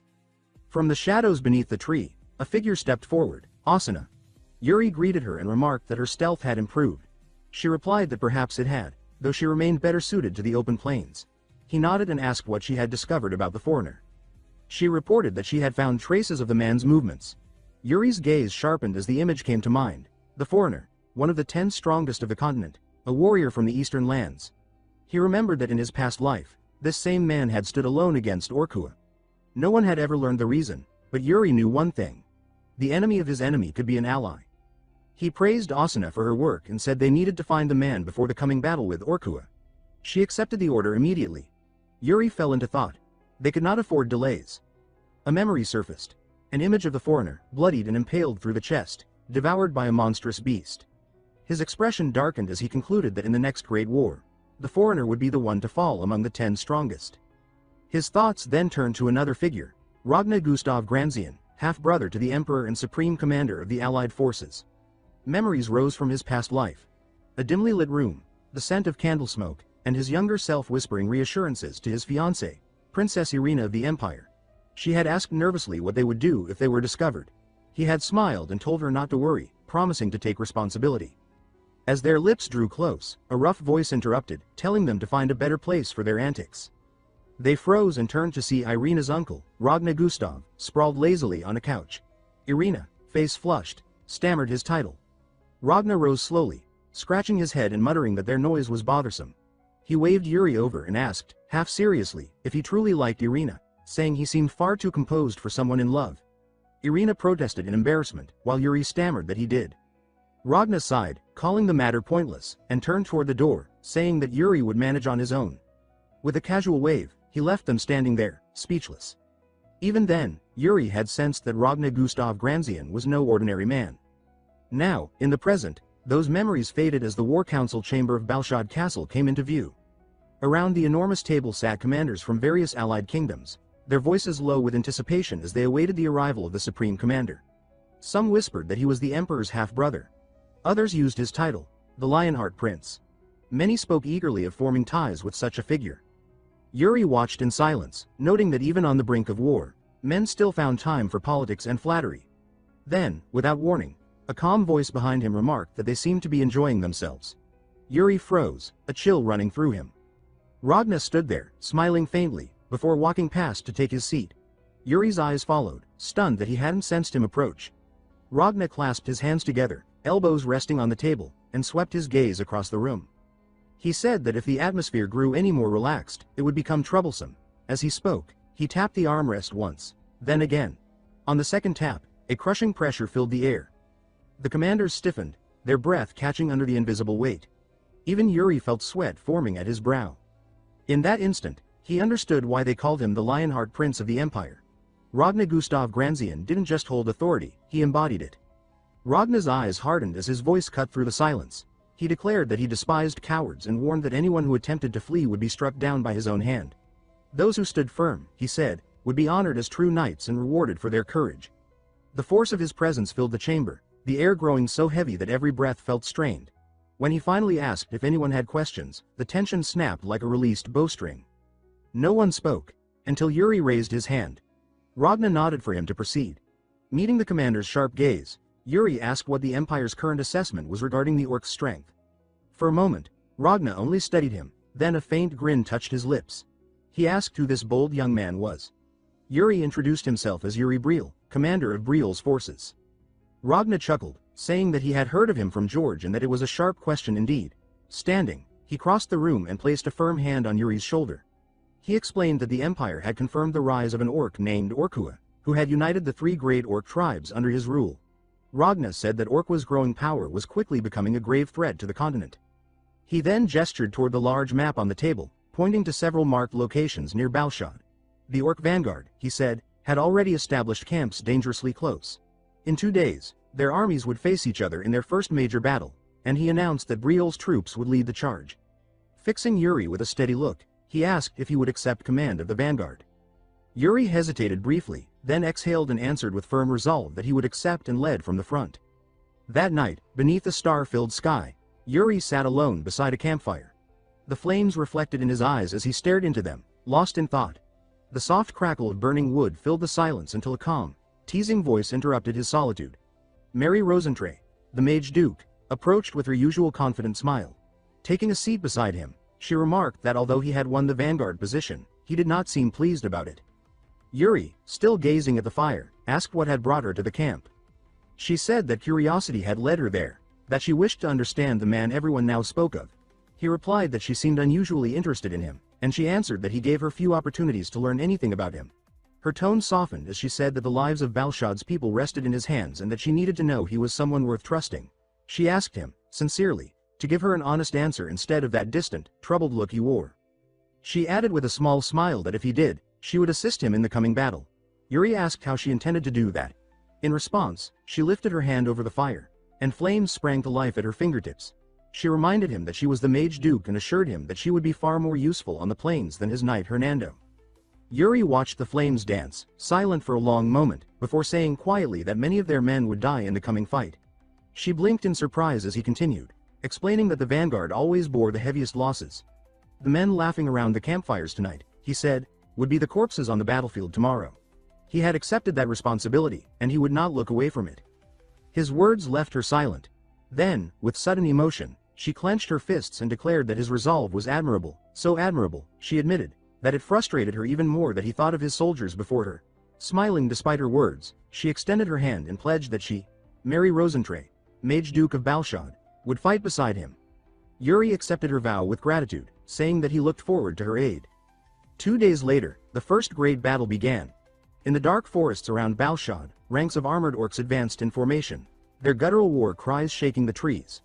Some rode monstrous beasts whose snarls made the ground tremble. On the opposite side, the allied armies gathered behind wooden fortifications hastily built from logs and earth. From a tall watchtower, Supreme Commander Ragnar Gustav Granzian observed the field with the Mage Duke standing beside him. Below them, Prince Yuri Briol stood at the head of his troops, his knights arrayed behind him. His voice rang strong and steady as he ordered his men to ready their weapons and prepare for battle. The banner of Briol unfurled in the wind, its colors catching the morning light. From above, Ragnar glanced at Mary and remarked that the time had come for the vanguard to move. He asked why she remained beside him instead of withdrawing to safety. She replied calmly that she had been told to stay where she was.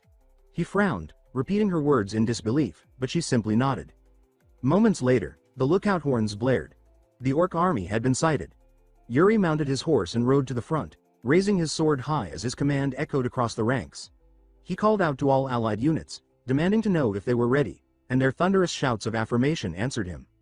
With a sharp pull of the reins, he spurred his horse forward. The ground thundered beneath the charge of his vanguard as the orcs surged to meet them. Watching from above, Ragnar muttered that the prince's recklessness bordered on madness and that such bravado would surely get him killed. Before he could say more, Mary began to chant. Fire gathered around her staff, swirling into a massive sphere that burned brighter with every passing moment. She asked Ragnar's permission to act, her eyes gleaming with determination. He called out in alarm as the blazing sphere grew immense, the air warping with heat. She said calmly that this was the task Prince Yuri had entrusted to her. With a sweep of her staff, she sent the inferno hurtling toward the orc lines like a falling star. The orcs roared in panic, scrambling to escape as the fire descended. Yet Yuri and his soldiers pressed forward without hesitation. Ragnar's expression darkened as he realized the spell's trajectory. He warned that the explosion would engulf their own men as well. Mary only smiled faintly and said that this, too, was part of Yuri's plan. On the battlefield, Yuri rode into the chaos, his spear flashing as he cleaved through an orc with a clean strike. The ground shook as his horse barreled ahead. Then the fireball struck. A massive explosion tore through the forest, consuming everything in a sea of flame. Before the blaze could reach his troops, Yuri lifted his sword high. Mana burst from the blade, and a surge of water materialized from thin air, forming a protective barrier that enveloped the vanguard. Within the inferno's glow, he stood unflinching at the forefront. As his horse charged through the burning battlefield, streams of water spiraled around him, shielding his soldiers from the flames. His command rang clear through the roaring fire, ordering them to strike again. The vanguard advanced, cutting down the scattered and blinded orcs before them. When another wave of enemies appeared, Yuri leapt from his horse, planted his spear in the ground, and dashed forward. In one fluid motion, he seized the weapon again and hurled it with deadly precision. The spear soared through the air and pierced straight through an orc's skull. The orc released a final, guttural scream before collapsing, its body thudding heavily into the dirt.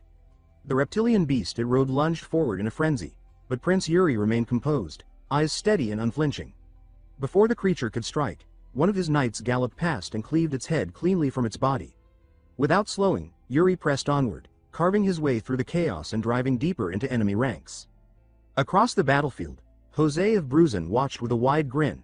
He commented to his men that the Knights of Briol truly lived up to their reputation. Then, laughing, he launched himself high into the air, his greatsword spinning as it cut down a cluster of orcs in one sweeping motion. Elsewhere, the Princess of the Holy Kingdom commanded her forces to protect Briol's vanguard. Her soldiers obeyed instantly, surging forward to reinforce the front lines. Hours passed in a relentless storm of steel and blood until a soldier cried out that the enemy formation had broken. Another shouted for them to show no mercy, and the battlefield erupted in renewed ferocity. From his vantage point, Ragnar Gustav Granzian observed the fight with rare satisfaction, rubbing his chin thoughtfully. He murmured that the Allied army's performance was remarkable, beyond expectation. The troops' morale, he noted, had soared because Prince Yuri Briol had charged from the front himself, shattering the orc lines through sheer will. He added that the combination of the Mage Duke's fire with Yuri's water magic had secured victory, though he called the tactic dangerously reckless. Turning to Mary beside him, he asked if she had gone along with such a plan knowingly. Mary answered with a small, unapologetic smile. She admitted that she had initially tried to dissuade the prince but now found herself grateful that he ignored her. Straightening her posture, she brushed a lock of hair from her face and remarked that he had fought with admirable style. Her gaze softened as it lingered on Yuri still battling below. She said quietly that he possessed something rare, an intriguing spark that set him apart. Ragnar sighed, though amusement flickered in his eyes. For a first engagement of the Allied forces, he thought, It was an impressive start indeed. By dusk, the battle was over. Orc corpses lay in heaps, and the flag of Briol waved proudly atop a mound of the fallen. That night, Balshad Castle glowed with the warm light of lanterns. Inside her quarters, Mary sat at her desk, pen scratching across parchment as she recorded the day's events.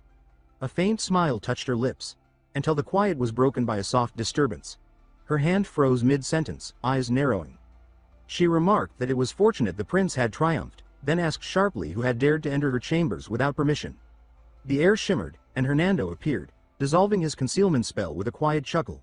He told her not to sound so harsh, reminding her that he had once been her teacher and suggesting she might at least ask after him. Her expression turned cold as she replied that a true teacher would never have abandoned his pupil. Hernando took a seat casually, waving off her accusation. He said he had only come to see how far his old student had progressed. Mary crossed her arms and accused him of lying, saying he was truly after her research on the transcendental interpretation formula. She explained curtly that progress had indeed been made. The spell aimed to link languages through shared meaning, and recently it had begun resonating faintly with ancient magic. Hernando's stern expression softened, a rare warmth surfacing as he said that he was relieved to hear it. He asked her to inform him if her work advanced further. She smirked, asking why she should. His tone grew deliberate as he told her that it was because the matter involved Prince Yuri. Her eyes narrowed. Regaining her composure, Mary asked whether Yuri's destiny truly mattered that much to him. Before he could answer, she reminded him of the grand laws forbidding wizards of his rank from interfering directly in human history. Hernando nodded, admitting he was aware, but added that many were already entangled in the prince's fate, including the Empire's own supreme commander. At dawn, the allied camp stirred beneath the first pale light. In the supreme commander's tent, Yuri stood before Ragna, who sat behind his desk studying a map spread wide before him. Ragna informed him that he would be leading a reconnaissance mission. Yuri frowned slightly, questioning whether such a task suited him. Ragna smiled, assuring him that it did. Later that evening, the camp had quieted, yet Ragna's tent remained lit. Yuri returned, seeking confirmation of his orders. The commander leaned over the same map, tracing a finger along the eastern plains. He explained that the army would advance into Orc territory the following day, and ambushes were to be expected. Yuri asked if he intended to form a detached unit to guard the army's flank. Ragna smiled faintly and said that Yuri had guessed correctly. After a pause, Yuri replied respectfully that while he appreciated the commander's faith, Briol's forces had already borne the brunt of the vanguard in the last battle. For fairness' sake, he said, another nation should lead this time. Ragna scoffed, saying that fairness had no place among commanders obsessed with titles and pride. He stated that he trusted only what he had witnessed firsthand, and of all the allied armies, he trusted Briol's strength the most. As he began to formalize the order, Yuri interrupted with a calm smile, addressing him formally as His Highness. He said he had another proposal, something worth attempting. Hours later, under the deep night sky, messengers ran through the camps delivering sealed orders. In the tents of the Holy Kingdom, a knight burst in breathless but certain. The command, he reported, came directly from Supreme Commander Ragnar Gustav Granzian himself, and it was genuine. Supreme Commander Ragnar announced that during the march, the main army would advance with protection from reconnaissance units, one from each allied nation. At the Bruzen camp, Commander Jonathan read the official order aloud, explaining that the Supreme Commander wasn't simply calling for volunteers but intended to select the units through direct competition among the armies. That night, Jose laughed quietly, saying that the commander clearly wanted to spark some excitement in the ranks. Rolling up the parchment, Jonathan smiled and said that Ragnar was right to demand only the strongest. He added that it had been too long since he had felt this kind of fire in his blood. At the Briol camp, Hernando read the same order with a dark expression. The mission, he explained, was to hunt down orcs along the marching route and collect their right ears as proof of success. The unit that gathered the most would earn the next command. He turned to Yuri, uneasy, and asked whether this strange competition had been his idea. Yuri confirmed that it had.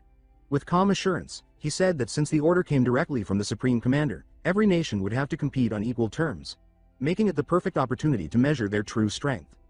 Jared frowned, voicing concern that reconnaissance missions required different training and that Briol's knights were not accustomed to that kind of work.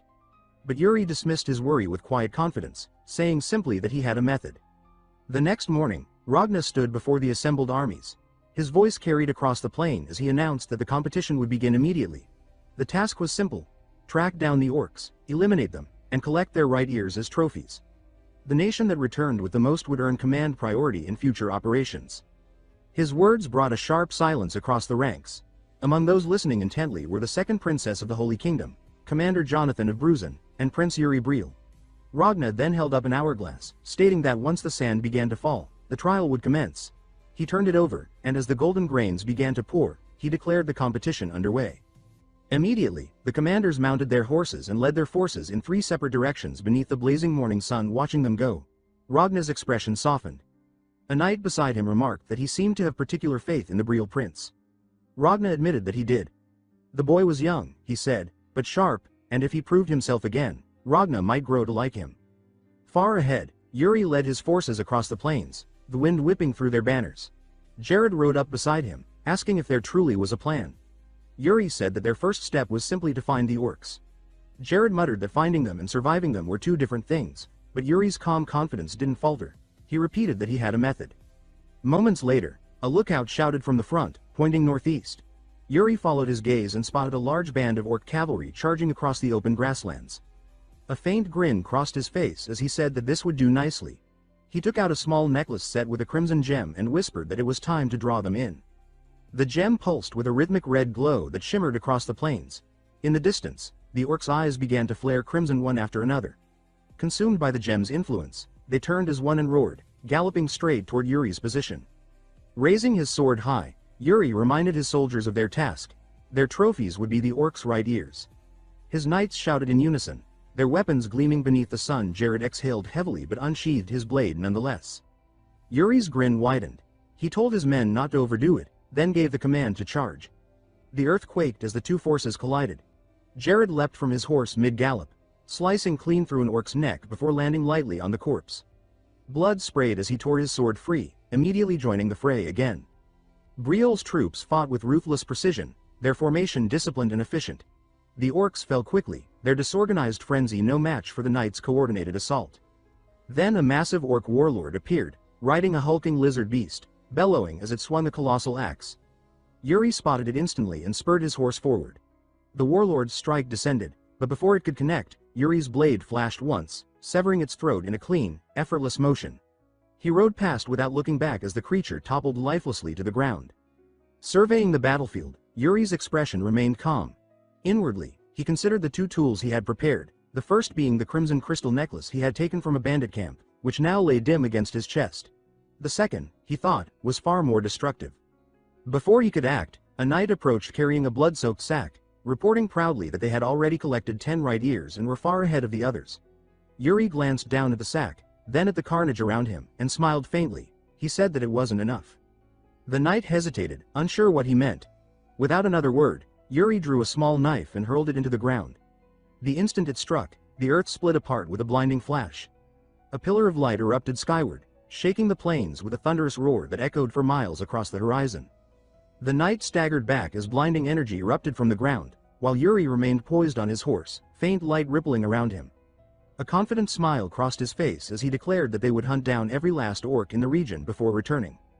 The technique he had used, soul severance, was a rare and perilous mana art said to manifest differently depending on its wielder's will. Yuri studied the dagger lodged in the earth, explaining that it resonated with the planet's pulse through a sword technique built upon seismic vibration.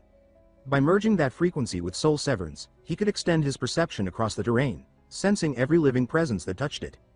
Focusing, the color drained from his irises until they turned misty and distant. His awareness expanded outward. He could feel the movements of every orc scattered across the plains, the formation of his own troops, even the faint quivers of beasts miles away. Yet the result failed to satisfy him. He murmured that it still wasn't enough, then turned to his men and proclaimed that they would not rest until the plains were cleansed of orcs. Lifting his sword, his aura flared again, and with a fierce cry, he led the charge into the fading light. By dusk, in the Allied command tent, Supreme Commander Ragnar stood beside an hourglass as its last grain slipped away. He announced that the allotted time for the reconnaissance contest had ended. One by one, the nations presented their results. The first group stepped forward, but when Ragnar overturned their pouch, not a single orc ear fell out. His face hardened as he reminded them that the mission had been reconnaissance, not a leisurely stroll. Disgusted, he tossed the empty pouch aside and called for the next. Yet each nation followed with the same outcome, empty hands and lowered heads. When the last soldier approached, Ragnar's patience broke. He cursed under his breath, smacking his forehead and demanding to know how so many armies could fail to kill even one orc. A sharp voice cut through the silence as Commander Jonathan of Bruzen stepped forward, eyes gleaming. When Ragnar opened his pouch, several orc ears spilled onto the table. Murmurs filled the tent. Ragna nodded approvingly, commending Bruzin for their 6 trophies. The highest count so far. Jonathan bowed modestly, saying that luck had favored them in finding a wandering orc troop. Ragna chuckled and said that luck was its own kind of strength. Many warriors had perished for lacking it. Then he reached for another pouch, declaring that the Empire's own troops had also joined the trial. He emptied it onto the table, 12 orc ears in total. The room fell into a mix of awe and resentment as commanders exchanged uneasy glances. Ragna grinned, pleased with his soldiers' results. Jonathan's expression faltered. He knew the Empire's might, yet for them to collect twice as many trophies after leaving an hour later stung deeply. Across the room, the second princess of the Holy Kingdom bit her lip, silently cursing how effortlessly the Empire had outshone them. Ragna sensed the tension but remained calm, telling the gathered leaders not to lose spirit. What mattered now, he said, was what they achieved next. He turned to his aide, asking if there were any remaining reports. The soldier hesitated before gesturing toward a large pouch dropped heavily onto the table. A voice announced that it came from Briol. The commanders turned as Ragna raised a brow, half amused. When the pouch was opened, dozens of orc ears poured out, far exceeding all the others. Standing before them, bloodstained but composed, Yuri explained that there was no secret to their success. They had simply worked harder than anyone else. That night, Briol's camp buzzed with energy. Sir Jared oversaw the unloading of supplies, reminding the soldiers to handle the crates with care. As he moved through the rows of tents, a knight from another nation deliberately bumped his shoulder, muttering something bitter before walking off. Jared frowned, confused by the hostility. Later, he found Yuri by the fire, sharing a simple meal with another knight. He reported that men from other camps had started picking fights. Yuri rose immediately, asking if it was true. As they walked together, Jared explained that other troops were spreading rumors, none of them flattering. Yuri only smiled, saying that such things were expected. After their victory, they had become the center of attention, and jealousy was the natural price of success. He told Jared to take it as a compliment. Envy was proof of accomplishment. Then his gaze shifted to a cage nearby where captured orcs sat bound and silent.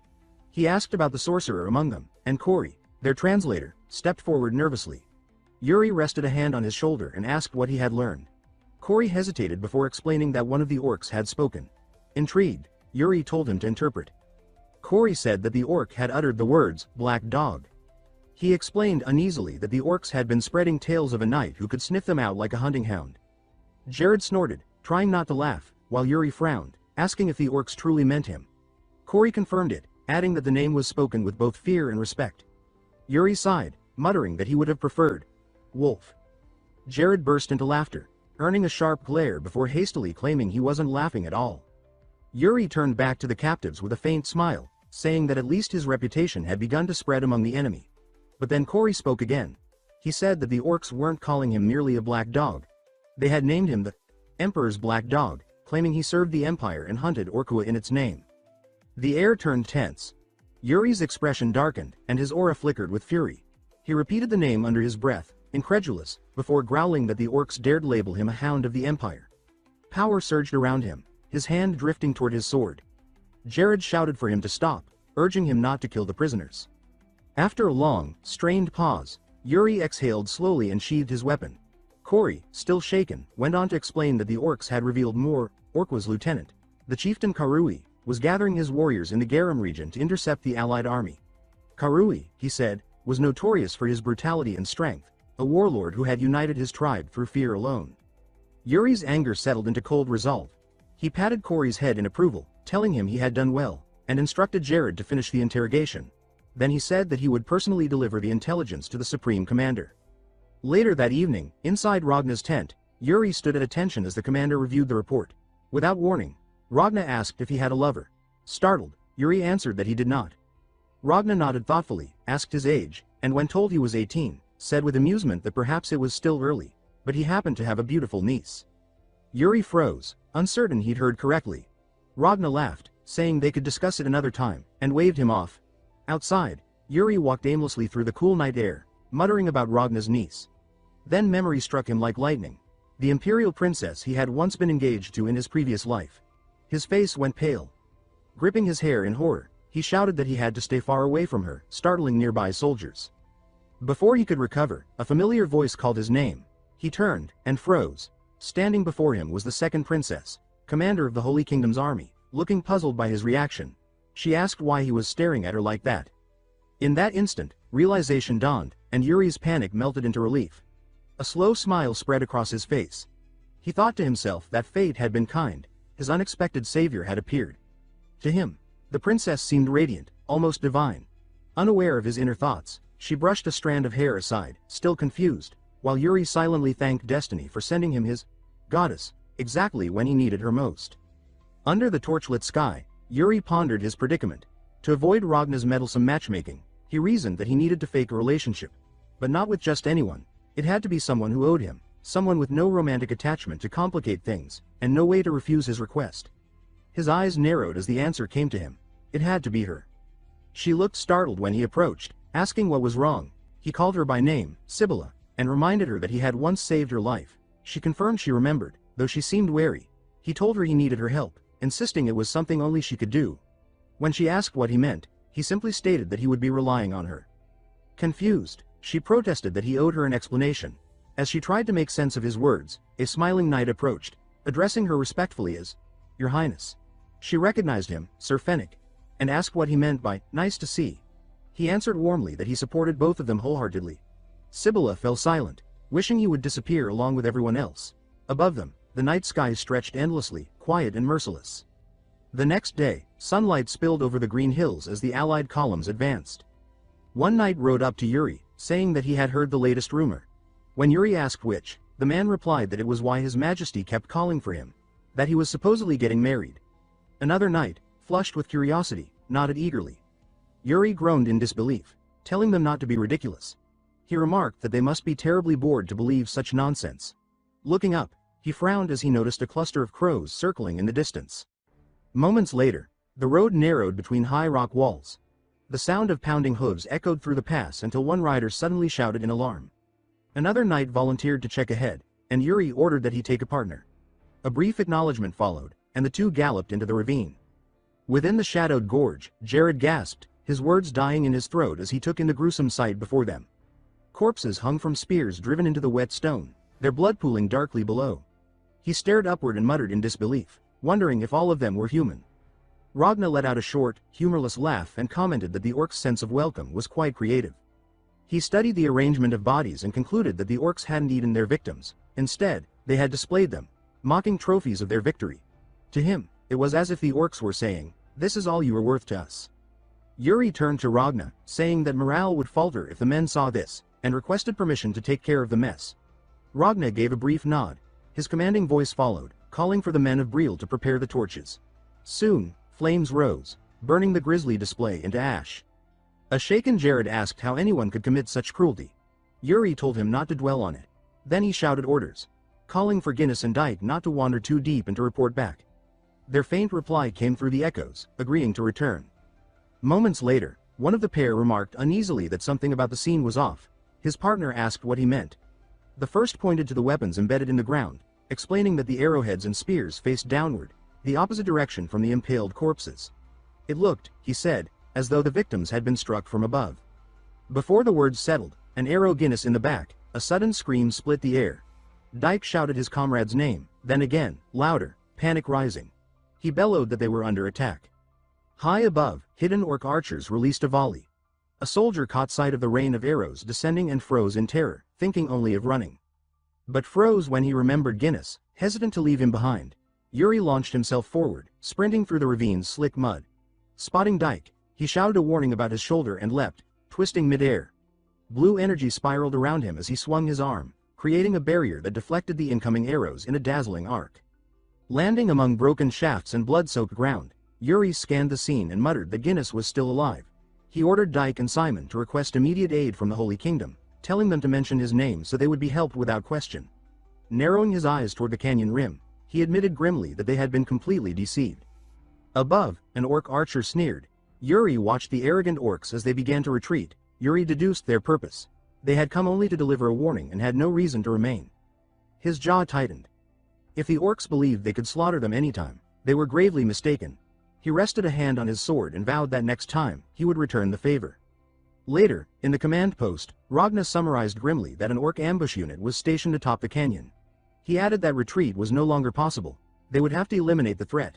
He turned to Yuri, asking what he planned to do. Yuri's lips curved into a faint smile. He said there was only one logical choice. He advised the commander to have the archers apply steady pressure, preventing the orcs above from reappearing. Then, placing his hands together, his aura flaring blue around him, he told them with quiet certainty to leave the canyon ambushers to him. At the valley, the orcs already wait along the cliffs, crouched in a silent ambush. One of them stiffens when it senses a strange presence below. Curious, it rises with bow in hand and tries to peer over the edge to spot the movement beneath. Before it can see anything, arrows slice through the air and force it to duck. The shafts spark against the rocks, shattering on impact. The orc snarls and sends out a harsh cry in its guttural tongue, a warning that spreads through the entire line as more arrows scatter across the ledges. Below, near the valley's entrance, stands Ragna, supreme commander of the allied forces. 3 night archers accompany him, bows raised and eyes locked on the cliffs. Ragna's voice cuts through the tension as he orders the archers to keep the orcs contained, since Briol's unit will handle the assault. Up above, 1 knight climbs steadily along the rough cliff wall. Others from the Briol unit follow beneath him, armor scraping stone. One of them already struggles, his breathing uneven. Guiding the ascent is Prince Yuri Briol, who climbs with steady focus. Moments later the weary knight calls up to him, saying between ragged breaths that the prince is pushing too hard and should save his strength since a battle waits at the top. Yuri sighs and tells him to worry about his own condition first. He says that the knight has terrible stamina for his age and wonders how he plans to fight like that. Even so, his attention stays fixed on the climb. He notes to himself that the archers are buying them precious time and that they cannot afford to fall behind. But his thoughts halt when he senses a shift in the air, a warning that chills his instincts. His eyes widen as a massive boulder hurtles down toward them. The knights shout below, begging him to watch out, but Yuri stays composed. His hand reaches for the magical daggers at his waist, channeling mana through them. All 4 blades shoot free, spinning around him before racing upward. They embed themselves in a vertical line along the cliff face, forming a glowing set of footholds. Yuri leaps, using the daggers as steps and driving himself upward with inhuman speed. Mana surges through him, sharpening his movements until he closes in on the falling boulder. He draws his sword, steadies his breath, and cleaves the boulder in one clean strike.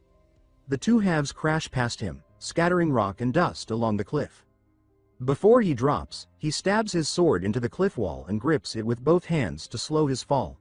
He hangs there for a moment, breathing hard, then loosens one hand to look down. He calls out, asking if the others are safe. The knights confirm that they are, their voices echoing up the cliff. He smiles faintly.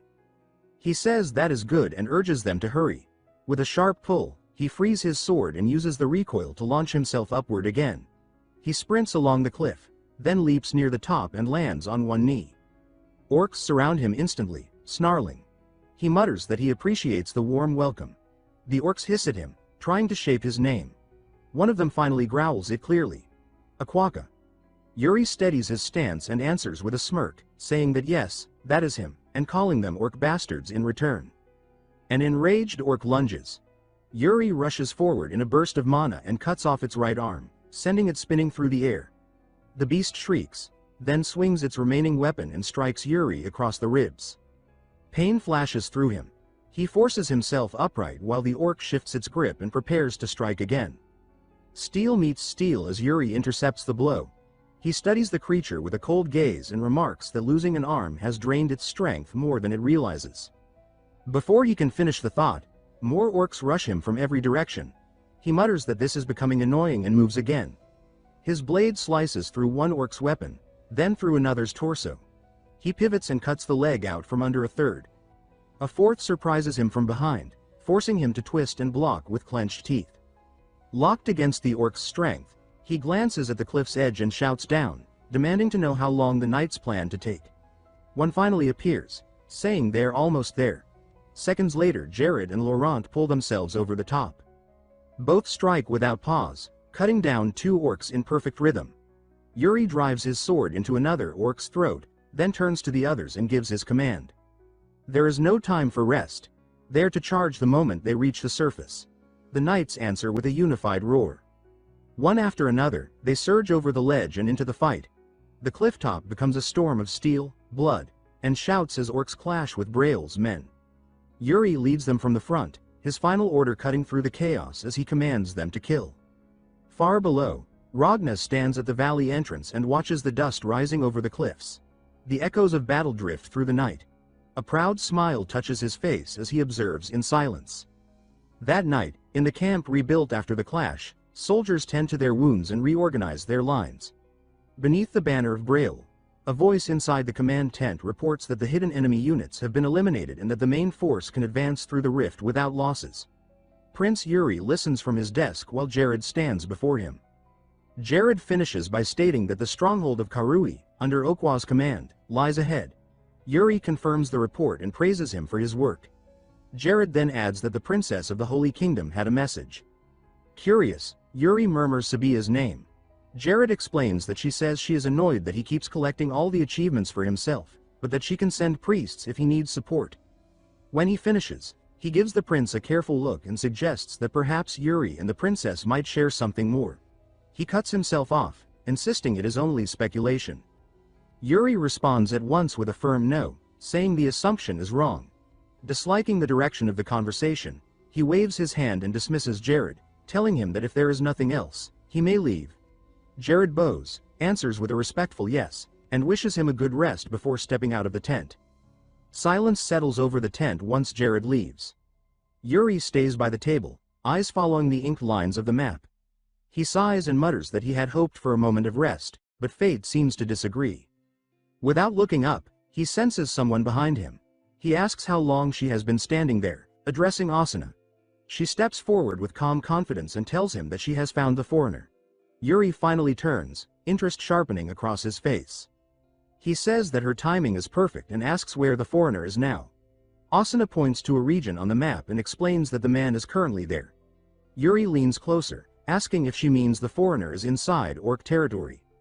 She nods and clarifies that it appears to be the case. Yuri rubs his chin, wondering aloud if the foreigner is cooperating with the Orcs. Asuna quickly denies it and says that the truth seems opposite. She explains that she could not infiltrate any deeper due to increased guard activity, but she learned that the foreigner was taken captive. With a hint of worry, she warns Yuri to be cautious. She says she knows he has personal interest in the man, but the capture feels intentional, like a piece in a larger plan. She continues by stating that if the Allied forces intervene directly, the foreigner might even turn on them. Yuri asks her to confirm that the foreigner has been made a prisoner. She nods again but still offers to return and investigate. Yuri tells her it is unnecessary. He smiles and says the situation may actually work to their advantage. He can simply meet the foreigner himself. Inwardly he notes that the foreigner wants nothing except Okwa's head, and as long as their goals align, he can win him over. He orders Asuna to infiltrate the Orc barracks the moment the battle begins tomorrow and monitor the foreigner's condition until he arrives. She does not answer.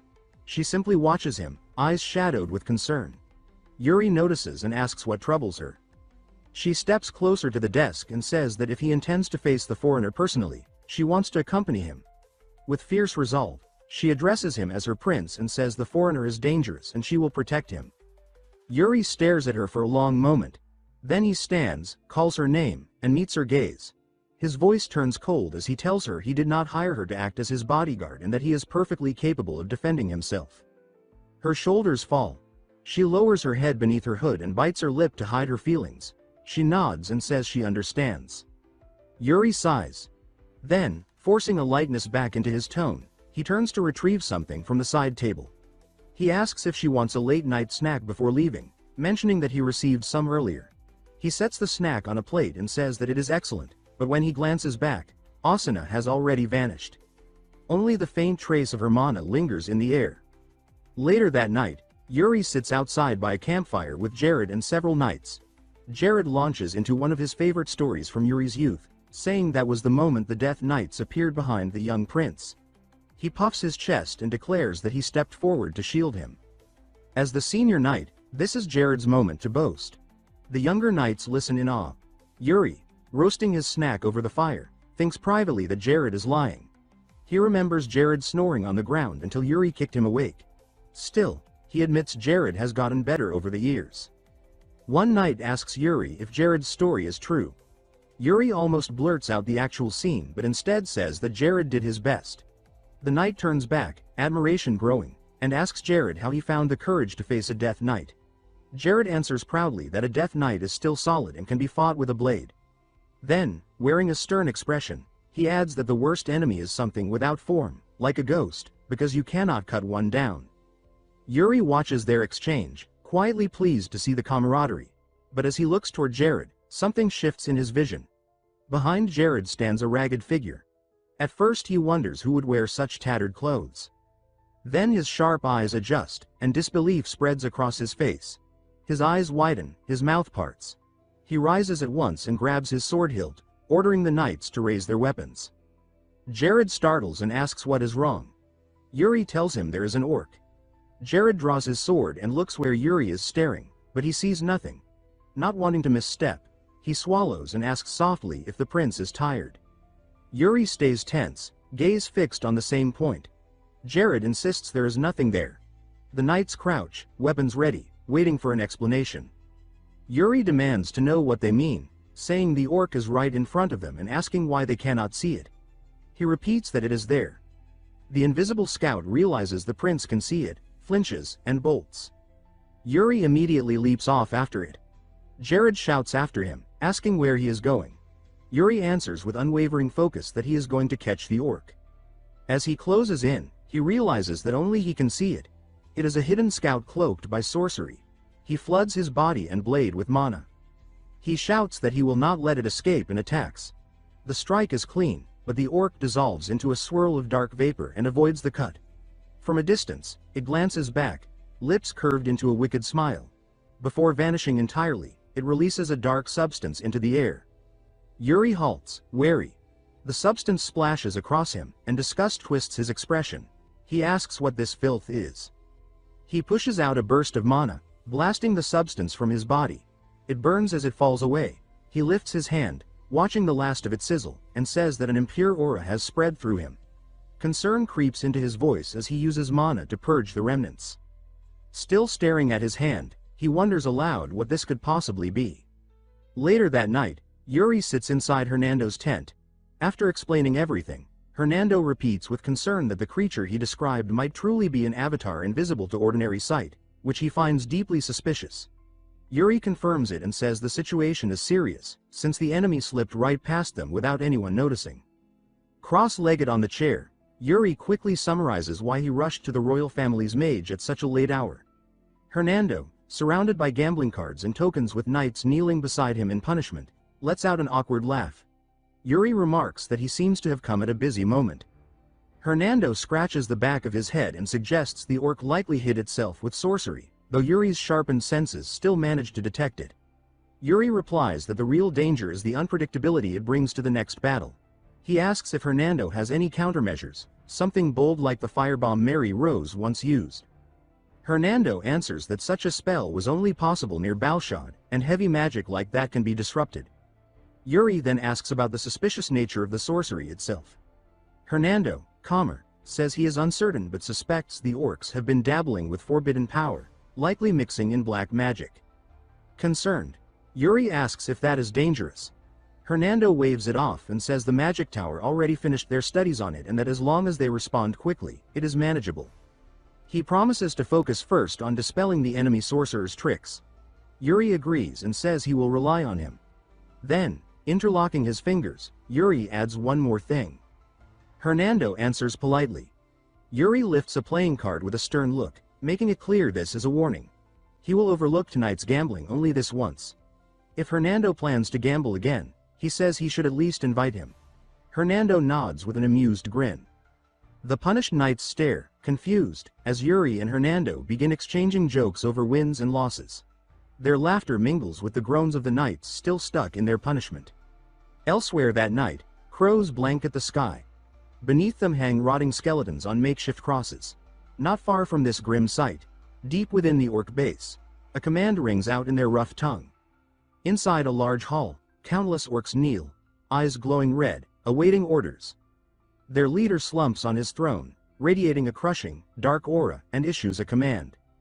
The orc shaman responds eagerly and begins chanting. Dark red mana coils from his hands and pours into the kneeling warriors. When the spell finishes, the orcs tremble like starving predators, their eyes blazing brighter. Snarls echo as the mana circles them. Their leader gives two final words, his voice low and feral. At dawn in Karui's camp, a horn splits the morning silence. The Allied forces signal the start of a full assault. The camp jolts awake as Supreme Commander Ragna leads the charge. Mounted and ready, Yuri Briol rises in his saddle and unleashes a command for the Briol army to surge forward. His words thunder across the field. His soldiers answer with a roar, blades lifted as they rush in formation behind him. Yuri drives himself to the front, every muscle ready, leading the charge toward the Orc gate. Before they reach striking distance, Orcs appear behind their barricades. Their bows rise in unison. A sharp signal follows, and a storm of arrows is launched. The whistling fills the air. Yuri yanks his reins, forcing his steed into a hard turn, and orders a retreat. Hooves tear the soil as the formation shifts, though arrows still punch into their ranks.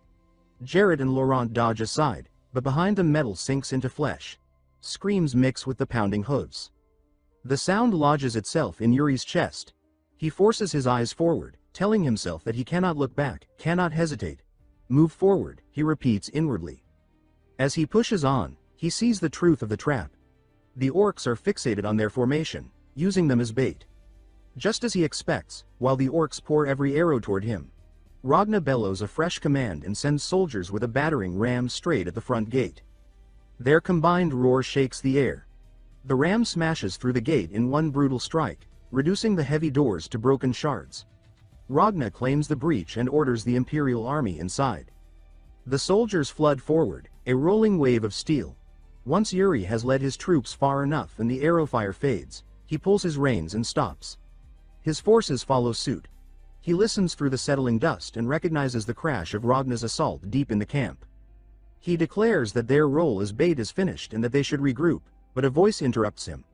Sir Jose steps forward with soldiers who carry fresh wounds. Jose argues that since the front is already under attack, the Orcs must be stretched thin. In this state, he says they can crush the enemy faster by striking from behind. Yuri almost laughs at the boldness, calling the idea clever but raising his hand toward the rear wall. That section is a solid barrier, heavily reinforced, and they have no ram. Jose only chuckles and grips the hilt of his greatsword.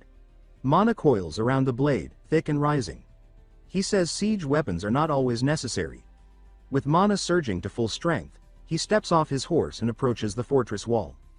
Yuri watches with a mix of awe and caution. Incredible, he thinks. Jose plants his feet, pours even more mana into the weapon, and twists his body. The ground shakes. Then he swings.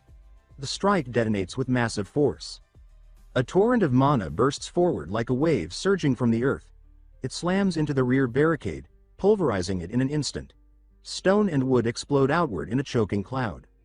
Through the dust, disoriented Orcs stagger. One spots the breach and begins shouting in alarm. Yuri wastes no time. He charges inside, praising Jose's feat as he passes. His speed splits the air. The Orc crying out loses its head in a single flash of steel. Yuri halts just after the strike, raises his voice, and orders the Briol soldiers to advance. He points his bloodied blade toward the path ahead and declares that their moment has come. He rides straight at a barricade the Orcs hastily assembled and commands his army to clear it. As they close in, the knights leap their mounts. Yuri urges them to carve their strength into the enemy's spirit.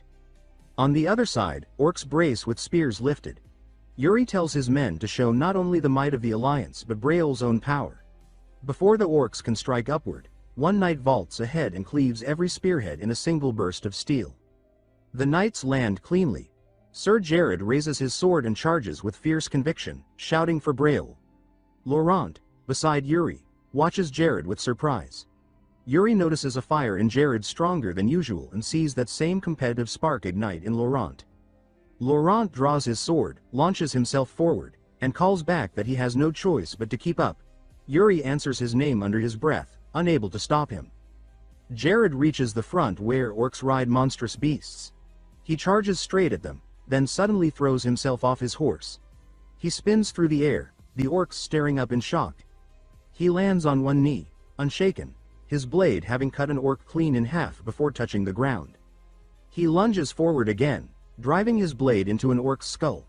Blood streaks his arm as he lifts his free hand and shouts his relief and loyalty to Prince Yuri Briol. Nearby, Jose, soaked in Orc blood, catches sight of Jared and laughs in excitement. thinking that Briol's troops keep stealing every dramatic moment. The soldiers around him roar louder, and Jose orders his bruised men to push harder, refusing to let Briol's forces outshine Brizon. As the fighting rolls on, Yuri notes that their advance is working. The orc line is thin, momentum on their side. Even so, unease curls in his chest. He thinks that something is wrong, because the orc main force still has not appeared. Then it hits like a black wave. Orc-Val units flood out in overwhelming numbers, moving with eerie discipline. They carve through soldiers instantly, crushing men before they can even brace. Knights keep charging blindly until someone finally identifies them and shouts a warning. Those who reach them before that warning die without landing a single blow. Still mounted, Jared watches bodies fall and feels panic rising. He wonders why so many of these monsters are here. An orc-Val suddenly barrels toward him, killing the soldier ahead with one brutal strike and turning toward Laurent. It looms over Jared with its axe raised, its growl vibrating through him. Only then does he realize he's in real danger. Yuri crashes in with a blazing charge, telling Jared to pull himself together as he intercepts the attack. Sparks scatter as steel collides.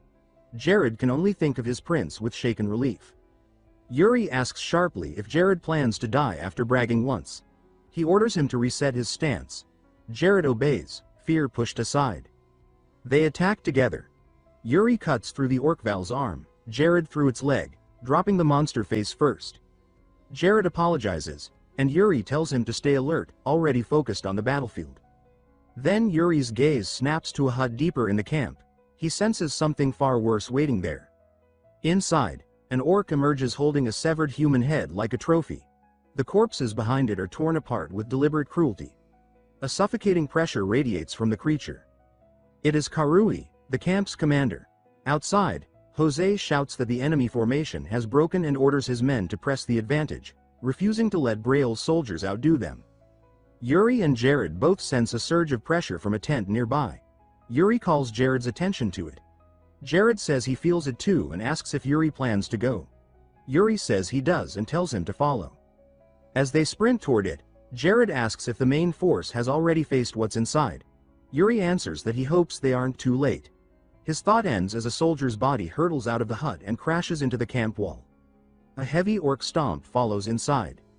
Using the recoil, the orc launches upward in a single leap, shooting past them.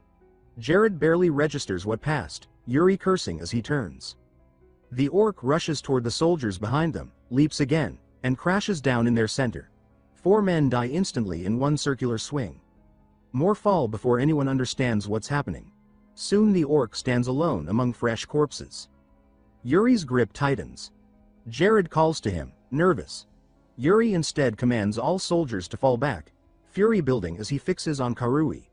He repeats the order, knowing he will not hold back if they stay close. He steps toward Karui. The orc turns and stares with clear intent to kill. Jared panics and calls for his prince again. Jose arrives and tells Jared not to bother, saying Yuri likely cannot hear anything now. Jose adds that he will fight beside him. Yuri raises his sword and strikes. Karui meets him, mana and metal clashing in a burst of sparks. Karui then overpowers him, forcing him back until Yuri digs his sword into the dirt to stop. He admits inwardly that one direct hit from Karui will drop him instantly. A greatsword falls beside him. Jose steps in, saying Yuri seemed to be in trouble. He rests his weapon on his shoulder and states that he will assist. Yuri accepts. Jose watches Yuri and thinks of a wolf shielding its young, recognizing that same fearless resolve in him. Yuri's stance sharpens. He understands war. Karui grins and invites them forward with a gesture. Yuri signals Jose, who nods. They charge. Jose reaches Karui first and strikes with mana-charged force. Karui blocks it cleanly. They trade blows in a whirlwind, neither yielding. Yuri rushes in to strike from behind, but Karui twists away and grabs Yuri's shoulder, hurling him aside while still locking blades with Jose. Karui then notices a small cut on his palm and looks confused. Yuri stands again with a faint, bloody smile and says that even a small wound should bother him. He adds that their knights will wipe out Karui's proud orcs and invites him to see how long he can endure against both of them. Jose steadies his weapon. They attack again together. Karui catches both blows, Jose's with his axe, Yuri's with his bare hand, but the pressure forces him to strain. Then Karui breaks the bind and unleashes a roar. A dark force erupts from him. The sky darkens instantly, thunder rumbling unnaturally. Jose freezes and asks what this is. Yuri feels the same foul aura and clenches his teeth. Karui, cloaked in black smoke, stands with glowing red eyes, muscles swelling as the aura surges. Yuri recognizes the sensation, disturbingly similar to what he felt from the Phantom Sorcerer. He tells Jose to fall back, but the warning is late. Karui slashes Jose's chest. Yuri shouts for him to dodge. Jose steadies himself and refuses to fall, meeting the next blow with a mana-charged guard. He breaks the bind just as Yuri leaps again, only for Karui to twist and intercept the strike. Yuri kicks back as Karui's counter tears into the ground. Yuri asks if Jose can still fight. Jose says he can. From his observations, Jose states that Karui's strength has skyrocketed since the smoke appeared. Yuri agrees and notes inwardly that the aura matches the Phantom Sorcerer's, which is troubling, because Hernando should be dispelling dark magic right now. Then fallen orcs begin to rise, wrapped in the same smoke. Above them, unseen, a dark figure with glowing red eyes hangs in the air. The atmosphere drops into something cold and vile, signaling the arrival of a deeper and unnatural force. From the shadows, a swarm of demonic soldiers emerge, their twisted bodies and glowing red eyes revealing their cursed origin. The leading creature let out a roar and charged, its massive frame tearing through the terrain as it closed in on the human lines. It landed with violent force near the knights, throwing debris in every direction. Yuri and Jose shifted positions immediately. One knight was caught too late and fell. The enemy's follow-up swing came fast, and Yuri told the knight to withdraw while he took the attacker head-on. He launched forward without hesitation. Yuri met the monster in a direct clash, blades grinding as sparks scattered. He held his ground under the pressure and forced the creature back for a brief moment, then shifted his stance and delivered a heavy slash.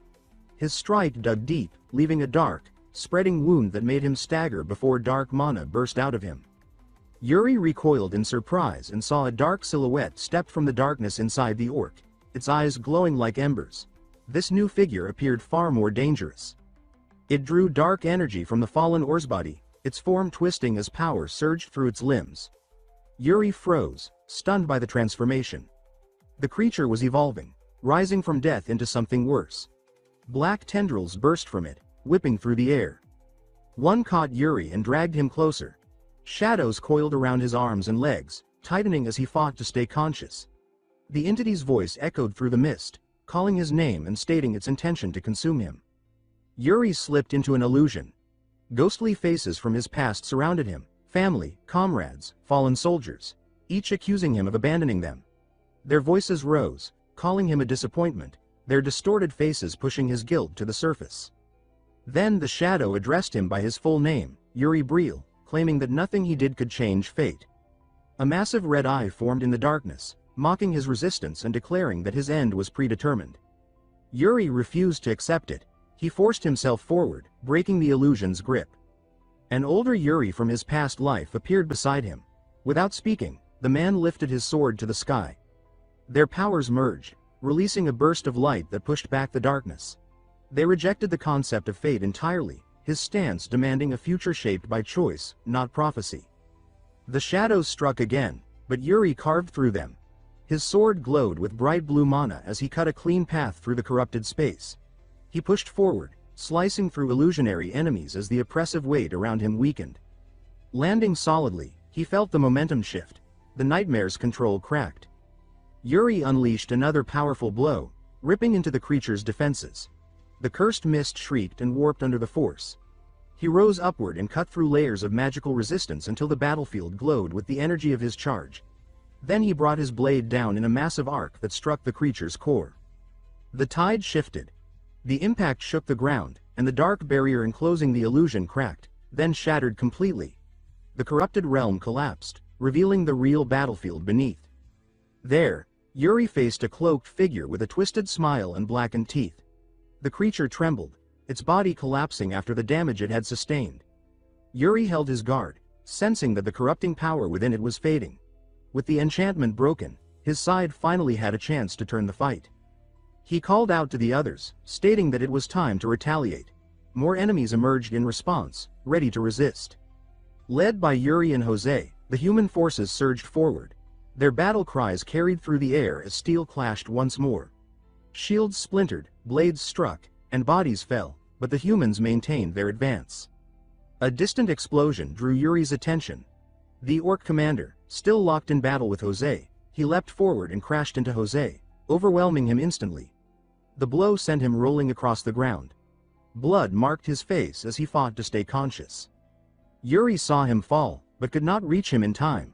The orc was already moving again. It lifted its weapon, red energy coursing along its surface, preparing to finish him.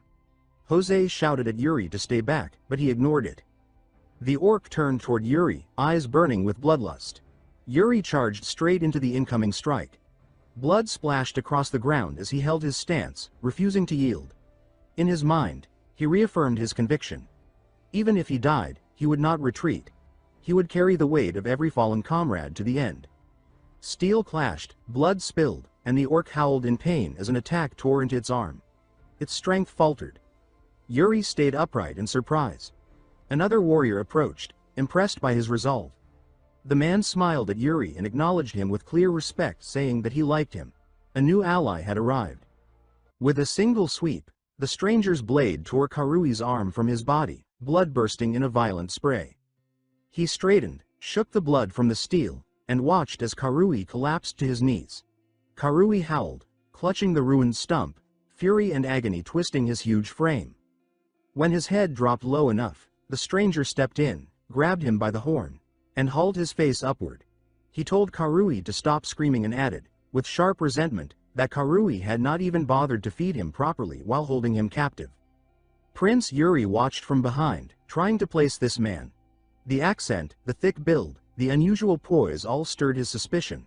Then he noticed the way the man raised his sword for the final strike. The movement flowed with a foreign rhythm, nothing like their styles. Yuri recognized the technique, and the moment it clicked, he began to speak. Before he finished the thought, the stranger's blade cut a clean arc and severed Karui's head. Blood erupted in a gruesome fountain. The stranger turned away, calm and indifferent, Karui's head dangling from his hand.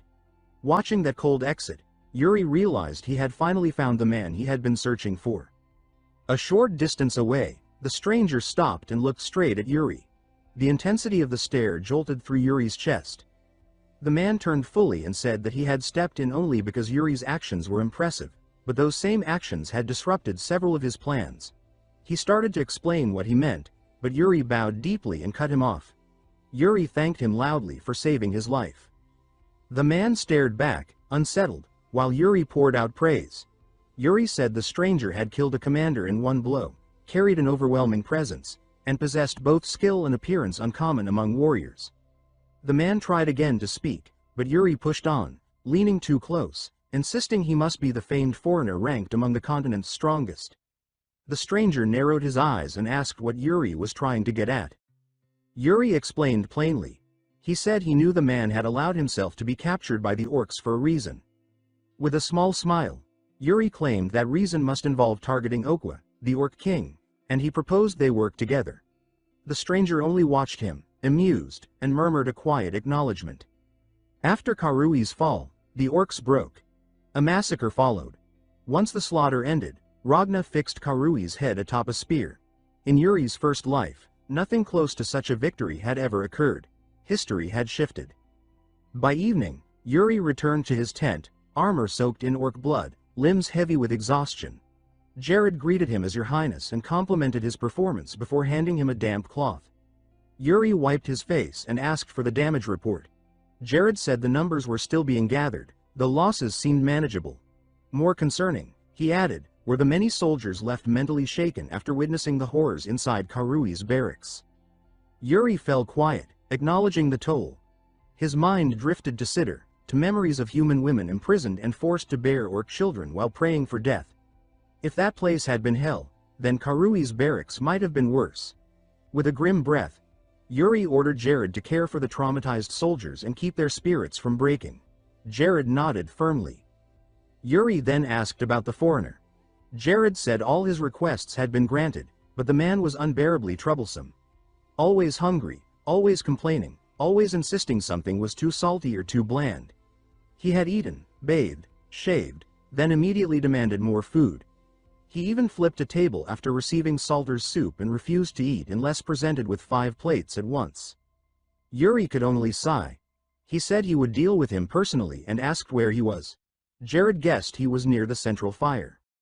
Under the night sky, Yuri found the foreigner sitting before the flames, surrounded by empty plates, chewing steadily. When Yuri remarked that he had finally found him, the man glanced back, then returned his attention to the fire. Yuri asked if the food was to his liking. The foreigner muttered that it was not bad. When he finally finished every bite, he tapped his stomach in satisfaction and said the meal had been good. Yuri waited, then began to speak, but the foreigner cut him off. With sudden sharpness, he demanded to know how Yuri had cut down the orc sorcerer. Yuri tried to answer, but the man stood abruptly and told him that since Yuri claimed to know his purpose, he would now explain everything truthfully. His hand drifted to his sword. Depending on the answer, he said, Yuri might die. Yuri swallowed and steadied himself. He answered honestly. He did not fully know how he had done it. His mana method had reacted, and the sorcerer had fallen. The foreigner asked if by mana method he meant an inner cultivation technique. Yuri did not reply with words. He released his mana, letting the aura flare around him. With calm resolve, he said this technique was inherited from his ancestor, Briol. The foreigner studied him in silence, then looked away and murmured that their meeting must have been fate. Yuri, confused, asked what he meant. The man explained that Yuri's technique and his ancestor's name were significant. Then he clasped his hands and bowed. He introduced himself as the last direct disciple and sect leader of the Chongshang sect. He offered his respects to the descendant of their ancient benefactor, saying the sect had never forgotten the friendship of the heaven-crushing swordsman. Yuri could only stammer, barely forming the word benefactor. The man told him not to be surprised. It was all in the past. He explained that Briol had been known among them as the heaven-crushing swordsman and had joined forces with the sect to destroy the demonic cult. Yuri, still reeling, asked what the cult was. The foreigner said they practiced human sacrifice, and the Chongshang sect existed to eliminate those who followed such a path. He added that he had come west to destroy an ominous star that had appeared. Yuri noticed again how fluent the man became whenever he spoke seriously. The foreigner then sighed, saying the sect had long since fallen. Yuri realized that this mission was the reason the man had been obsessed with killing Okwa in the previous life. Yuri decided he could not send such a valuable force off alone. He suggested they work together. The foreigner turned sharply, asking what he meant. Yuri explained that the Briol family would grant him the title of honorary knight and allow him to pursue his mission within the allied army. The man grew quiet, thinking. Yuri pressed further, offering food, baths, comfort, respect. With knighthood, he said, no one would look down on him. When the war ended, he promised to secure a position for him in a major merchant union. The foreigner murmured irreverently, clearly captivated by the idea of such wealth. After a moment, he coughed and said that if Yuri insisted, he would accept, but he added one condition. He pointed at Yuri, making him tense, and said he had taken a liking to him. From now on, Yuri must call him teacher. Yuri stood frozen, barely shaping the word what. With bright confidence, the man announced that beginning today, Yuri would be the Chongshang sect's unofficial disciple. Yuri could only stare, stunned and speechless. The foreigner pointed at Yuri with a self-satisfied grin and announced that, from this moment on, Yuri would become the sect's unofficial disciple. The declaration landed so abruptly that Yuri could only stand there, blank and silent, repeating the title in confusion. The foreigner dismissed his uncertainty with an impatient wave, thinking aloud that he ought to be paid for elevating Yuri so generously. Still, he added that since this was a rare honor, Yuri should be grateful. Yuri forced an awkward laugh and thanked him, though he admitted he already had a teacher. He mentioned the sword demon, and the foreigner's face tightened instantly in displeasure. The man snapped that Yuri could serve as a disciple to them both, then crossed his arms with theatrical irritation, muttering that Yuri had no idea how valuable his time was. Before Yuri could reply, the foreigner said he also needed to meet the commander of the allied forces and demanded that Yuri guide him. Yuri blinked and murmured a confused pardon. The foreigner reminded him that he had offered his help, and since Yuri needed to hear something crucial about the orcs, they should move quickly. Evening passed into night as the explanation made its way to Ragna's tent. Inside the Supreme Commander's quarters, someone repeated the foreigner's words about human sacrifice. Ragna sat behind his desk, fingers interlocked, staring sharply at the foreigner as he asked if this Okwa truly used humans in rituals. The foreigner, seated beside Yuri, confirmed that human lives were being offered to fuel orc sorcery and said that such acts meant Okwa was already corrupted. The statement dragged Yuri's memory back to the previous battle. He explained that the enemy orcs' power had abruptly spiked, and they suspected sorcery. If the orcs had conditions to use such power freely, Yuri said, they needed countermeasures. The foreigner added that this was why he had disguised himself as a sacrifice, intending to get close to Okwa, and complained that the allied forces had ruined everything. Yuri flinched at the disrespect toward Ragna and quickly stepped in, addressing the commander with formality while explaining that the foreigner had agreed to cooperate. Regaining steadiness, he said that since the man's goal was to eliminate Okwa, he would surely be a valuable ally. Ragna drifted into deep thought, chin in hand, until Yuri called for his attention. Ragna straightened, folded his arms, and said he understood. He promised to assign men to study how to counter the sorcery, then turned to Yuri and said that the foreigner would be his responsibility now. Yuri thanked him, relieved that despite the chaos, he had managed to secure the man's support. As Yuri prepared to leave, Ragna called his name again. He said he had heard Yuri was bringing a half-orc with him and asked if it was true. Yuri answered without hesitation. Ragna sighed, looking troubled. He said the captured half-orcs were being held under Graham's supervision, but debate continued about what to do with them. He asked Yuri to make the decision. Later that night, beneath the bright moon, Yuri walked the perimeter where the half-orcs were kept.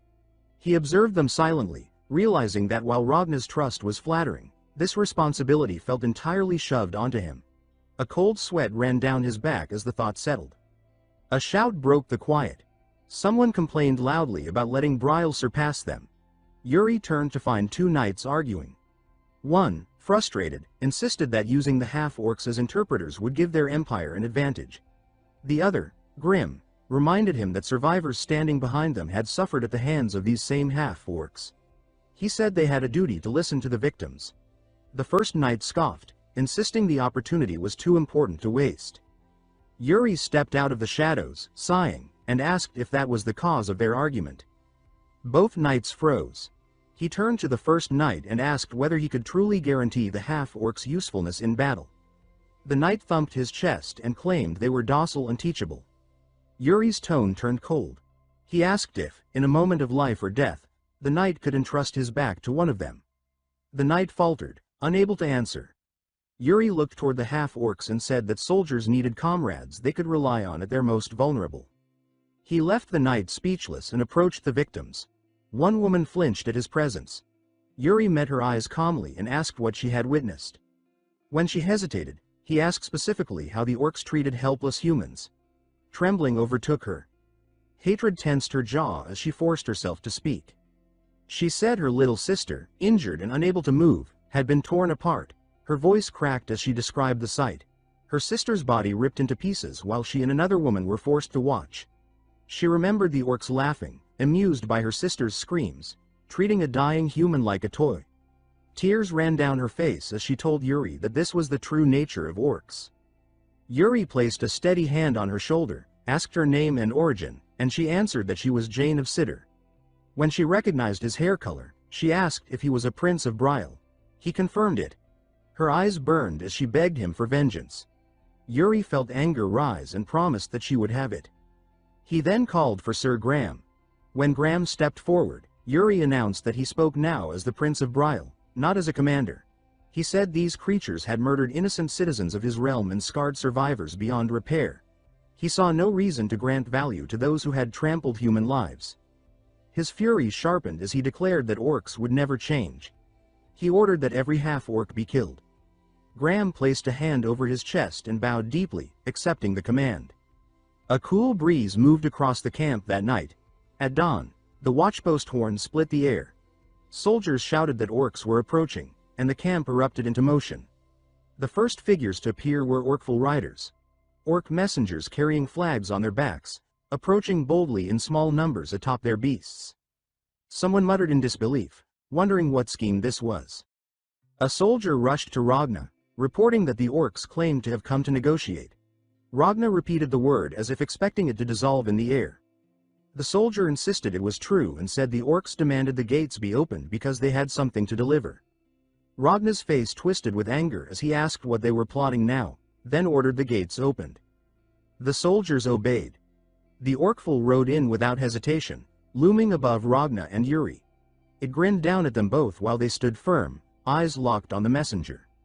At the palisade, a few orc messengers wait with flags on their backs, grumbling among themselves while allied soldiers pass by, whispering as they hurry deeper into the camp. Inside the command tent, Supreme Commander Ragna sits behind his desk with a letter crumpled in one hand. Prince Yuri enters and asks respectfully why he has been summoned. Ragna looks up, calls Yuri's name, and suddenly asks why Yuri thinks he became commander of the allied forces. Taken aback, Yuri answers that it must be because Ragna excels at war tactics. Ragna waves that aside, saying he is not talking about such obvious reasons, and Yuri asks if he means a political reason. Ragna says that he does. He tells Yuri that he is not on good terms with the Emperor and that, although he is the Empire's prince with strength fitting that station, imperial affairs are never simple. When things seem to move in a sensible way, he says that the Emperor's scheming is usually behind it. He goes on and says that if they win the war, his name will spread across the continent as a hero and he will follow a path filled with praise and support, then notes with a weary smile that this is true only if they win. Those words stir Yuri's buried memories. Inwardly he recalls that in his previous life Ragna had to accept responsibility for the allied forces' defeat and surrender his political power, that the Emperor then seized full control of the Empire, that the allied forces were formed only to fail from the beginning, and that Ragna was discarded in the end. With that past in mind, Yuri asks carefully whether Ragna believes this situation is a trap. Ragna does not answer. Instead he tosses the letter across the desk and tells Yuri to look. Yuri catches it, unfolds it, and his eyes sharpen as he reads. The message says that the Emperor has made a secret pact with Okuwa and warns Ragna not to become a pointless scapegoat, urging him to retreat. As he absorbs the words, Yuri thinks grimly that the outcome of this war was already decided and condemns it inwardly as a filthy scheme. Watching him, Ragna explains that the letter is said to come from an anonymous organization opposing Okuwa. He says that, if its contents are true, everything has been arranged from the start and the allied forces never had the option of returning alive. Then he asks what Yuri thinks of it. Yuri stands silent for a moment, the paper rustling in his gauntleted hand, then says that he would like to make a proposal. When Ragna tells him to speak, Yuri says that regardless of whether the letter is genuine or part of a scheme, they must return victorious, and adds that this knowledge only makes an already difficult battle slightly more troublesome, nothing more. Ragna bursts into loud laughter, slaps the arm of his chair, and rises. He says that Yuri's words are fair and agrees that, whatever the Emperor is plotting, there will be no place for them if they do not come back victorious. Turning away, he concludes that all that remains now is to deal with those who brought the letter. As he moves to give new orders, Yuri calls to him as His Highness. He turns toward Ragna with a steady gaze and asks if Ragna can leave the matter of the orc messengers to him. Ragna, caught off guard by the request, responds with a startled exclamation. Outside the palisade, the hulking orc envoys stand near the stakes, grumbling and trading rough words in their own guttural language. One of them bares his teeth and barks something sharply at the others, but the sound dies as a dark presence approaches. Black smoke like aura coils around Yuri as he walks toward them, cloak trailing and armored boots grinding against the dirt. An orc shouts again in its harsh tongue, but Yuri's eyes narrow, and he cuts through their noise with cold fury, declaring that they should shut the hell up. In the next heartbeat he draws his sword, the blade carving a brilliant arc of blue light as he moves. Power surges from his swing. The sword stroke stretches out like a luminous path, slicing through the air and the orcs together. The impact tears across their bodies in one sweeping strike, blood scattering in the wake of the blue flash. When the light fades, Yuri lands lightly, back turned to the corpses as they collapse behind him. From a distance, allied soldiers stare in shock. One of them exclaims that Yuri has killed 3 orcs in a single blow. Another murmurs that he never knew the Prince of Briol possessed such skill. Beside them, Ragna watches with narrowed eyes. He remarks that it is quite impressive, pointing out that despite these abilities Yuri is only 18.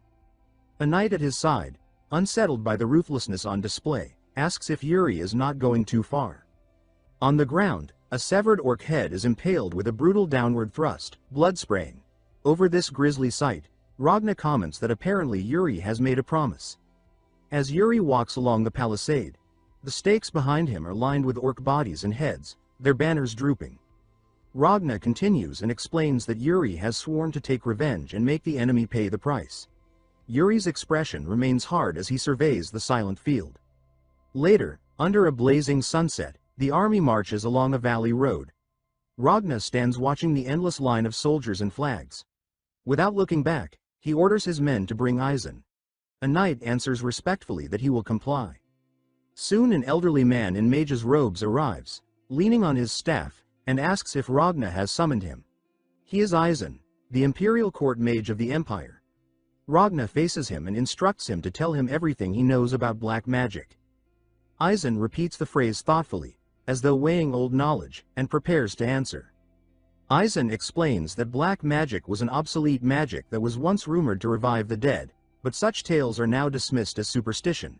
He then reports that Okuwa is using black sorcery powered by human sacrifices. Ragna recalls the last battle, says they already felt that power, and expects the orcs to grow stronger. Eisen continues that, if the report is true, the orcs may have obtained a black magic tome.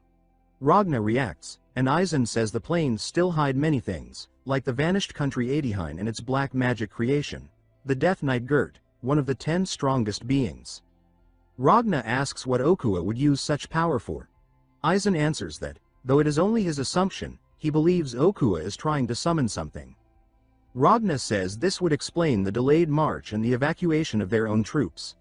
Eisen agrees, saying it is to buy time and that, if Okuwa already holds the tome, the summoning may have begun.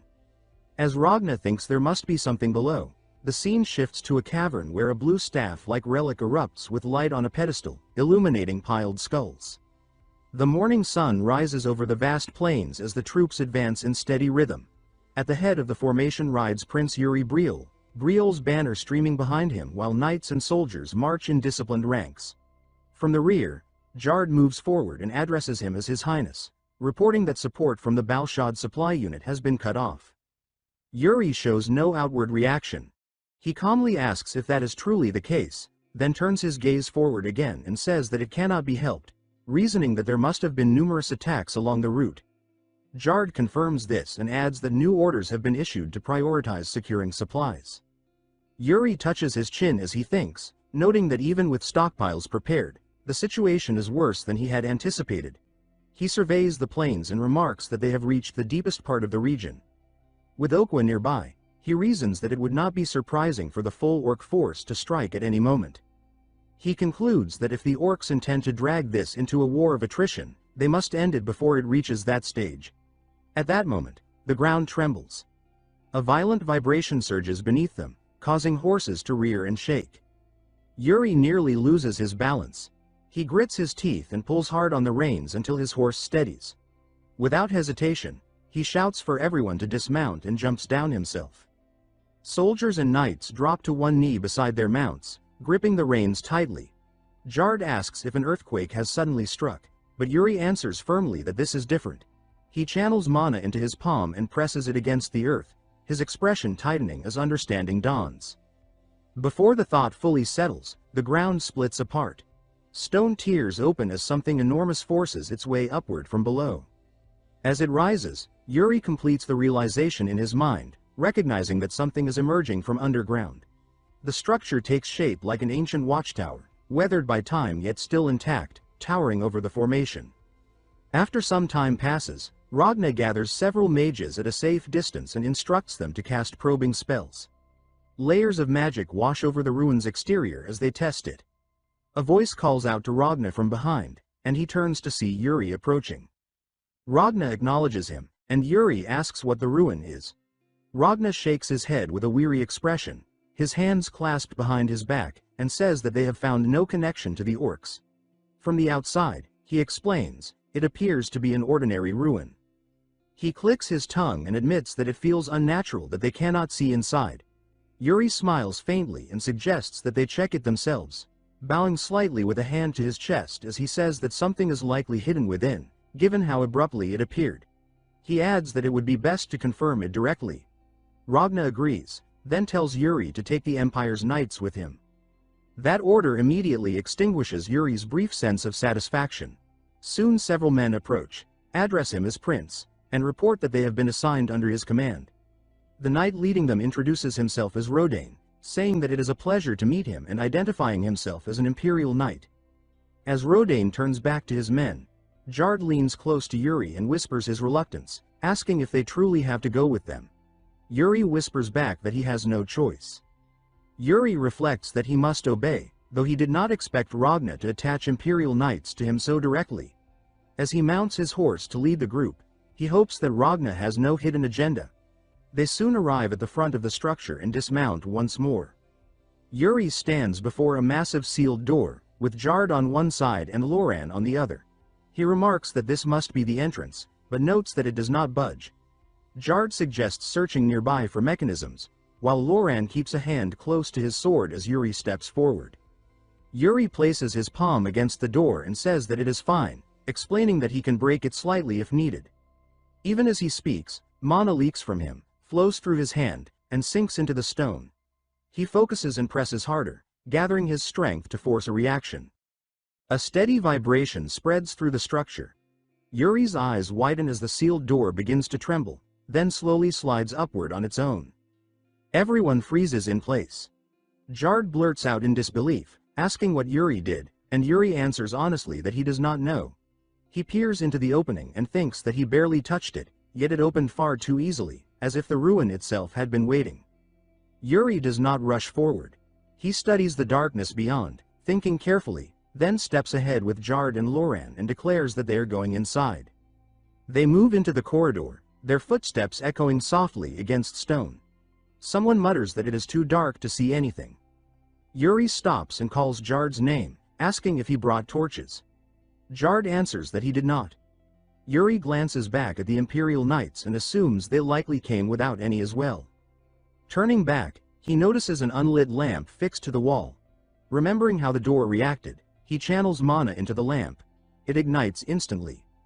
Yuri stares in shock as light spreads outward.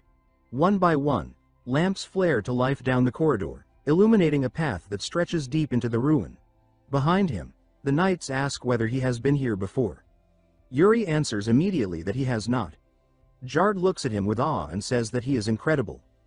Yuri tells them that they are proceeding further and orders everyone not to lower their guard.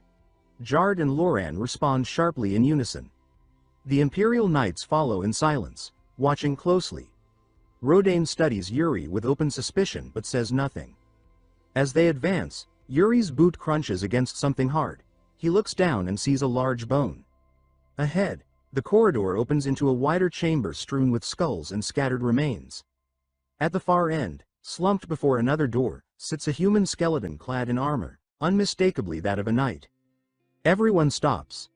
Yuri stares and begins to remark on the sight, but Jard steps forward and says that he will check first. Reaching the skeleton, Jard strikes the door behind it and calls back that the path is blocked from there. Yuri crouches beside the remains, examining them carefully without touching. He observes that most of the bones scattered around belong to orcs, while this skeleton is human. The marks of battle suggest that the knight died defending the door. Jard calls out again, reporting that the door does not respond even when mana is injected into it.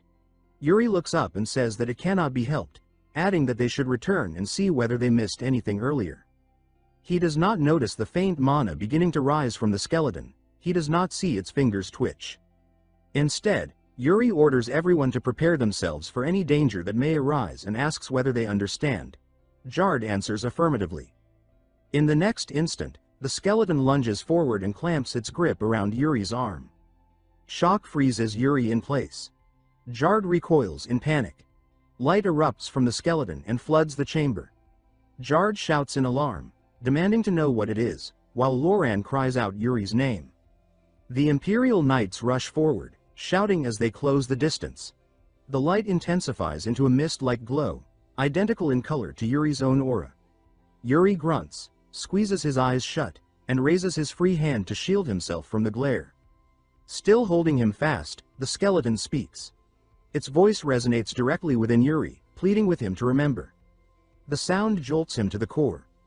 Yuri opens his eyes and stares into the hollow sockets as the voice echoes again inside his mind, telling him that this is their salvation.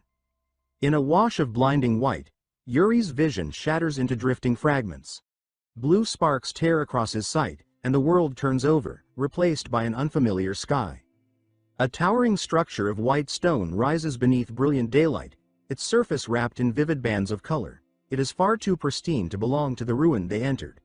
The same thought lingers without words, repeating that this is something else entirely, and Yuri feels as though he has been suspended and dropped into another person's memories. A boy wearing a green cloak runs across an open field, calling out for his master to look. An older knight with a broad frame turns toward him, arms crossed, and demands to know where the boy has gone.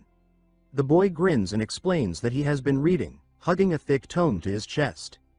As Yuri takes in the knight's armor, recognition strikes him. He wonders if he is witnessing the memories of the skeleton. He thinks that leaving something like this behind must have required immense magic. He watches as the boy slows his pace and stops beside his master. The master's voice softens as he asks whether the boy has something to show him, resting a rough hand on the boy's head. The boy spreads a book open on the grass, its pages crowded with dense text, circles, and diagrams. The master asks whether the boy's advanced studies have gone well. The boy falls quiet. The master's patience snaps. He presses for an answer and warns the boy not to change the subject. The boy droops and admits that reading all the time is not enjoyable. The master clicks his tongue and challenges him, asking whether he truly thinks he can become a capable hunter that way. Yuri feels a strange ache at the exchange, thinking that it reminds him of earlier days when Bernard used to nag him relentlessly. The master then tells the boy to look closely and raises a jagged red crystal. Light catches within it like blood trapped in glass. He explains that it is the mark of an orc hunter, and that only those who possess it are recognized as full-fledged hunters. Yuri absorbs the explanation in silence, thinking that it answers more questions than he would like. The boy does not look encouraged. Instead, he speaks with frustration, saying that he does not understand why they must kill orcs and suggesting that negotiation should be possible. Silence follows. The master's gaze hardens, and he says that the boy asked for the truth. He orders him to listen carefully and states plainly that orcs are humans who were corrupted by black magic. Yuri's breath catches, and he reacts in shock, demanding to know what that means. The memory sinks into deeper darkness. The master declares that long ago, a noble obsessed with power slaughtered his own people. The vision shows a throne looming above a sea of bodies soaked in black and red. When royal decree forbade murder, a black mage approached the noble and twisted the law, arguing that the king had forbidden killing humans, not turning humans into something else. The noble rejoiced. A ritual chamber appears, lit by a single red glow like an unblinking eye. The noble began forcing black magic into people, and those who touched it transformed into non-human monsters filled with hatred toward humanity. The orcs known today, the master explains, are humans corrupted by black magic. Yuri's eyes widen as the truth settles in. He says that this means the orcs he has been killing are descendants of humans. The boy asks whether the black mage was punished. The master answers that he was not, explaining that by the time the noble's crimes were exposed, the mage had already vanished. He adds that no method was ever found to reverse the transformation, and that the kingdom eventually abandoned hope. The boy is left stunned. The master gazes up at the sky and says that hunters exist to reap cursed lives and grant them the salvation of rest. Yuri's thoughts sharpen as he wonders whether the black magic he once inherited is connected to the poison used by orc shamans and the human sacrifices the foreigner mentioned. The realization strikes him so hard that he jolts. The air ripples. Yuri senses the memory shifting. Bright towers and stone fracture and fade, draining into darkness as ruined corridors replace the open field. Yuri blurts out in disbelief, asking whether they are inside the ruins. The boy, now older, clutches the master's cloak and cries that he cannot accept this. The master snaps at him to let go. The boy demands how the master can face them alone, insisting that he will die. The master shouts back, asking whether the boy expects him to wait for reinforcements, then declares that this is the end of Adalbane. Yuri watches with a sinking feeling, thinking that this must be from 10 years ago. The name Adalbane feels familiar to him. In the distance, an endless wave of orcs surges through the darkness. The boy trembles and accuses the master of throwing himself forward as bait. The master hardens and says that they are already coming, and that if he does not act now, there will be nothing left he can do. He grips the boy by the shoulders and says that the boy must survive and carry their wish forward, because that is the role of the next generation. The boy swallows and replies that even if he runs alone, he will not get far. He then insists that he would rather leave the memories of the orc hunters here, within these ruins, and pass them down. The master mutters that the boy is stubborn. Yuri's chest tightens as he understands that this is the reason these memories were preserved here. Stone cracks under a heavy impact as a staff is driven into the ground. The boy declares that they will leave these memories for a future generation to witness. Blue light surges through the darkness as he raises a glowing staff. He states that what they are leaving behind is the secret of the orcs, along with the techniques and experience of the strongest orc hunter, and that even if they die here, the next generation will fulfill their wish. The master appears broken and trapped. The boy strains against the swirling blue current, his face soaked with desperation, and begs for it to work, pleading that their deaths not be meaningless. Yuri watches, staring at a pedestal bathed in blue light and the boy's slumped body nearby. He wonders if the boy within the memory is looking directly at him. A faint, urgent voice reaches his ears and warns him to watch out for the devil's grimoire. Yuri repeats the words under his breath, stunned, questioning what the devil's grimoire could be. Blue light shatters above the pedestal. The crystal fractures and explodes, shards scattering through the darkness like falling glass. A faint voice trails off, struggling to reach him before fading away. Yuri's eyes snap open beneath his helmet as he is violently pulled back into his body, his breath catching in his throat. Lying amid broken stone and debris, he lifts his head and asks where they are. One knight answers that they are still inside the ruins. Another reports that the skeleton erupted in light and then vanished, adding that everyone is relieved Yuri is unharmed. Yuri exhales slowly and says that he is glad they are all safe as well. As he gathers himself, Yuri thinks that the hunter's memories did not feel like living someone else's life. Instead, they felt like something buried deep inside him being dragged to the surface. He gestures toward the entrance and asks whether they were the ones who broke it, pointing out that the door has been completely destroyed. A knight laughs awkwardly and admits that it took quite a bit of effort. Jard asks what Yuri saw, and Yuri answers that it was something beyond ordinary sight. A deep tremor suddenly rolls through the stone beneath them. Someone calls out that it must be an earthquake, but Yuri immediately says that it is not. His words are cut short by the sound of heavy, pounding footsteps. Yuri states with certainty that the orcs are attacking. Jard panics and asks whether they were discovered and whether this was all a trap. Yuri sharply tells him to stop. He explains that this ruin was once an orc hunter base, and that the orcs would naturally rush to destroy the remains of an old enemy that had suddenly surfaced. Extending his senses, he judges the rhythm of the vibrations and adds that the attackers are riding Komodo drakes. After counting silently, he finishes coldly by stating that there are 10 riders. Loran urges that they retreat to the main force. Yuri agrees that it would normally be the right decision, but then orders everyone, including the Imperial Knights, to follow him. He declares with confidence that they will prepare for battle. When Rodane asks whether they are truly not retreating, Yuri replies that there is no need, adding that it is now clear how these orcs should be fought. Outside, the plains burn beneath a sinking sunset. Komodo drakes thunder forward as a wave of orcs surges across the land. One orc points and bellows just as red flashes erupt from the bushes, slamming into the horde. The orcs roar and charge through the haze, but as they draw closer, hesitation ripples through them when the red light intensifies. Yuri steps into view and shouts that the moment has come. At his signal, knights hidden in the brush surge forward. Steel flashes as the first clash lands.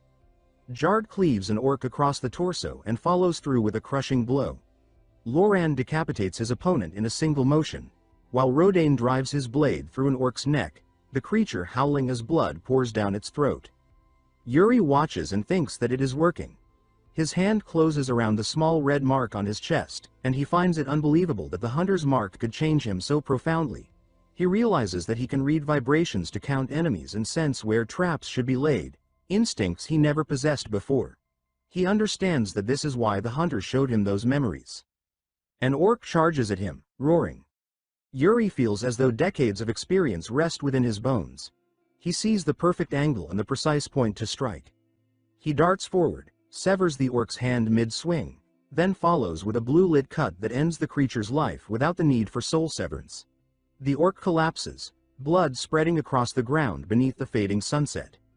Standing over the body, Yuri says that he will carry on the legacy that was left behind, addressing the fallen as the hunters of Adalbane. Night settles over the camp around the ruins. Ragna reports that thanks to Yuri's actions, they were able to secure the perimeter without losses. He tells Yuri that he did excellent work, and Yuri responds that he is grateful. Ragna asks whether the ruins were the hunters' residence. Yuri answers that they hold traces of the hunters' final battle. He then asks whether Ragna knows anything about the Devil's Tome.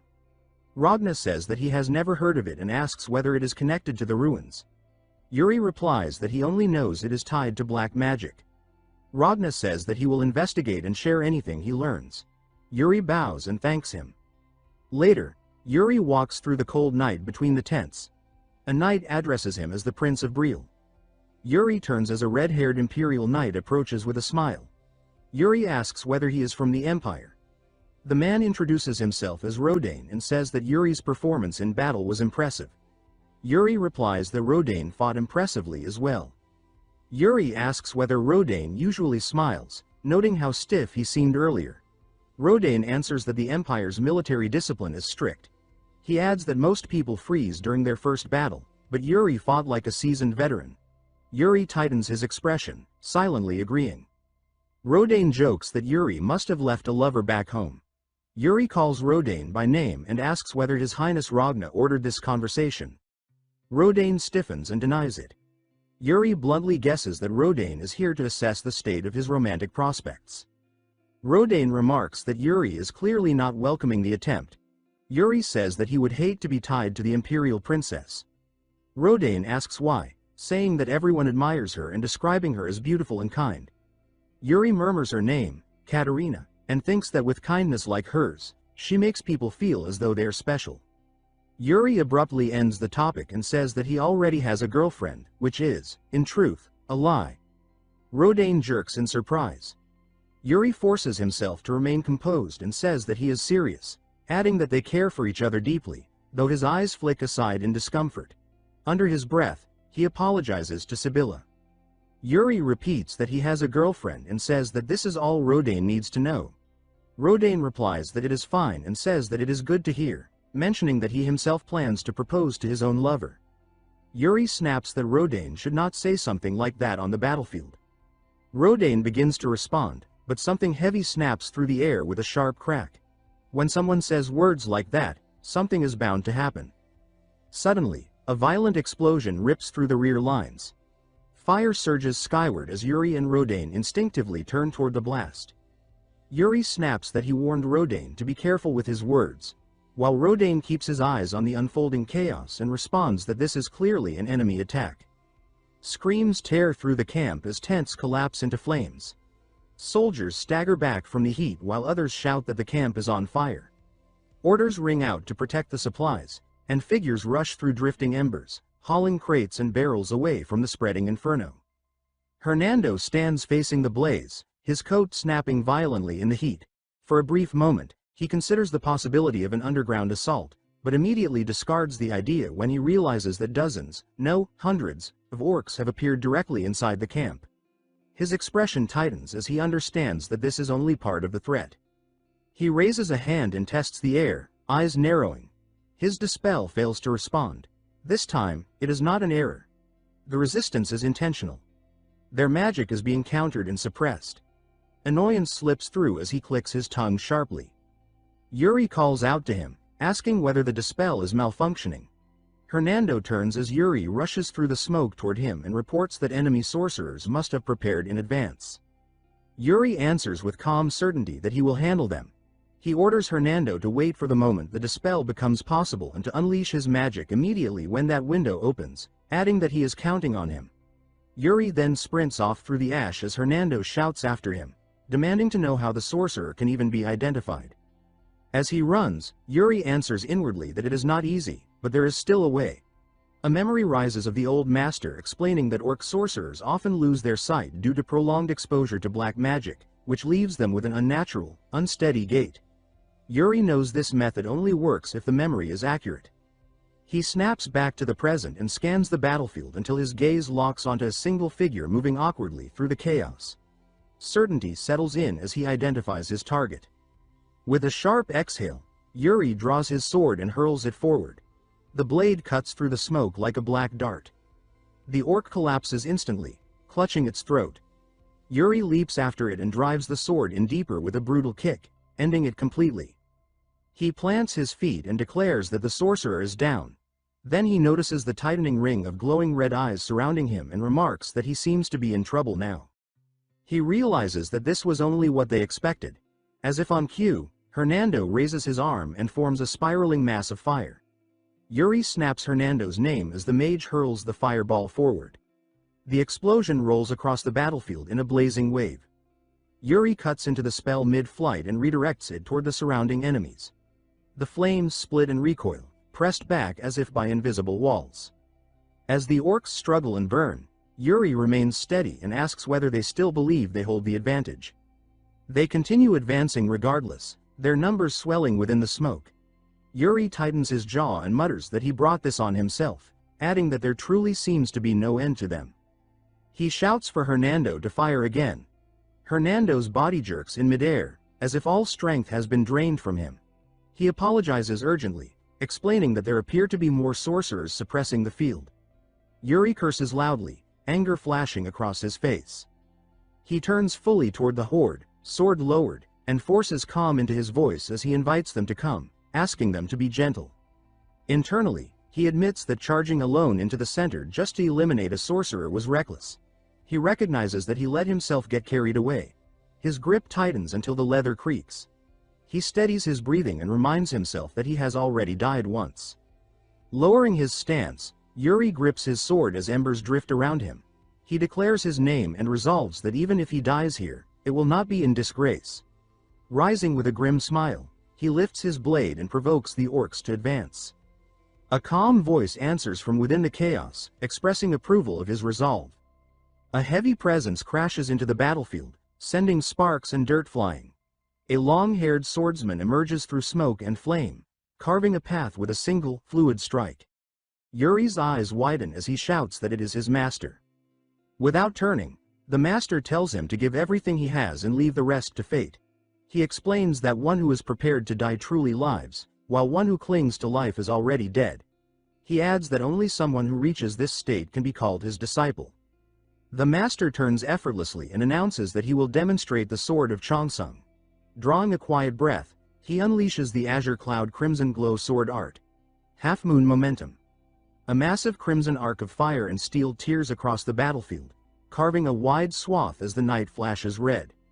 Yuri stares in awe, ash and sweat streaking his face.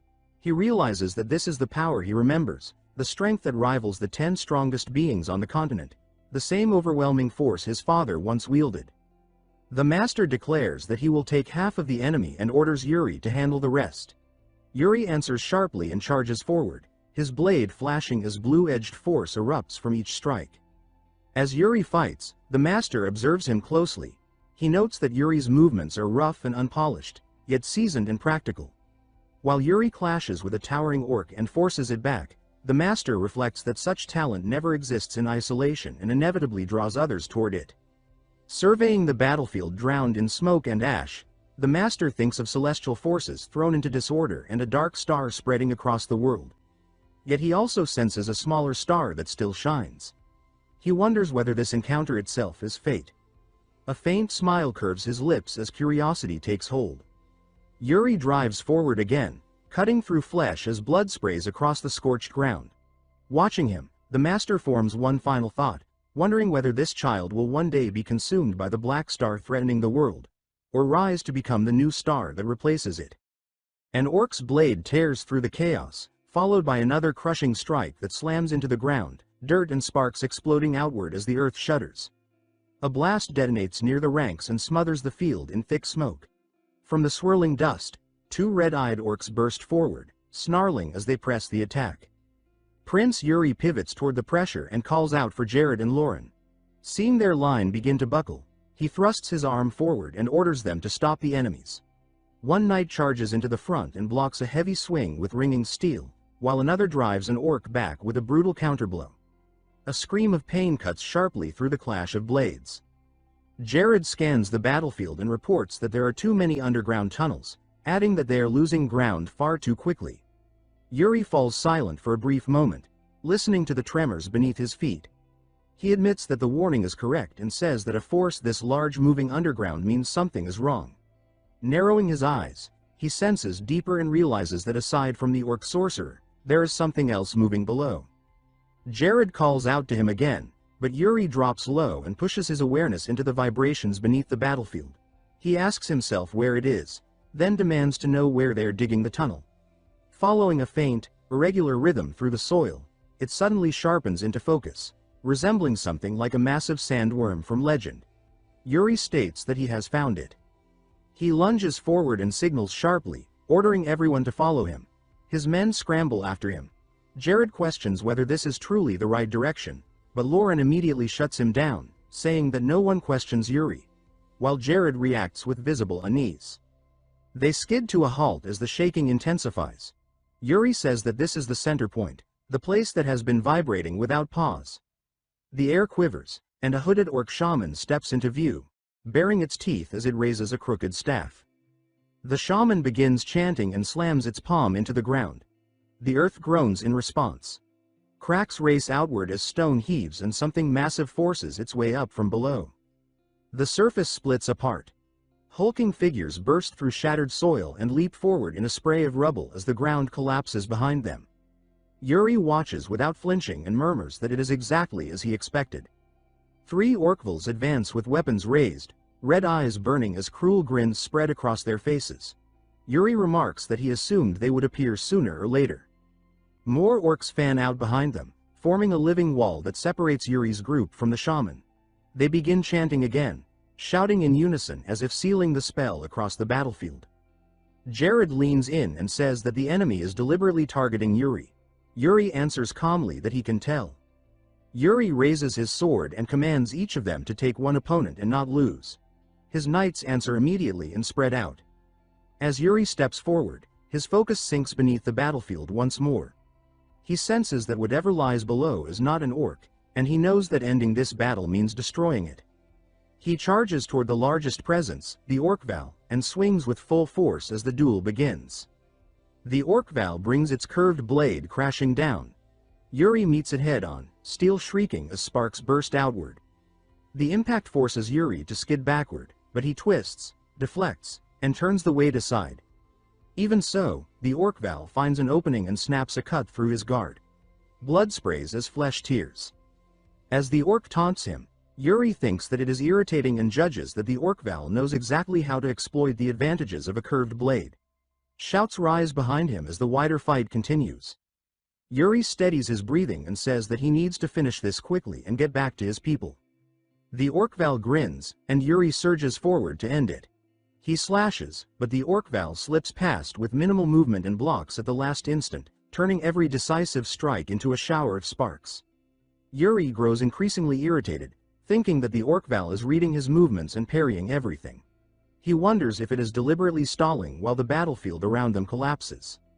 His focus falters for a heartbeat, then snaps back as a memory of his master's lesson surfaces. Bernard says that when the mind scatters, the sword strays, and that no matter how urgent the situation is, if the sword cannot keep up, it will never reach the enemy. Yuri's younger self demands to know what he is supposed to do. In that memory, Yuri snaps that his master should complain instead of swinging, adding that he nearly killed him. Bernard answers that Yuri must choose, explaining that combat is fluid and filled with paths beyond what seems obvious. He orders Yuri to remember why he fights. Back in the present, Yuri hardens and says that it is just like his master, admitting that the nagging brought him back to himself. Pressure coils at his feet like a wound spring. White energy wraps around his body. In the distance, the shaman stiffens, and the orcval's eyes flare as it senses the shift in Yuri's rhythm. Yuri levels his sword and says that they were trying to provoke him. He leaps forward, declaring that his original purpose was to deal with what lies underground. He drives his blade down with ruthless resolve. The strike detonates the space beneath them and forces the massive earthbound creature upward, unleashing a harsh, echoing scream. As the smoke peels away, Yuri is already moving again. He surges forward through the white spiral of his own momentum, eyes locked ahead, and states that charging straight through like this is always the best way. White force detonates across the ground and shreds the earth into a collapsing crater, the roar stretching as debris and dust surge outward. Nearby, an orc drives its weapon down at Jared, and he screams for his highness as he barely holds the blow back. Amid the settling rubble, Prince Yuri staggers and plants his sword into the ground to keep himself upright. He drops to one knee, breathing hard, and thinks that he has used all the mana in his body, including the mana stored in his core. Pain twists through him, and he curses that the backlash is worse than he thought. He forces himself to breathe and thinks that he needs some time to heal, adding that with this, the underground tunnel should be dealt with. Before the thought can finish, the battle noise swells again and another strike flashes near Laurent, making his eyes go wide. The earth suddenly puckers and splits. Multiple gaping maws burst up from the ground like living pits, and Laurent's frantic warning rings out, telling Yuri to watch out. Yuri grits his teeth and spits a curse as the nearest mouth snaps toward him. Jared lunges in, yanks Yuri away by force, and drags him out of the bite zone as the ground erupts behind them. He hauls Yuri up and carries him while sprinting, then Laurent rushes in and cuts the threat to pieces. They crash down together in a safer pocket of ground, still shaking from the impacts. Yuri forces a tight smile and says that he is thankful. Jared, still tense, says that if Yuri is really grateful, then Yuri should tell him beforehand the next time he plans to do something like that. Jared asks if Yuri is able to fight. Yuri answers that he would love to, but his body will not move. Jared mutters that it is a problem. Heavy steps answer them. Massive bare feet land nearby, and the looming presence of the giant sandworm's advance presses into the air. Jared asks if they think they can make it back alive, watching the shadows of enemies gather, with a strange, overdramatic glow of resolve. Laurent says that dying with Yuri would be the greatest honor for him, while others nearby react as if he is starting again. Yuri answers that it does not mean they are going down without a struggle. He lifts his sword despite the strain and declares that they will take their lives until their last breath. Yuri shouts for everyone to spread out. His men answer that they understand. Yuri then vows that he will make the path and surges forward, forcing his battered body to move through sheer will. As he charges, a calm warning cuts through his momentum, telling him not to overwork himself. At the same time, golden light swirls up like a protective storm, and Yuri calls out in surprise, addressing Sir Graham. Sir Graham steps into view wrapped in radiant, swirling aura as he slashes at their enemies. He says that he has been ordered by Prince Ragna, and he declares that they will be helping from here, bringing support into the fight as the pressure shifts away from Yuri's side. Later, the camp settles under clearer light. Someone asks if the enemies ran away, and the answer comes that they did. Inside the medical tent, Prince Ragna listens as a report says that by the time they arrived, Prince Yuri had already taken down the giant sandworm. The report adds that the enemies probably concluded they had no chance of winning once their entrance was blocked. Prince Ragna clicks his tongue and says that it is a shame, adding that it would have been nice if they had captured them and interrogated them. He praises Sir Graham, saying that he has done very well. Prince Ragna looks to Sir Graham and says that he has done very well. He adds that they would have lost a core member of the Allied forces if Graham had been even a little late. Sir Graham lowers his head and says that he is thankful. Ragna dismisses him and says that he may leave now. Afterward, Ragna stands over Prince Yuri's bed and clicks his tongue. He says that Yuri always has to make a fuss. Watching Yuri lie unconscious, Ragna says that it feels like the entire Allied force exists just to highlight Yuri. Then he thinks that it is as expected, and he concludes that this is what it takes to be Yekaterina's partner. Yuri stirs and lets out a strained groan. Later, Yuri jolts upright in the bed with a sharp gasp, sweat on his brow. He curses under his breath and wonders what kind of nightmare that was. Clutching his head, he thinks that it feels like he has been foretold a terrible future. A voice from the doorway asks if he is awake. Yuri turns and says Sibylla's name as she steps inside. Sibylla approaches with a relieved look and Yuri asks how the situation is, demanding to know if everyone is safe. She tells him to calm down and says that the battle ended well. Sibylla explains that while Yuri was unconscious, the Allied forces moved for another 2 days. She adds that everyone has been considerate so Yuri can focus entirely on recovering. Then she asks how he is feeling and says that she reckons his mana is restored. When Yuri shifts and tests his body, Sibylla smugly says that he can thank her for that. She boasts that he does not get holy treatment from the Holy Kingdom's princess every day. Yuri exhales and says that, fine, he is thankful. Addressing her by name, Yuri then asks where they are right now. Sibylla invites him to look outside and says that she is sure he will be surprised. She leads him out, sunlight washing over the camp as they walk side by side. Yuri freezes as the view opens, starting to say that it is while Sebela watches his face and asks what he thinks. She points toward the distant walls and says that it is the Allied forces' final destination, Okua's fortress. She says that they are finally there. Yuri answers that they are, agreeing without looking away. Sebela turns serious and says that she has to thank Yuri first. Yuri reacts with a small, confused sound. Sebela says that without Yuri, they would not have made it this far. And she adds that even if they had, they would have had far more casualties. She says that she feels so fortunate to have Yuri with them. And she thanks him again, her hand lightly gripping his arm. Yuri swallows, then asks if she is that grateful, could she do him a favor? Sebela repeats the word, surprised, asking what favor. Yuri hesitates, then carefully says that if Sebela is okay with it, he wants her to pretend they are dating.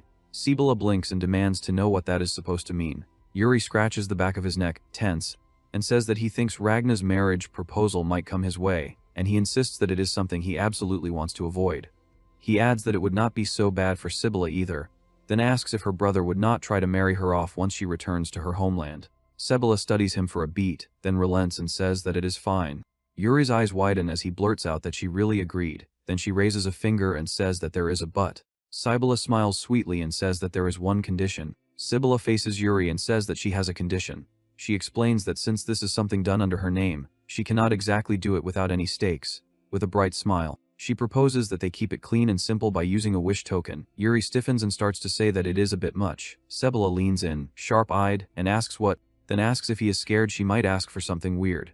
She shrugs with a sly grin and says that if he does not like it, he can look for someone else. Yuri averts his gaze, rubbing the back of his neck in silence. Then she asks who the marriage proposal is with that he has to go this far to avoid. Yuri answers plainly that it is the crown princess of the empire.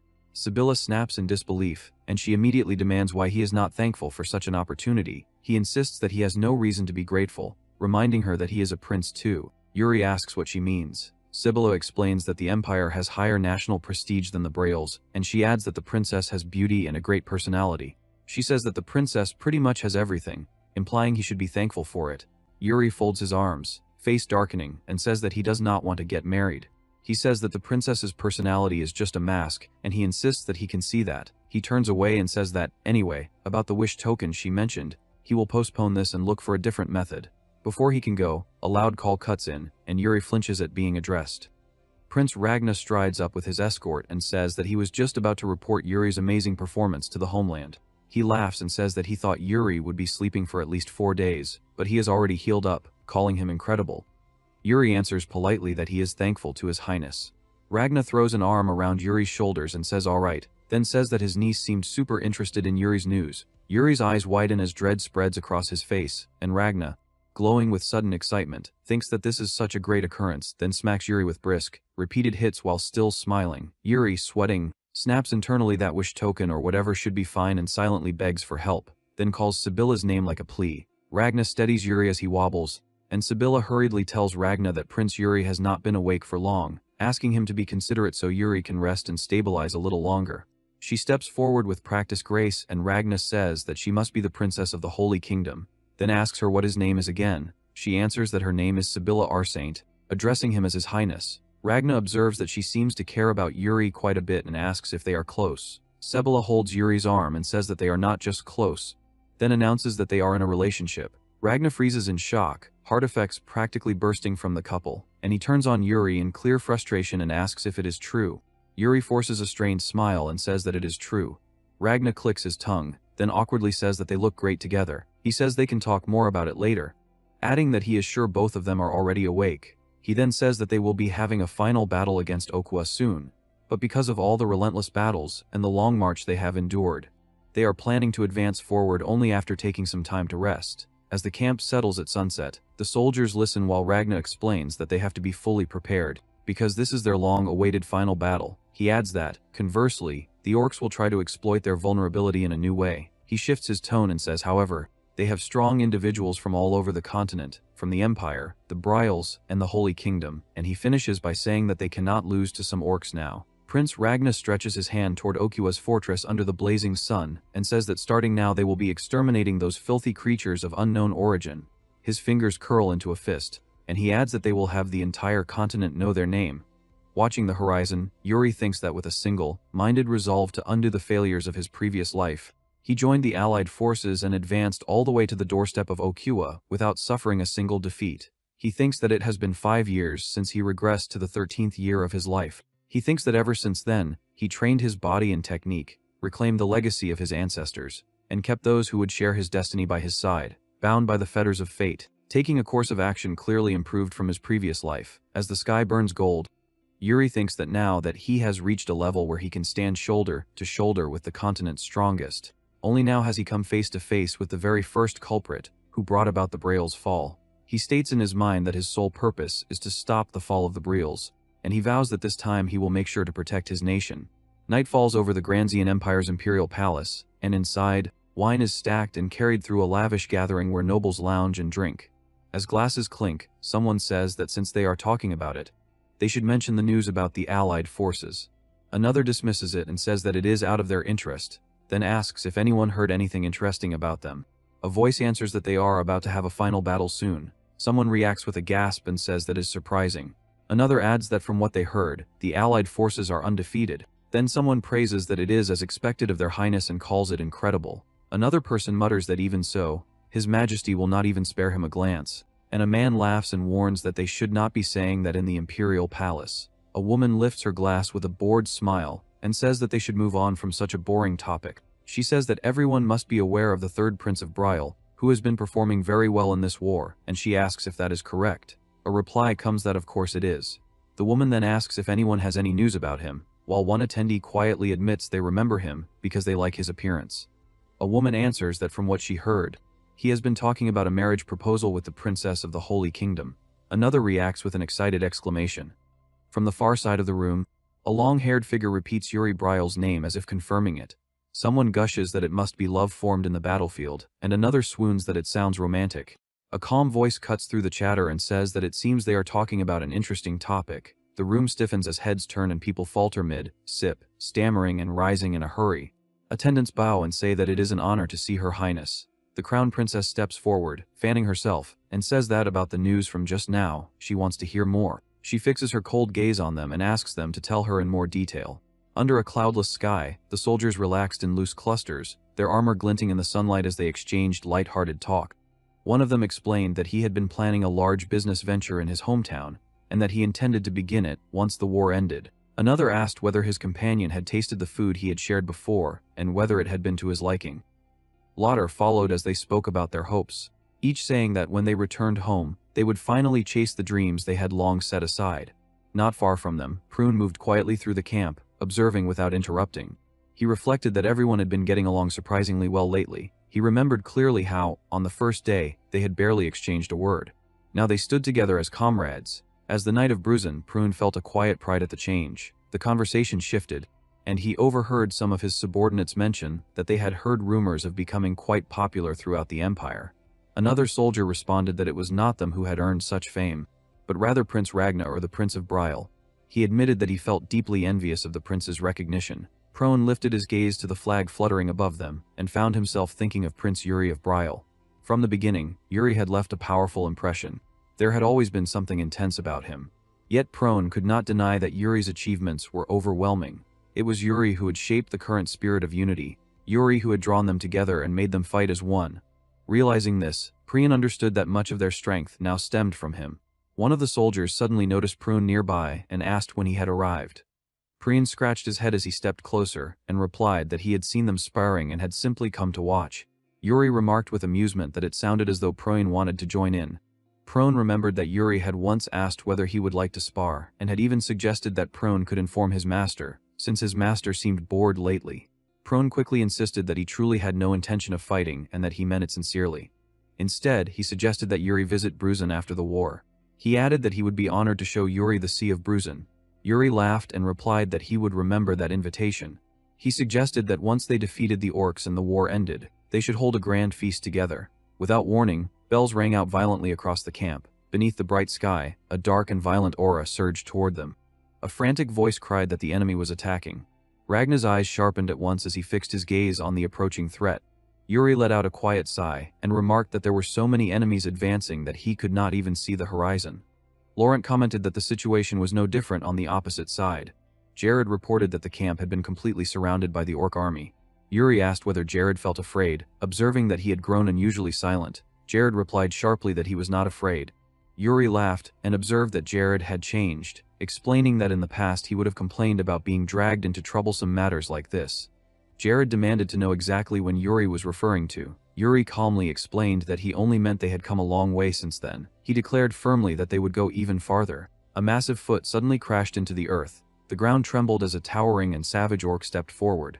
Jared reacted in shock, exclaiming at the creature's overwhelming presence. Yuri narrowed his eyes and concluded that this had to be Okwa, the Orc King. The monstrous figure roared, and Yuri confirmed with certainty that it was indeed Okwa. Immediately, the other orcs echoed their king's roar, their voices merging into a thunderous wave. The human soldiers refused to falter. Horns blared in response, their sound cutting through the chaos. Ragna lowered his sword in a swift motion and ordered the charge.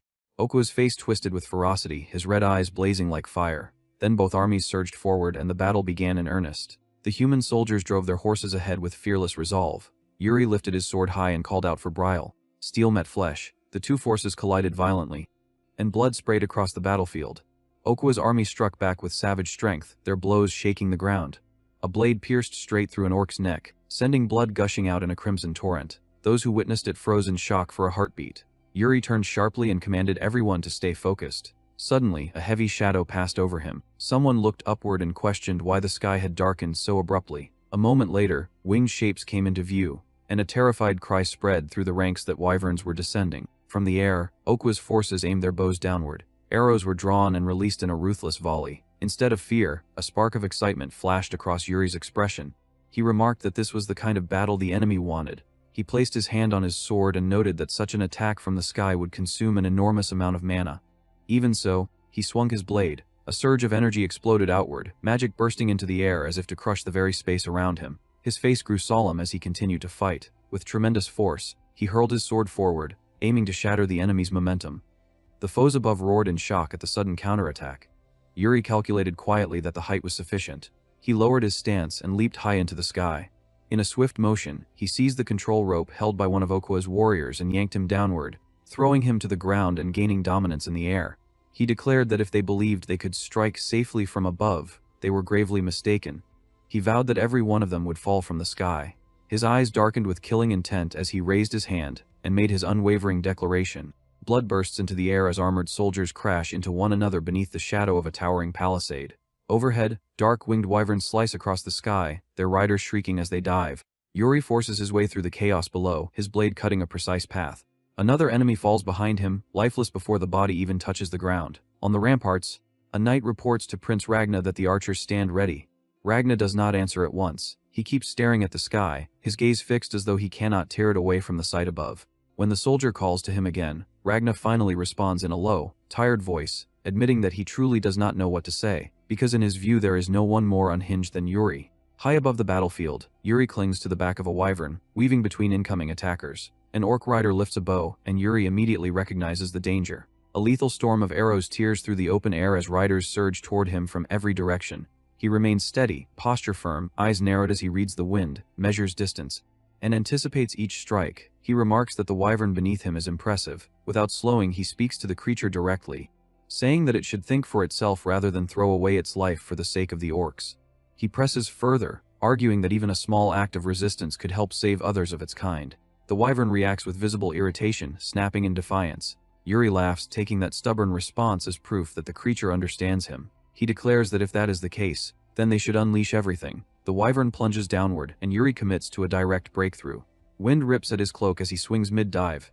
His sword flashes once in a clean, decisive arc, and an enemy rider is cut down instantly. He absorbs the recoil, but two more orc riders pursue him. In response, he twists into a mid-air somersault and drops sharply. Aura gathers along his blade, and with a single brutal strike he cuts both pursuers down. He states calmly that it is finished, as though marking the completion of a simple task. Then he lands heavily back onto his own wyvern. For a brief moment, the sky seems to belong to them. Yuri acknowledges inwardly that this exchange favored their side.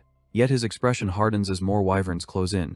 He calculates that eliminating them one by one will consume too much time. Green-tinted energy coils along his arm as he decides to shift his approach and apply his power differently. Below, the front lines begin to buckle under mounting pressure. A commanding voice shouts that the soldiers must not be pushed back, and that they must hold the line. The response comes in strained breathing and pained groans from the ranks struggling to endure. A knight cuts down an advancing orc but staggers as more enemies flood forward. He curses that they seem endless. Before he can steady himself, he senses a change in the air. He freezes, confused, as the wind begins to spiral violently, growing stronger with each passing second. He wonders aloud why the wind is behaving so strangely. Faces tilt upward. A green spiral forms in the sky, and someone cries out Prince Yuri's name. The roar of battle dulls under the oppressive weight of gathering mana. Yuri defines the technique in his mind as power shaped by will, a slash that severs the soul. He understands it as the rotational force of the wind ring sword compressed into concentrated wind, released in a single instant. His gaze sharpens as the green current coils tightly around him. He calmly confirms that the power is stable and considers extending its range. The vortex thickens, swelling into a towering whirlwind that spears downward. It drills through the air and tears across the battlefield in a wide line, blasting dust, weapons, and bodies aside. Warriors on the ground stare upward in shock. One thinks that this must be the third Prince of Briol, the one they had only heard about in rumors. Another observes that the strength of a single man rivals that of an entire squad. As Yuri descends, someone comments that his techniques are overly flashy. Yuri mutters that they have already begun nagging him the moment he lands.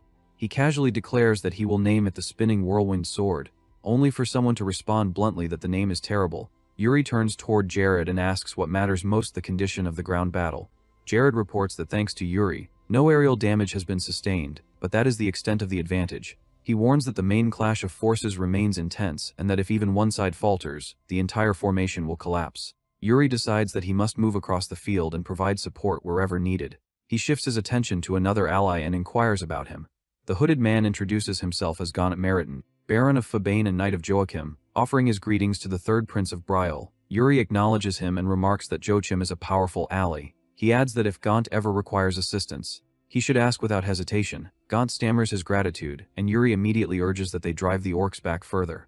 Yuri checks on Jared again, asking whether he is already exhausted. Jared answers firmly that he is not. Yuri states that every additional swing of their swords means more lives saved. He orders Jared to hold the front line. Jared answers in agreement, and the fighting continues relentlessly. Knights fall in great numbers. Orcs fall just as heavily. Screams mingle with the harsh clash of steel. The air thickens with the sense that the war is nearing its conclusion. As silence slowly settles, purchased with countless lives, the sun sinks toward the horizon. Around that moment, something shifts once more. An orc releases a furious howl. Instantly, soldiers clutch their heads, crying out in agony as they stagger beneath a sky stained red. Yuri drops to one knee, planting his sword into the ground for support. His eyes remain steady as he surveys the battlefield. He states that the one they have been waiting for is finally stepping forward. He notes internally that at last, Orkua has made his move. Yuri reflects that if Orkua truly joins the battle, then they still possess Master Noyan's chain as a counter. He observes that both armies have been locked in a brutal war of attrition, yet despite that balance, something about the situation feels wrong. A brutal roar rips across the battlefield, raw and unnatural. Yuri's eyes sharpen at once. He curses that the orcs they had already killed are still rising and moving. He shouts that Briol must prepare immediately, warning that the orcs are about to descend into a berserk frenzy. The berserk wave slams into the allied formation like a tidal surge. Yuri moves with tight, controlled precision, striking and parrying as weapons crash against armor in a storm of sparks. He orders the soldiers not to give ground and commands them to hold the line no matter what. Nearby, a knight calls out urgently to the prince, telling him to look ahead. Through the crush of bodies and flashing steel, someone notices Orkua pulling back from the center of the fight and exclaims that Orkua is attempting to retreat. Yuri's jaw tightens. He declares that they cannot allow Orkua to escape under any circumstances. He immediately commands the troops to pursue him. The chase bursts forward in the midst of chaos. Blades gleam in the darkening light, bodies stumble and fall, a wounded soldier groans as he collapses, and the melee churns violently while Orkua's withdrawal carves a shifting path through blood and wreckage. Then night falls. Laughter rises from the exhausted soldiers, who proclaim that victory is theirs. Inside the command tent, several commanders gather around a map spread across a heavy table. One of them boasts that Orkua's retreat can only mean they have achieved a great triumph. Another officer proposes that since the enemy has withdrawn, they should take time to rest. Someone responds with eager approval. A second voice reasons that Orkua must have sustained serious injuries as well and suggests they focus on recovery. Another agrees, arguing that the forced march to reach this battlefield was long and draining, that fatigue weakens combat ability, and that proper rest would restore their strength. Yuri cuts through their optimism sharply, stating that they are speaking nonsense. He asks whether they have forgotten their location and reminds them that they are deep within enemy territory. He warns that they have no idea what schemes Orkua might be preparing and questions how they can casually discuss resting under such conditions. He points out that Orkua is the one controlling the orcs and insists that there must be something more hidden beneath the surface. Yuri declares that they must continue applying pressure without delay. Ragna speaks up then, explaining that during the battle he dispatched mages to observe Orkua's encampment. He reports that those mages sensed a sinister aura rising from within the enemy camp. Yuri concludes that there is no justification to prolong the situation any further. Ragna issues the final command, declaring that they will march at dawn and instructing everyone to ensure that all preparations are flawless. The gathered commanders respond together that they understand. As the meeting disperses, Ragna calls Yuri's name. Yuri approaches the command table and asks whether he has been summoned. The blonde commander states that there is something he must discuss privately and demands that Yuri keep what he is about to say absolutely secret. Yuri answers without hesitation that he can do so. Satisfied, the commander places a blue, jewel-like device on the table and activates it. A translucent barrier spreads outward, enclosing the space around them. Yuri watches the shimmering wall form and realizes that the commander is sealing the area with mana to block sound. The commander admits that he hesitates to speak because Yuri is not a member of the Empire. Yet he adds that Yuri is the only person present whom he truly trusts. He asks whether Yuri remembers the letter they destroyed earlier. Yuri replies that he remembers it clearly and states that the letter claimed the Emperor had formed a secret pact with Orkua. The commander then reveals that someone within the Empire is wielding black magic. Yuri falls into sharp silence at that statement. The commander continues, explaining that the events of the day demonstrate what Orkua can achieve through black magic, even suggesting that Orkua can seize control of his enemies. He admits that they still do not know how far that influence extends. Yuri asks whether he suspects a traitor within the Allied army. The commander replies that it remains only a suspicion for now, which is precisely why he called Yuri. He explains that it is not a matter he can entrust to an Imperial knight.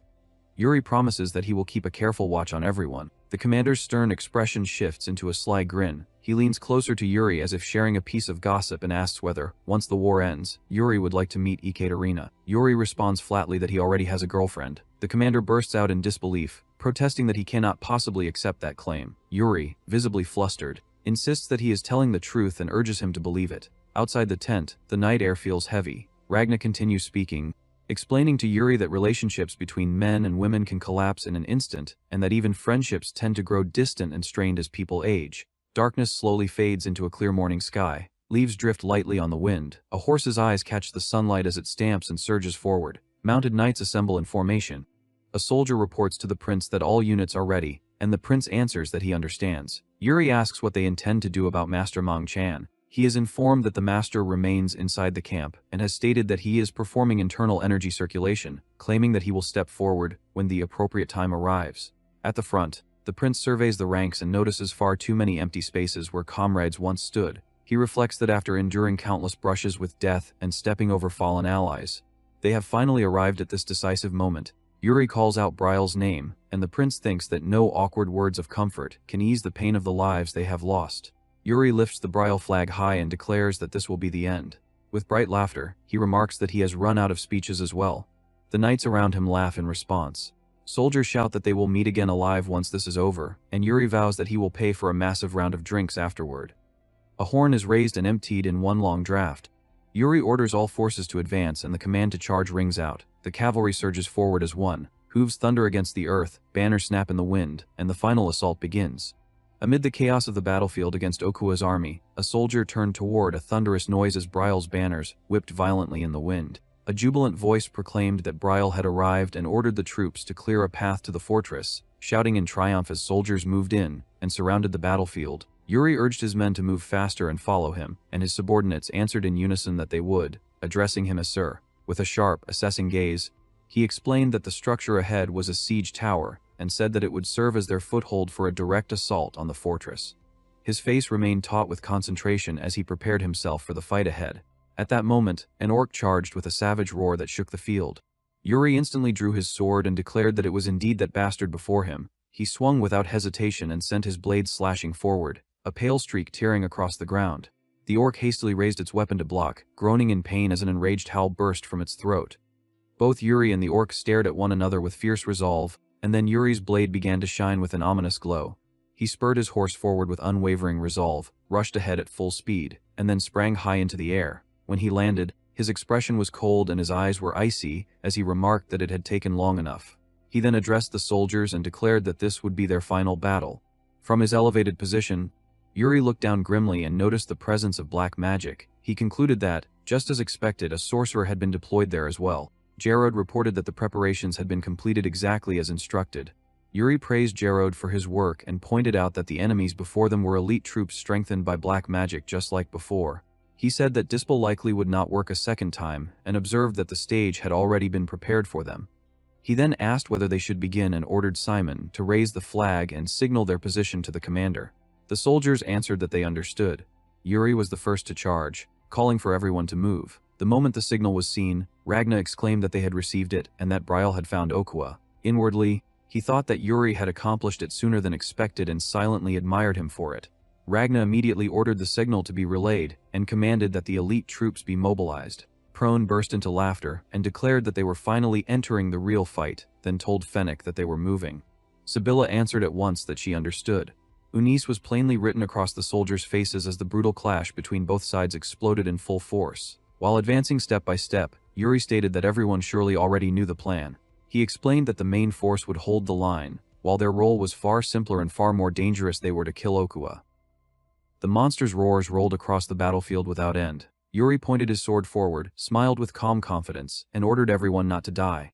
Then he threw himself into battle against the towering foe, his strike swift, sharp, and unyielding. Sibylla refused to be left behind and focused with fierce intensity. She suddenly leaped down from above and called for Fennec to move. He responded at once, addressing her as Your Highness. As he fought, Fennec reflected that people from different lands and different walks of life were standing together, protecting one another in the same battle.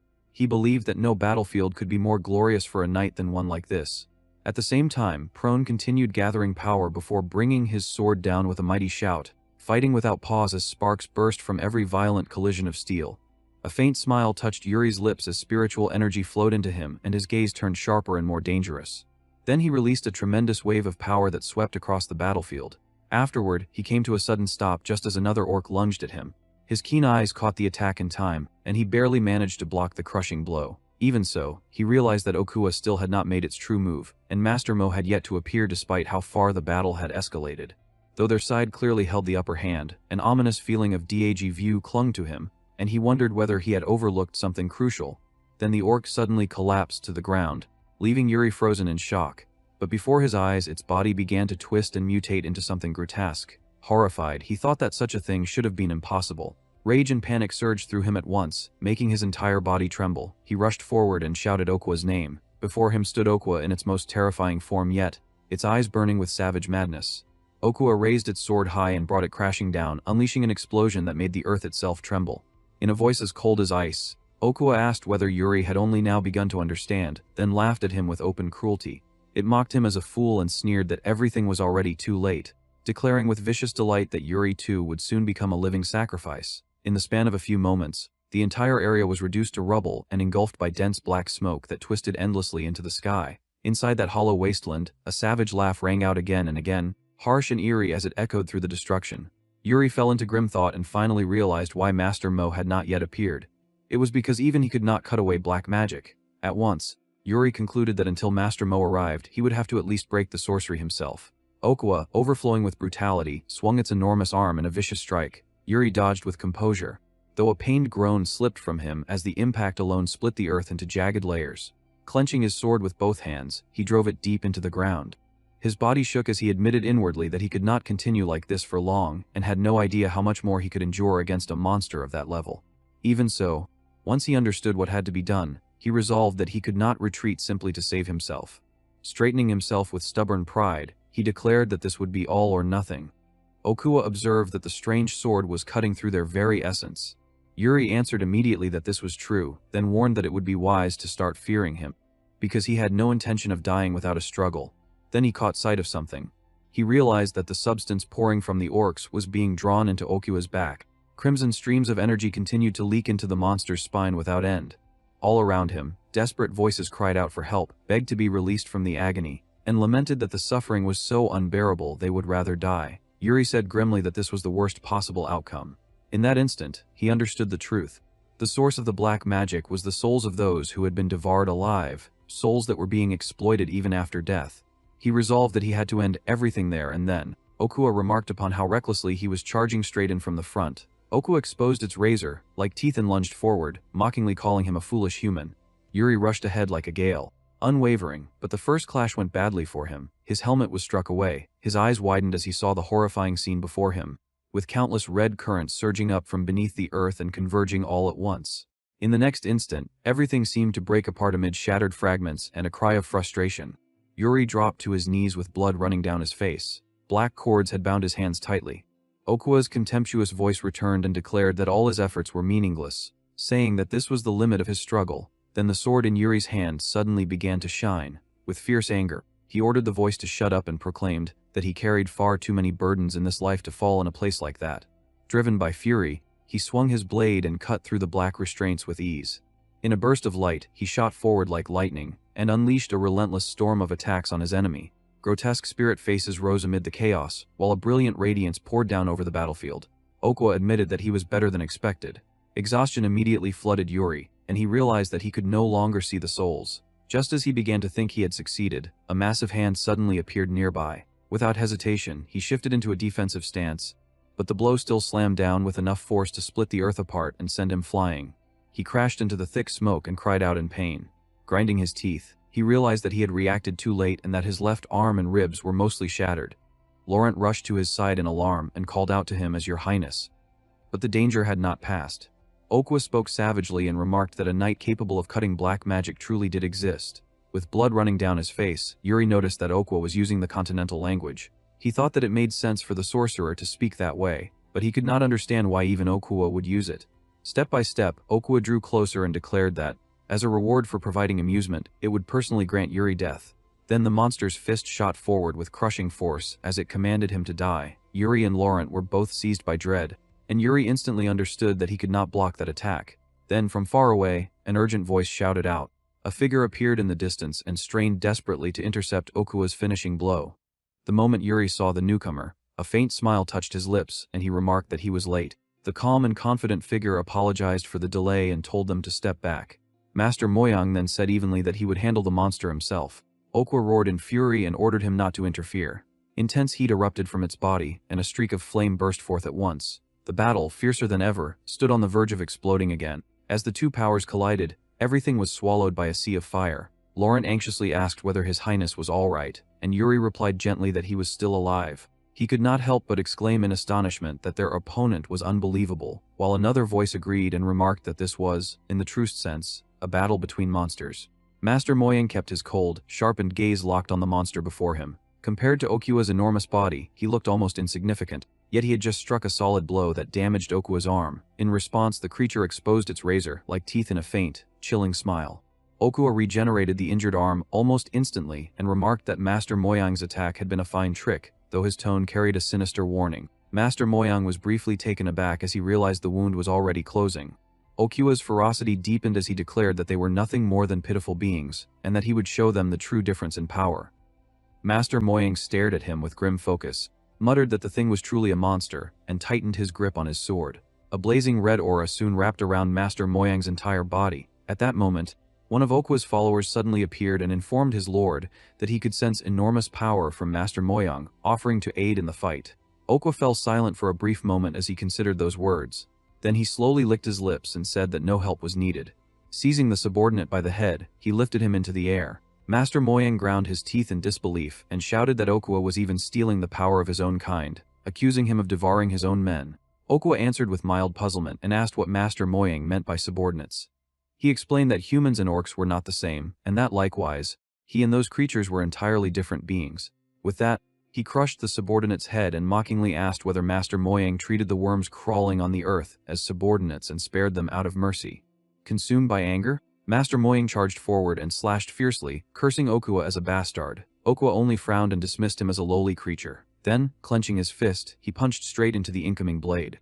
The collision triggered a violent blast. Master Moyang stared in shock as he realized that Okwa had stopped the sword with nothing but his bare hand. A dark aura burst out from Okwa and wrapped itself around Master Moyang's body. Okwa hammered his fist downward with overwhelming force, shattering the ground below. Then he raised his arm again and pounded the earth over and over, reducing everything beneath him to broken rubble. As the barrage continued, Okwa declared that it was only natural for the weak to be eaten by the strong, and said that Master Moyang could never hope to defeat him. Pressing his foot into the ground, Okwa used the force to launch himself high into the air. Preparing to end it, he grinned viciously and declared that Master Moyang should die and become his nourishment. But through the thick smoke, Master Moyang's smiling face appeared. With biting sarcasm, Master Moyang remarked that Okua sounded like a child who had only just learned how to speak, noting that he talked far too much. He then brought up Okua's claim that the weak were always devoured by the strong and asked whether he had ever faced the sunset all the way to the end. At that question, Okua halted. A brilliant sphere of light appeared before them. Master Moyang raised his sword and slowly shut his eyes as he invoked the Azure Cloud Crimson Sunset Sword.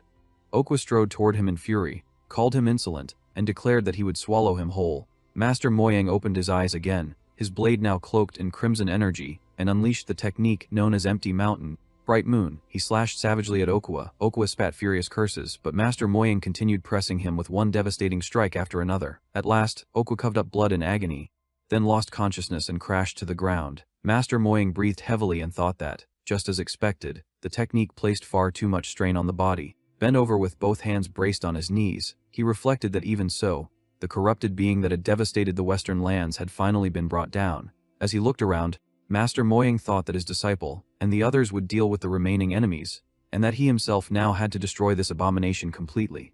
Swearing under his breath, he reflected that although he had expected something terrible, he had never imagined anything this horrifying, and he wondered how many people had been sacrificed to create it. Then Okua suddenly appeared behind him and said that what Master Moyang had seen so far was not the whole truth, and that beyond what he could imagine, the darkness ran much deeper and was far more dreadful. Startled, Master Moyang stepped back in confusion, horrified that the monster was still alive even after having its head pierced. Okua's body began regenerating once more, the wounds slowly closing as he explained that the horror Master Moyang had witnessed had been piling up for a very long time. Master Moyang struck him again with a powerful slash, but this time it did nothing. Okua advanced slowly and said that when creatures starved, they devoured one another like worms, reminding Master Moyang that he had already explained this. To him, Master Moyang and all the others were no different from insects. Then he raised his huge hand over Master Moyang. Hearing the disturbance, Yuri turned his head toward the scene. His face tightened at once, and he muttered in disbelief that it could not be happening.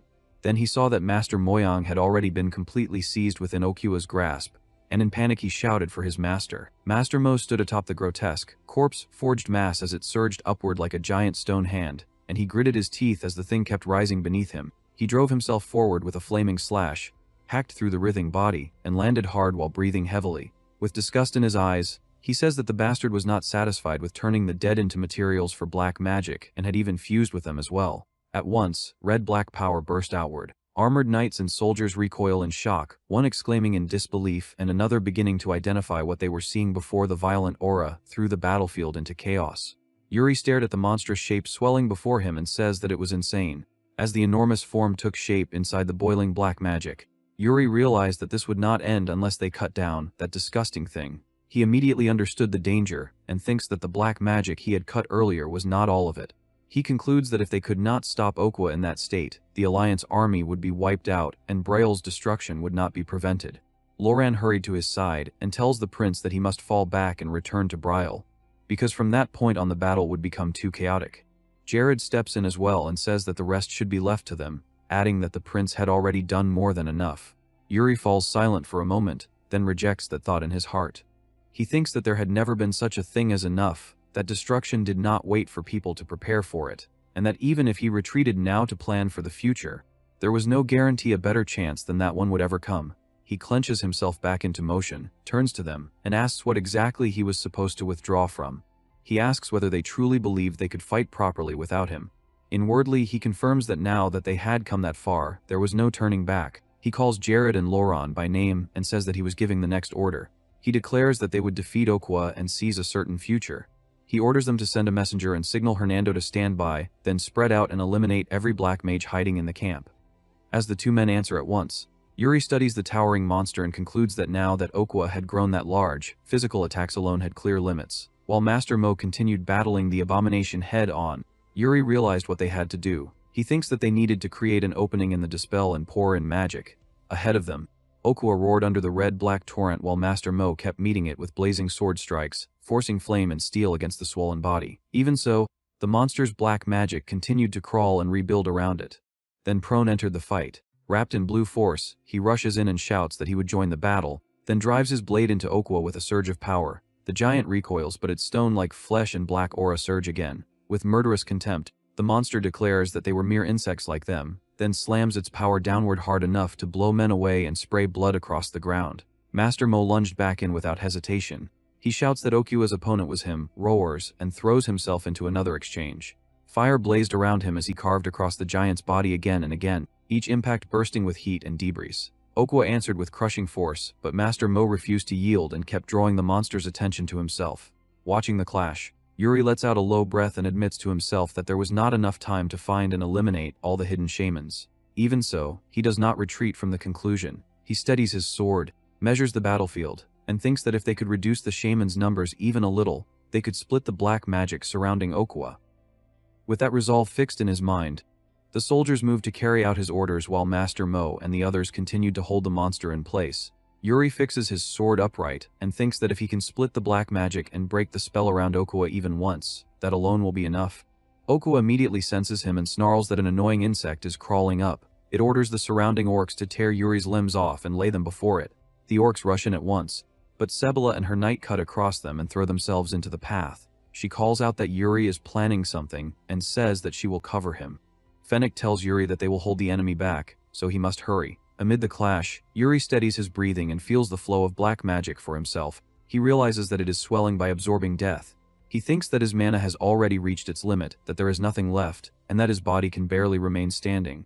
Even so, a memory rises in his mind, telling him never to fear the enemy and to do what he believes in. Yuri accepts that to the very end, he will simply fulfill Briol's duty. He thinks of the weight carried by the name Briol, of the mission that name places on him, and resolves that he will simply carry it out. Elsewhere, Hernando watches soldiers fighting through the chaos and says that His Highness was right, because the orcs can no longer fight properly one by one. He concludes that Okua is absorbing their lives through black magic, and that if this continues the allied army will be destroyed. An older mage approaches and remarks that Hernando has been staring at the battlefield. Hernando answers that the prince told him to be ready when the gap was made, and to use his magic at once. The older mage understands and says that although Briol's prince is exceptional, this situation is on a completely different level. When asked why, he explains that Okua has become one with the black magic. He says that even if someone fully stops the life force flowing into Okua, no one should have enough strength left to return to battle immediately, and that even if the prince truly creates an opening, only a handful of magicians in the allied force, or even on the continent, could land a spell powerful enough to critically wound Okua. Hernando calmly replies that there is no need to worry about that part. At that moment, a blinding pillar of light rises. The older mage stares in shock, and when he sees the battlefield again, he cries out to Hernando that the black magic is gone. Left speechless for a brief instant, he calls Hernando's name again. Hernando tells him to step back. Then, with a faint smile, he says that since their precious prince asked for it, he will send him an extra, large spell. A vast magic circle opens, and a gigantic fireball gathers in the sky. The older mage gasps in disbelief as the spell forms. Below, the shamans look up in alarm. Okua also looks skyward and says that the density of mana is unbelievable. It cannot accept what it is seeing. Yuri sees the blazing mass descending and shouts for all units to prepare for impact. The soldiers brace themselves. Master Mo also steadies his sword and faces the coming blast without retreating. Then the spell crashes down. Okua roars that it will not be defeated and thrusts out a hand against the falling fire, but the impact swallows the battlefield in an overwhelming eruption. Protected within a barrier, Yuri and the nearby soldiers endure the shockwave, while the shamans and orcs are consumed by the inferno, screaming as the flames roll over them again and again. As the blazing devastation spreads, Yuri remarks that the power is far beyond imagination. Another thought follows that, thankfully, it has bought enough time for the moment.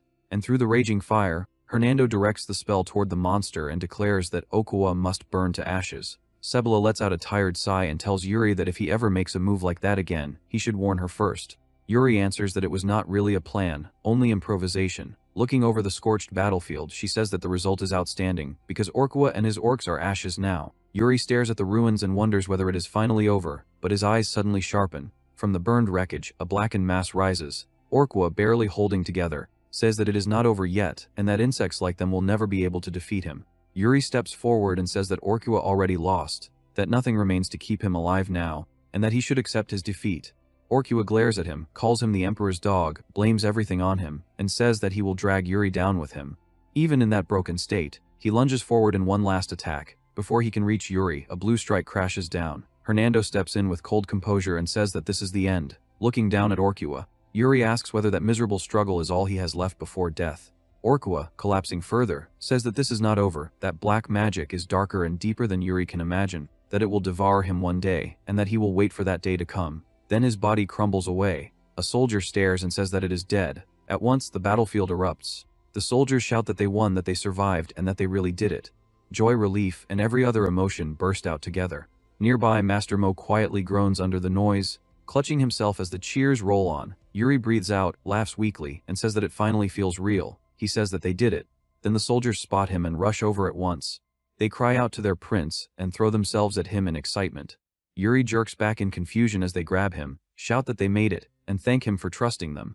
More soldiers come charging in, yelling that they want in too and that they want to hug him as well.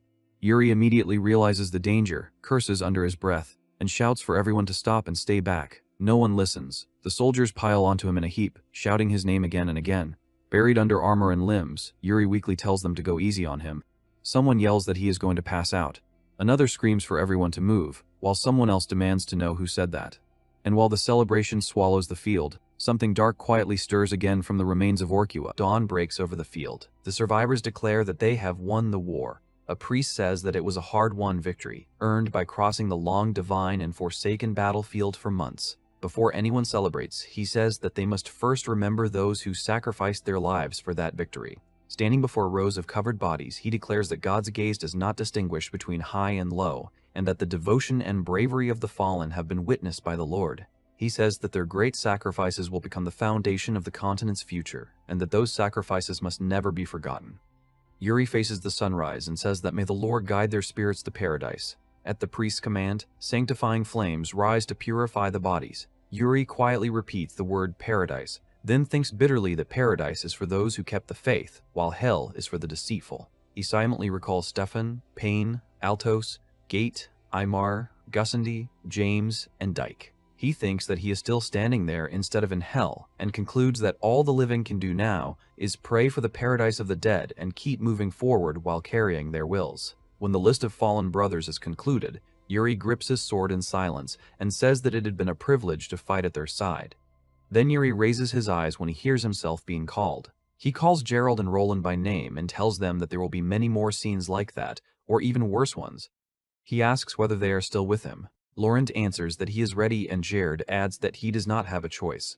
Yuri accepts the answer, says that he sees, and tells them to follow him. A few days later in Bolshad, Yuri enters a bright hall filled with music, alcohol, and noisy laughter. He walks in with Laurent and Master Mo while barrels are opened and the victors celebrate. Yuri looks around and remarks that it is very loud. Laurent says that everyone seems to have become unraveled. Master Mo says that they have won and tells Yuri not to be too harsh. Laurent complains that it has only been 3 days and that they buried their comrades only a few days earlier. Yuri explains that this is exactly why people need something else to fixate on immediately. He says that if they do not, their minds will remain full of dead comrades. Laurent is moved at once and loudly says that he now understands Yuri's wisdom, while Yuri inwardly thinks that Laurent is only getting worse. The three then approach the royal table. Yuri offers thanks to His Highness for the invitation. Ragnar welcomes him warmly, tells Yuri to come sit, and also invites Sir Laurent and leader Mo to take their seats. After they settle, Ragnar raises his glass and says that everyone has surely guessed why they have been gathered there again. He explains that they have indeed gathered to celebrate, but also to deliver a message. He says that in recognition of everyone's effort in the war, they want to invite all leaders of the Allied forces to the Empire's festival. He adds that the Emperor himself is overseeing the festival and tells them to bring anyone they wish. One Allied leader cautiously asks whether that festival might be exactly what he thinks it is. Rania smiles and says that it is. Then he reveals that the event will be a swordsmanship tournament. At another table, Sir Gante repeats the word swordsmanship tournament with an uneasy expression. Yuri notices and asks him what is wrong. Gante awkwardly says that Joachim is not known for sword skill, and that joining such a tournament would only embarrass them. Yuri listens and begins to think. He remembers that Joachim is a mountain country that shares the Aloy range with the Empire. Because of that terrain, its people have always specialized in ambushes and guerrilla warfare. At the same time, he also knows that the newly expanded forces still lack proper discipline and become too relaxed too easily. Realizing that the situation can be useful, Yuri looks up and says that he has an idea. He proposes that Joachim send a group of knights to Briol, and says that Briol will train them. Gante is so surprised that he rises from his seat and asks whether Yuri is serious. Yuri calmly answers that of course he is. He explains that it will strengthen their relationship and also help grow the soldiers of both countries. Inwardly, Yuri remembers that when the Empire's serpent forces swept over the continent in his previous life, Joheim had become their first target. He recalls that anything strongest against ground warfare always struggled in the mountains, and he concludes that Joheim can become a strong ally capable of helping suppress the Empire. So he tells Gante to begin by sending only a single group first, and says that Briol will prepare a training course specifically suited to Joheim. Gante is deeply moved and blurts out that the idea is brilliant. Nearby, a red-haired duchess notices Yuri but receives no greeting. Irritated, she complains that he is seriously not even going to greet her. Before that annoyance can deepen further, a flustered young knight suddenly appears before her with a large bouquet. He says that he brought it for her and begs her to accept his sincere heart. For one brief moment she looks stunned, but then her face hardens. Enraged, she orders him to take those flowers to his damned prince instead. The young knight cries out in disbelief as her temper explodes.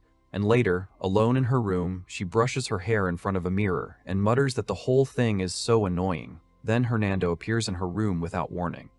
Without turning her head at first, she coldly reminds him that she had said no one was to enter her room without permission. When she realizes it is Hernando, she calls him by name and asks what is wrong with him. Hernando calmly says that there are too many eyes outside and asks her to understand. As he speaks, golden light spreads and interception magic seals the room. The Duchess recognizes the spell and is immediately more alert. She says that she had been expecting someone else, then asks what he is doing there in the middle of the night.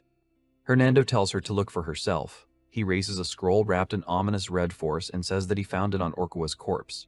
The Duchess stares at it and asks what it is. Hernando tells her to cast mind protection first, then come closer and inspect it. She narrows her eyes and asks what could possibly make him so anxious. Even as she approaches, she warns that if it is nothing serious, she will kick him out. The moment she touches the scroll, the thing erupts. Scarlet letters explode outward and coil around her like living chains. She jerks back in shock as the room is flooded with unrecognizable script and malicious power. The energy wraps around her neck, shoulders, chest, and limbs. She says that she cannot move her body. Then the curse drags her mind into a vision. She sees a crimson world in a black tower. Above it all hangs a monstrous eye, fixed upon her from the red darkness. The sheer sight of it makes her panic. She thinks that she should have understood the moment she saw how uneasy Hernando had been. She begins to retch and admits that she cannot look deeper inside it, because if she does, the thing will devour her.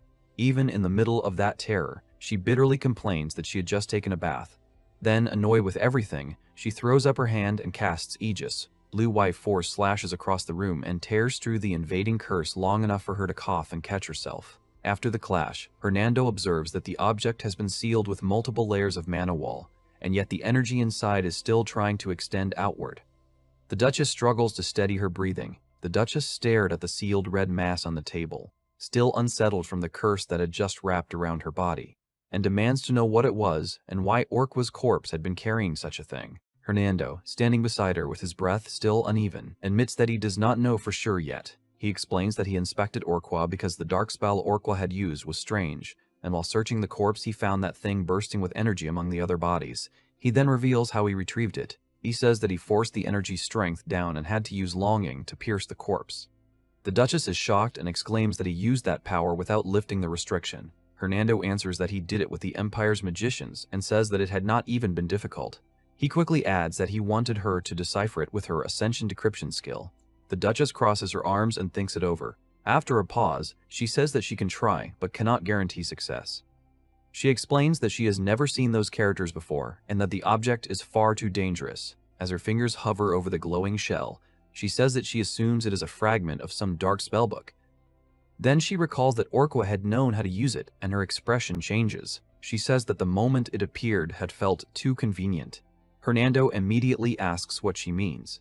The Duchess narrows her eyes and begins to lay out her suspicion piece by piece. She says that dark magic grows stronger through sacrifice, that this object somehow ended up in the hands of the King of Orcs by an absurd coincidence, and that the allied forces had also gathered there at that exact same time.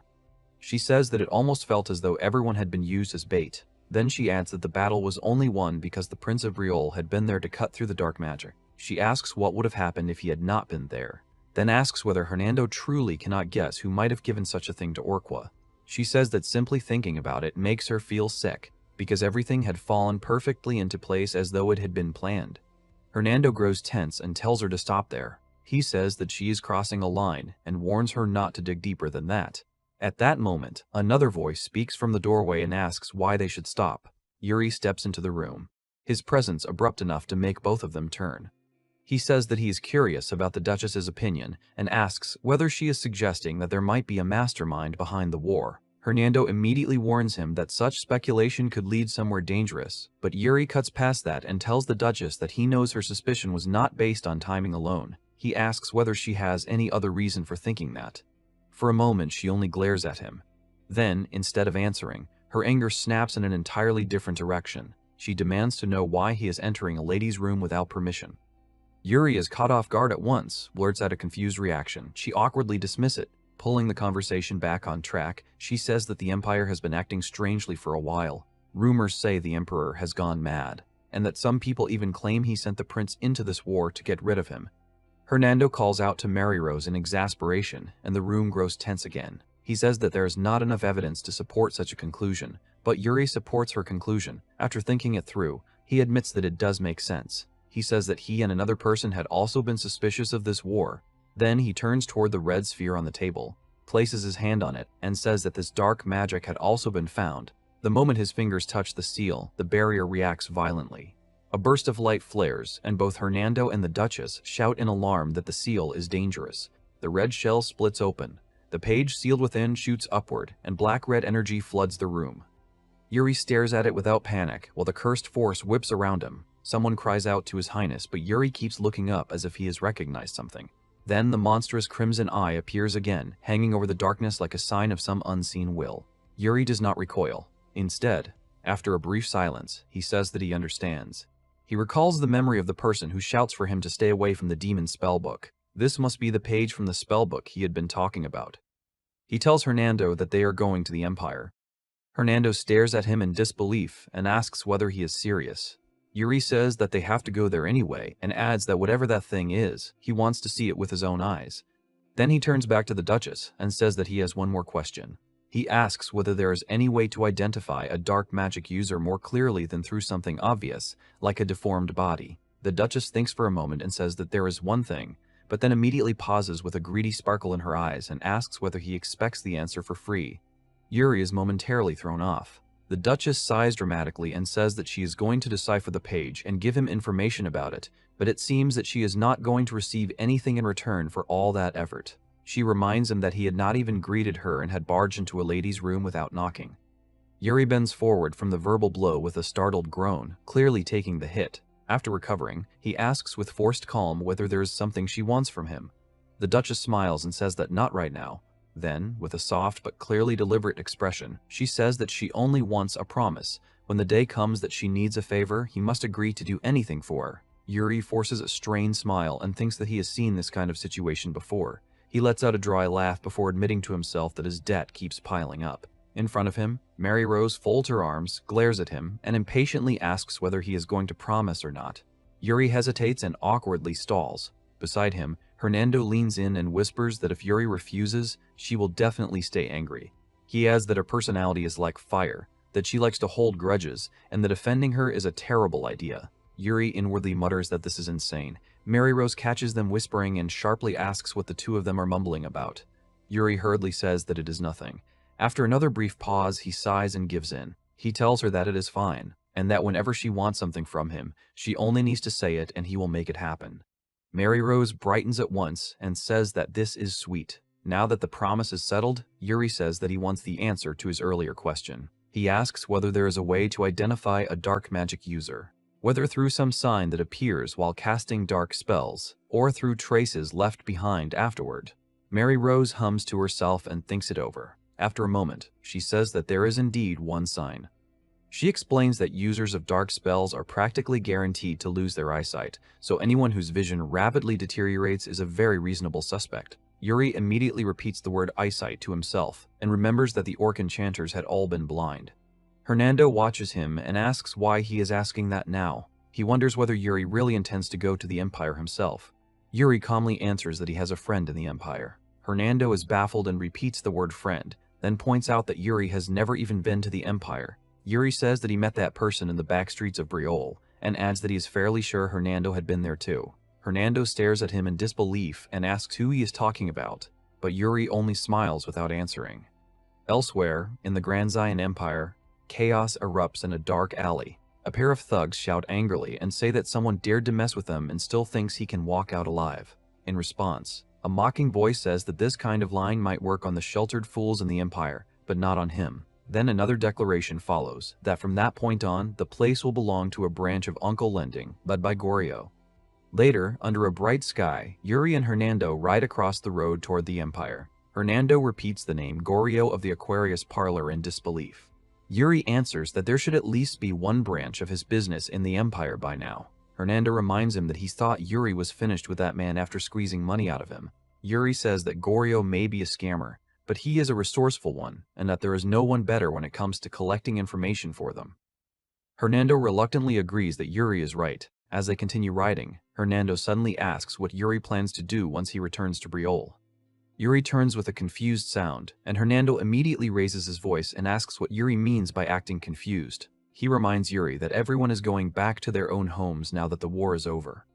Then he tells Yuri to look behind him and see the two men following them. Yuri looks back. Behind him ride Master Mo and another knight. Hernando says that both men are already famous across the continent, so he can easily imagine them demanding a duel with his father the moment they get back. He worries that his father will destroy the whole castle if he gets too excited. Yuri admits that this is a real possibility.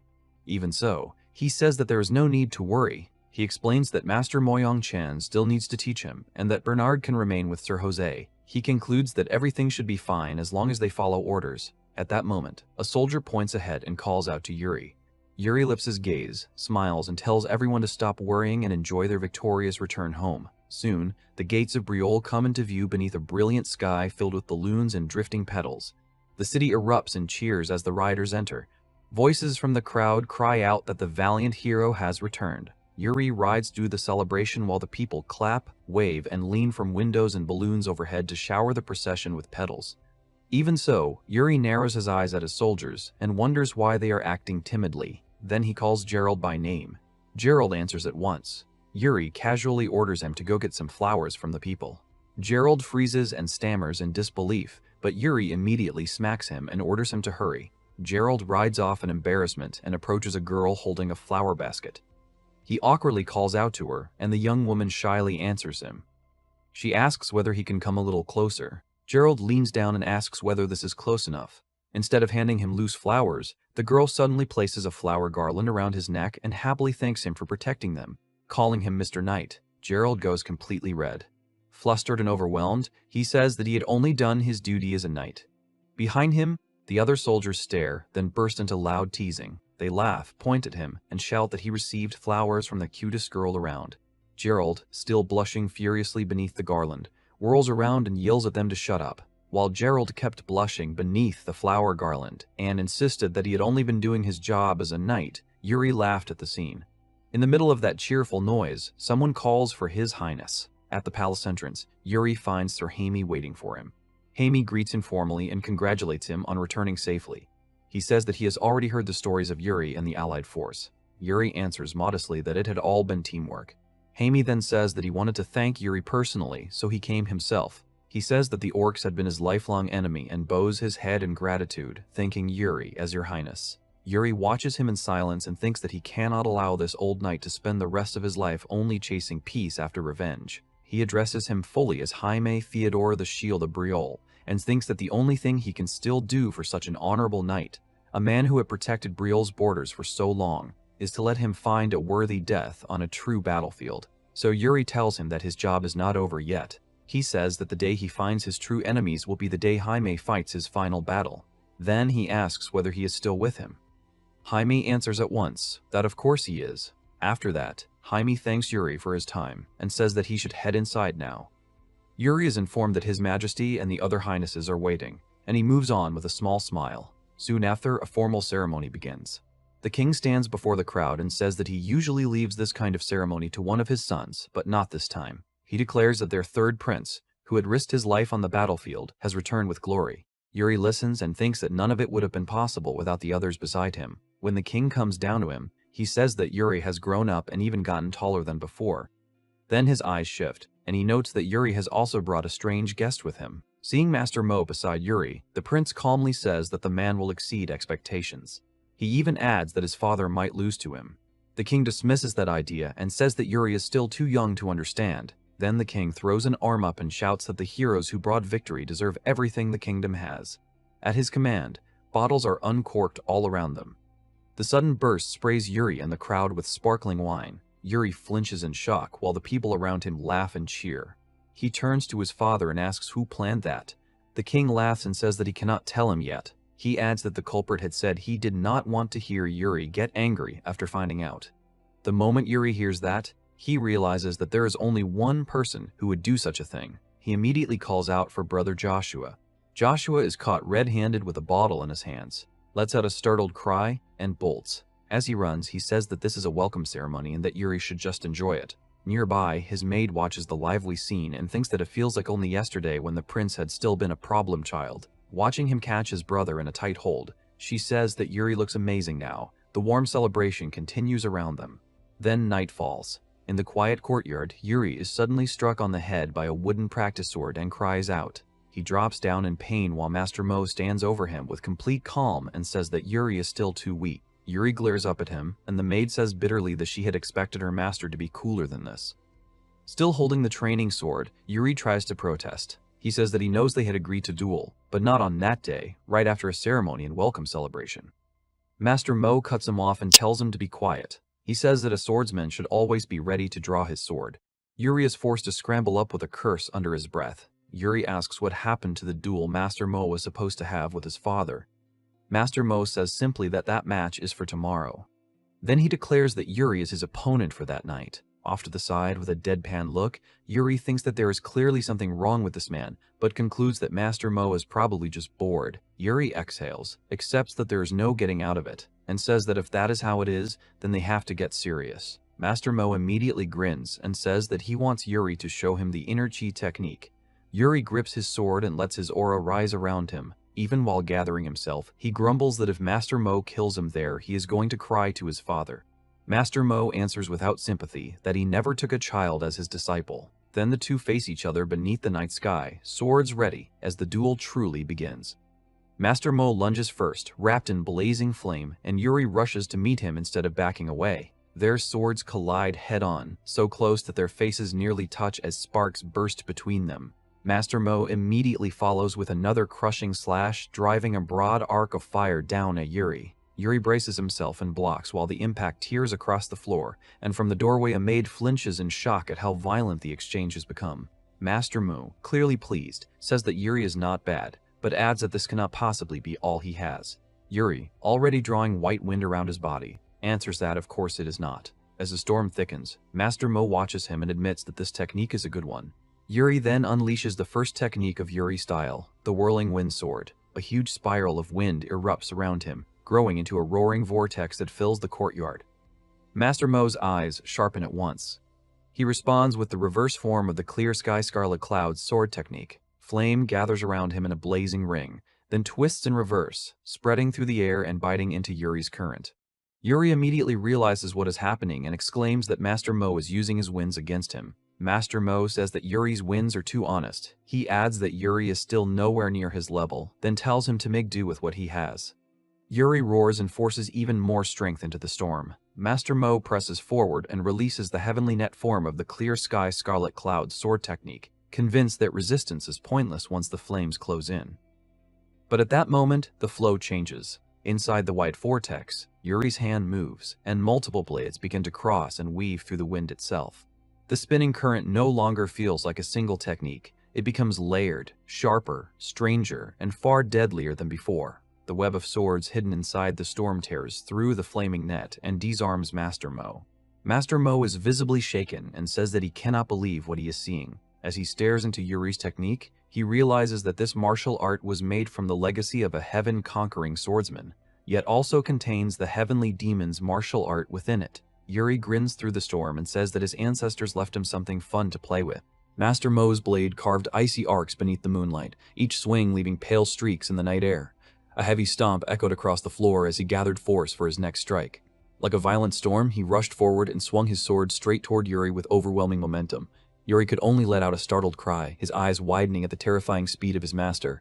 Master Mo praised him calmly, even while launching himself into the air for the finishing blow. Before Yuri could properly react, the sword smashed directly into his head. The impact exploded with a small burst of mana. A huge lump instantly swelled on Yuri's head, steaming faintly in the cold night air.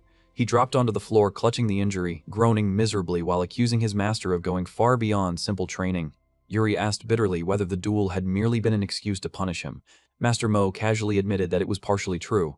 The prince winced helplessly, the massive bump on his head making him look utterly pitiful. Master Mo then stared quietly at his sword, his expression turning grave as he announced that he had finally reached the realm of soul severance. Later that night, Yuri walked alone along the stone pathway while dim lanterns cast a long shadow behind him. His thoughts lingered on the celestial demon his master had mentioned. The more he considered it, the more disturbed he became. With his own insight, Yuri concluded that the creator of that martial art had likely abandoned every moral boundary in pursuit of ultimate power. Exhaustion eventually escaped his lips in a tired sigh. Not wanting those troubling thoughts to ruin his rest, he threw himself onto the soft grass. It had been ages since he had felt this peaceful, free from endless schemes, swords, and battlefields. Quietly, he stared up at the brilliant stars while the cool breeze of his homeland brushed against him. Yuri wondered silently whether he had truly changed into a better person. A warm voice suddenly answered that, of course he had. Startled, Yuri immediately sprang up in alarm and looked toward the figure standing nearby. The moment he recognized Cedric's gentle smile, relief washed over him. Cedric explained that he had merely been passing through the garden when he noticed Yuri resting there and decided to stop by. Sitting beside his younger brother, he remarked that the palace had recently been flooded with praise regarding Yuri's achievements. Embarrassed by the compliments, Yuri scratched the back of his head awkwardly and forced out a shy smile. Cedric burst into laughter and teased that he could hardly recognize this hard-working young man as the troublesome little brother he once knew. He affectionately ruffled Yuri's hair with a warm hand. Cedric proudly said that Yuri had worked incredibly hard and that he genuinely admired him. Yuri quietly closed his eyes, enjoying the rare comfort of his brother's affection as a strange lightness settled in his chest. Looking up through the trees, Yuri casually asked how everyone had been doing while he was away. Cedric said that he was the same, but Joshua has been trying new things. Yuri immediately made an uneasy expression and asked whether Joshua had caused trouble again. Cedric chuckled softly and explained that Joshua had instead become strangely diligent lately, burying himself in governmental affairs and trade matters. Yuri suddenly remembered Joshua's bold declaration about protecting the palace. It seemed the promise had not been empty bravado after all. Cedric laughed warmly and admitted that having such dependable younger brothers made him feel optimistic about the future of the kingdom. Yuri answered sincerely that Cedric himself was the truly remarkable one. As they gazed upon the magnificent Briol castle glowing beneath the moonlight, Yuri quietly confessed that he looked forward to the day Cedric would someday guide the kingdom himself. Then, with a subtle smile, Cedric brought up Yuri's upcoming visit to the Empire after matters in the kingdom were resolved. Raising a playful eyebrow, Cedric asked whether Yuri wanted to hear a small secret. For once, the usually composed prince looked strangely bashful as his face reddened slightly. Yuri nearly froze in shock when Cedric revealed that he was seeing someone connected to the imperial royal family. Cedric happily explained that they had first met during the previous royal ball. Hearing this, Yuri immediately reacted strongly, his thoughts instantly jumping toward Ekaterina. Confused by the intensity of Yuri's response, Cedric clarified that Katrina was only related to the woman in question. He further explained that they had continued exchanging letters after the ball and praised her intelligence highly. Cedric suggested that Yuri meet her during his trip to the Empire, believing the encounter would benefit him greatly. Yuri smiled gratefully and admitted that he would forever owe his brother for such consideration. Then Cedric mischievously asked whether Yuri truly had feelings for Princess Yekaterina. The moment rumors about romance and complicated love triangles were mentioned, Yuri nearly exploded with frustration. Tugging violently at his own hair, he furiously insisted that he cared about none of it and that the gossip was completely absurd. After venting his irritation, Yuri let out a long, exhausted sigh. He firmly declared that he currently had absolutely no interest in anything resembling love. Cedric simply smiled at his stubborn younger brother, feeling that he now understood Yuri's personality a little better. As he stared quietly at the night sky, Cedric inwardly thought that cold and distant men like Yuri would undoubtedly leave countless girls heartbroken in the future. By the next morning, Briol Palace had already filled with the sharp sounds of wooden swords clashing together. Knights trained relentlessly, every strike carrying fierce precision and overwhelming determination. Dry impacts echoed repeatedly as blades collided. Yuri collapsed onto the ground and immediately began devouring a massive piece of meat without the slightest concern for royal etiquette. Jared beside him looked utterly stunned that the prince still retained the crude eating habits he had developed on the battlefield. While chewing noisily, Yuri casually asked about the knight's current gate assignment. To his surprise, the knight explained that he had recently been reassigned to serve directly under the prince's personal guard. The revelation nearly made Yuri choke on his food. He spat out the bite in shock and stared blankly. Seeing the knight's disappointed expression, Yuri burst into laughter and explained that he was merely worried the man might not possess enough skill to keep up with him. Their cheerful exchange abruptly stopped when Yuri suddenly heard someone calling his name from behind. Medina approached and reminded him that it was time to receive the visiting nobles. Yuri instantly groaned in annoyance. As the prince attempted to sneak away, Ina desperately begged him to at least review the guest list this time. Yuri reluctantly accepted the rolled parchment, planning only to skim through it quickly. However, the instant he opened it, his eyes suddenly froze on a familiar name. His expression shifted immediately. Yuri rose to his feet at once and ordered Ina to begin preparations because he had changed his mind. A faint, knowing smile appeared on his lips after discovering that one of the soldiers from the Allied army was among the arriving guests. Meanwhile, at the city gates, a cloaked man was loudly arguing with the guards while demanding immediate access to Prince Yuri. Although the guards insisted on following proper reception procedures, the stranger shouted desperately that the matter was far too urgent to delay. He revealed grim news. Sir Raymond had been imprisoned inside a dungeon, severely injured, and urgently needed rescue. As the sun, the towering fortress appeared calm from the outside, yet turmoil brewed within its walls. A richly dressed nobleman viciously kicked a thin man lying helplessly on the stone floor. The battered victim was Fidz, who could only shield his head while enduring the brutal blows. The noble continuously cursed him, shouting angrily that Fidz was a nuisance and should abandon his place in line to see Yuri immediately. Despite his swollen face and shattered glasses, Fidz forced himself back onto his feet and insisted that he needed to see Prince Yuri. Hearing Yuri's name only enraged the noble further. He savagely kicked Fidz directly in the face and angrily complained that a noble like himself should never have to stand alongside commoners. The man furiously tore at his own hair while venting his frustration over someone as worthless as Fidz daring to irritate him. Even while sprawled across the floor, Fidz still defended his master's honor after hearing the noble insult the third prince. The nobles sneered mockingly and claimed that every tale about the famous war hero was nothing more than fabricated nonsense. Struggling painfully back onto his feet, Fidz demanded through gritted teeth that the insult be withdrawn. The noble stared in disbelief, unable to understand how someone he had beaten nearly unconscious still possessed the courage to glare back at him. A powerful pressure quietly radiated from Fidz as he declared that he would no longer hold back if Yuri Briol continued to be insulted. Humiliated and furious, the noble grabbed Fidz by the collar and prepared to strike him again. Then he suddenly froze. A calm, leisurely voice sounded from directly behind them, declaring that their relationship was closer than family. The noble jerked around in shock. Yuri Briol himself had appeared. Calmly, Yuri explained that he and Fidz were comrades who had endured countless hardships together on the battlefield. He stepped forward without hesitation, placed a hand on Fidz's shoulder, and greeted him warmly like an old companion. The arrogant nobles nearby immediately turned pale and began sweating nervously the moment they realized the prince himself had arrived. Yuri simply smiled gently and stated that he had personally come to escort Fidz. Later that night, after the castle had finally quieted down, Yuri sat with Fidz inside a luxurious reception room.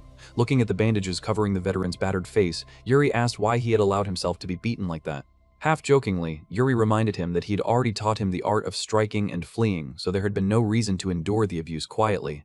Fidz lowered his head silently. Yuri quickly moved to the main issue and asked how the Veterans Association formed after the war was currently functioning. Fidz explained that thanks to Yuri's compensation fund, many soldiers' families were now suffering far less than before. However, his expression darkened as he revealed a serious problem. The local lords had begun exploiting the situation by imposing taxes directly on the compensation money itself.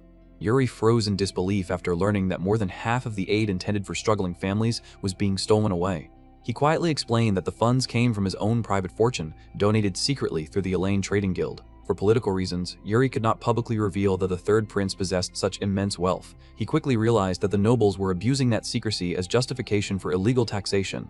After listening carefully, Yuri slowly nodded and decided that this matter would be resolved before he departed for the Empire. Fidz hesitated before adding that there was still one more serious problem, involving a region suffering the worst exploitation. He explained that the oppression there had reached an unbelievable level, and that Sir Raymond had been arrested after trying to protest directly to the lord in charge. Yuri's expression hardened at once. He asked if the person responsible was Yujas, his eyes turning cold. He said he had quite a few memories connected to that lord. In Yuri's previous life, Jonar Jatari had been a treacherous scoundrel who eagerly flattered the Empire for his own gain. Yuri looked toward the castle gate, deciding that another purge was necessary before he left for the Empire. Ina anxiously asked if he truly needed to leave in such a hurry, especially when he had only just returned. Yuri nodded firmly and explained that matters like this had to be handled as quickly as possible. Ina watched him with worry. Lately, she felt that her prince had matured far too quickly, and that made her uneasy. Seeing her expression, Yuri only smiled awkwardly and teased her, asking why she was worrying instead of praising him for looking cooler. Aina stared at him skeptically for a moment, then wondered why he was bringing only 2 escorts. Yuri explained that traveling with too many people would attract unnecessary attention and ruin the plan. Accepting the logic, Ina gave a small, amused snort. She said that even with only a few companions, he would still stand out anyway. Then she searched through her pocket and told him to take something for protection. It was a magical relic. Ina explained that if he channeled mana into it, he could slightly change his appearance and disguise himself whenever needed. Yuri accepted the glowing blue crystal necklace with a grateful smile, touched by her thoughtfulness. He mounted his horse and prepared to leave the castle. Yuri waved farewell to Ina, then urged his horse forward as the 2 knights followed closely behind him. Ina tucked back her hair and silently watched the prince ride away, her eyes filled with both pride and endless concern. She quietly prayed that he would complete his journey safely and return quickly. The mounted group raced along the trails, dust rising beneath the horses' hooves. After riding deep into the forest, Sir Jared nervously asked whether taking the mountain path was too dangerous. Yuri answered that since Raymond was imprisoned, they had no choice but to move as fast as possible. Jared continued muttering anxiously that something might suddenly leap out and attack them. Yuri laughed and said that if that happened, it would be the perfect chance for his escorts to show off their skills. Seeing how carefree his master was, Jared let out a long sigh and complained that Yuri should not be inviting danger so casually. Meanwhile, the blonde knight beside them stared at Yuri with almost fanatical admiration, as if gazing at an idol.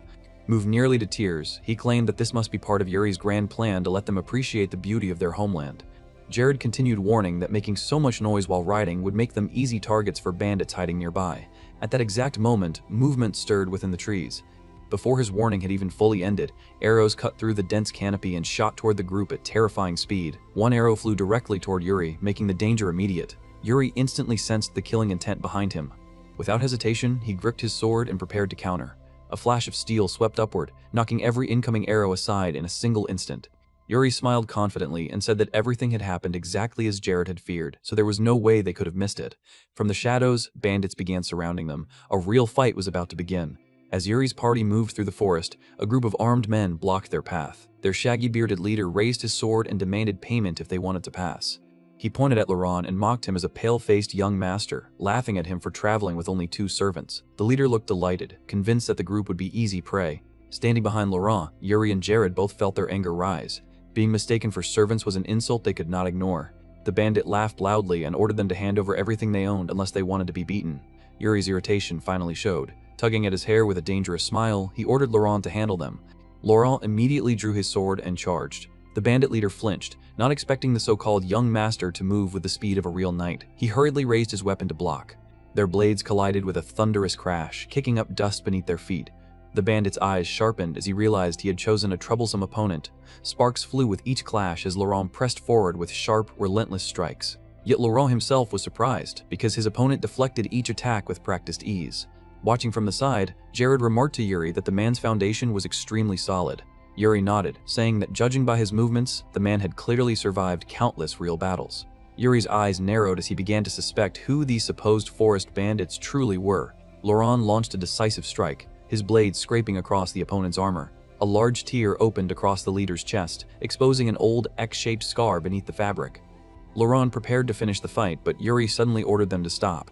Both men froze immediately. Yuri slowly stepped forward and said there was no need to continue. Pointing at the scar, he stated that these men were soldiers from the previous generation of the Allied army. The bandit leader went pale when he noticed Yuri's hair color, his face filling with shock. Yuri smiled faintly and confirmed that he was Briol's son. The old man stiffened as recognition dawned on him, and the tense atmosphere collapsed. Yuri bluntly asked why honored veterans like them had fallen into banditry. The old leader sank heavily to the ground and laughed bitterly. He explained that after the war ended, life became hell for common soldiers like them. The nobles oppressed them, raised taxes, and framed them with false crimes to strip away their achievements. He said that he had spent his life wielding a sword to protect the people, but once his own family was pushed to the edge, he had been left with no other choice. Yuri listened silently, then gave a small nod. He understood their pain. He ordered them to disband their bandit camp and go directly to Yuji's domain. He promised firmly that the veterans would receive the fair treatment they deserved. By evening, the gates of Yuji's domain loomed beneath the darkening sky. Thanks to Ina's relic, Yuri entered the city disguised as a brown-haired young man.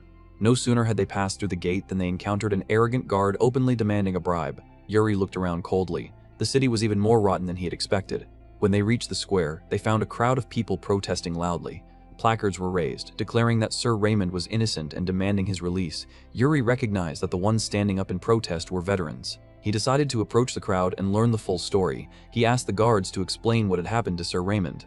Annoyed, one guard said he did not recognize Yuri and mocked him for looking like a pampered noble. Yuri decided to drop the disguise. The magical glow faded from him. With a haughty smile, he called the guards idiots and revealed his true identity. One shocked guard asked when he had arrived in Yuji's domain. Yuri replied casually that he had just arrived. The guard immediately apologized for calling the prince a pampered son, though Yuri still seemed slightly wounded by the insult. Setting the trivial matter aside, Yuri ordered them to explain exactly what was happening. The commander grew emotional as he explained that their relief funds had been taxed mercilessly under the excuse that the money's origin was unclear. After that, the veterans were treated like criminals despite having risked their lives for the Allied army. Because Sir Raymond had tried to stand up for his comrades, he had been imprisoned. Yuri fell silent as he absorbed the report. He then stated that reclaiming the money would not be difficult and that he would send people from the Merchant Guild to help. The soldiers were deeply grateful. Still, Yuri could not understand why Lord Gennard would go so far to make the veterans suffer. Laurent, standing beside him, also sensed something suspicious and offered to investigate personally. Yuri stopped him with a smile and said there was no need for Laurent to step in because he already had a plan. He told Laurent and Jared to remain behind and protect the people while he handled another important matter. Yuri said confidently that he knew exactly who was best suited for the investigation. He then walked through the streets alone, seeing poor citizens begging everywhere. His destination was a magnificent tower known as the Glass Pavilion, or Suzhongru. Upon entering, Yuri raised his hand in an extremely familiar greeting, as if he had returned to a place he knew well. The branch manager of the Glass Pavilion was stunned to see the prince suddenly appear in Yuji's. Yuri immediately got to the point and said he wanted to know the truth behind Lord Gennard's actions. He sensed that Gennard's arrogance was not simply about money. The branch manager thought carefully, then recalled a suspicious incident that had occurred recently. He explained that one of the Lord's trusted aides had secretly brought guests to the pavilion and requested a completely private room. What stood out was that those guests had been nobles from the Empire. Yuri narrowed his eyes in surprise. The manager admitted that he could not remember the exact timing, but said the meeting had been extremely strange. It had taken place around the time the Allied forces were collapsing. Yuri pondered this, realizing the situation was becoming far more interesting than expected. Later, Yuri walked through the dark alleys of Yuji's, unaware that someone was watching him from the shadows. His thoughts turned toward the Empire's schemes. He remembered his previous life, when the Kingdom of Briol fell and Gennard Jatari immediately changed sides, as though he had been waiting for that moment all along. Yuri's gaze hardened as he wondered whether that bastard had colluded with the enemy even before the war began. As he continued walking, a shy little flower seller suddenly ran up and blocked his path. She smiled brightly and held up a rose, offering to sell it to him. Slightly surprised, Yuri pointed at himself to confirm that she meant him. Then he glanced to the side and noticed suspicious men loitering near the mouth of the alley, watching carefully. His expression turned cold as he realized the child was being forced to work.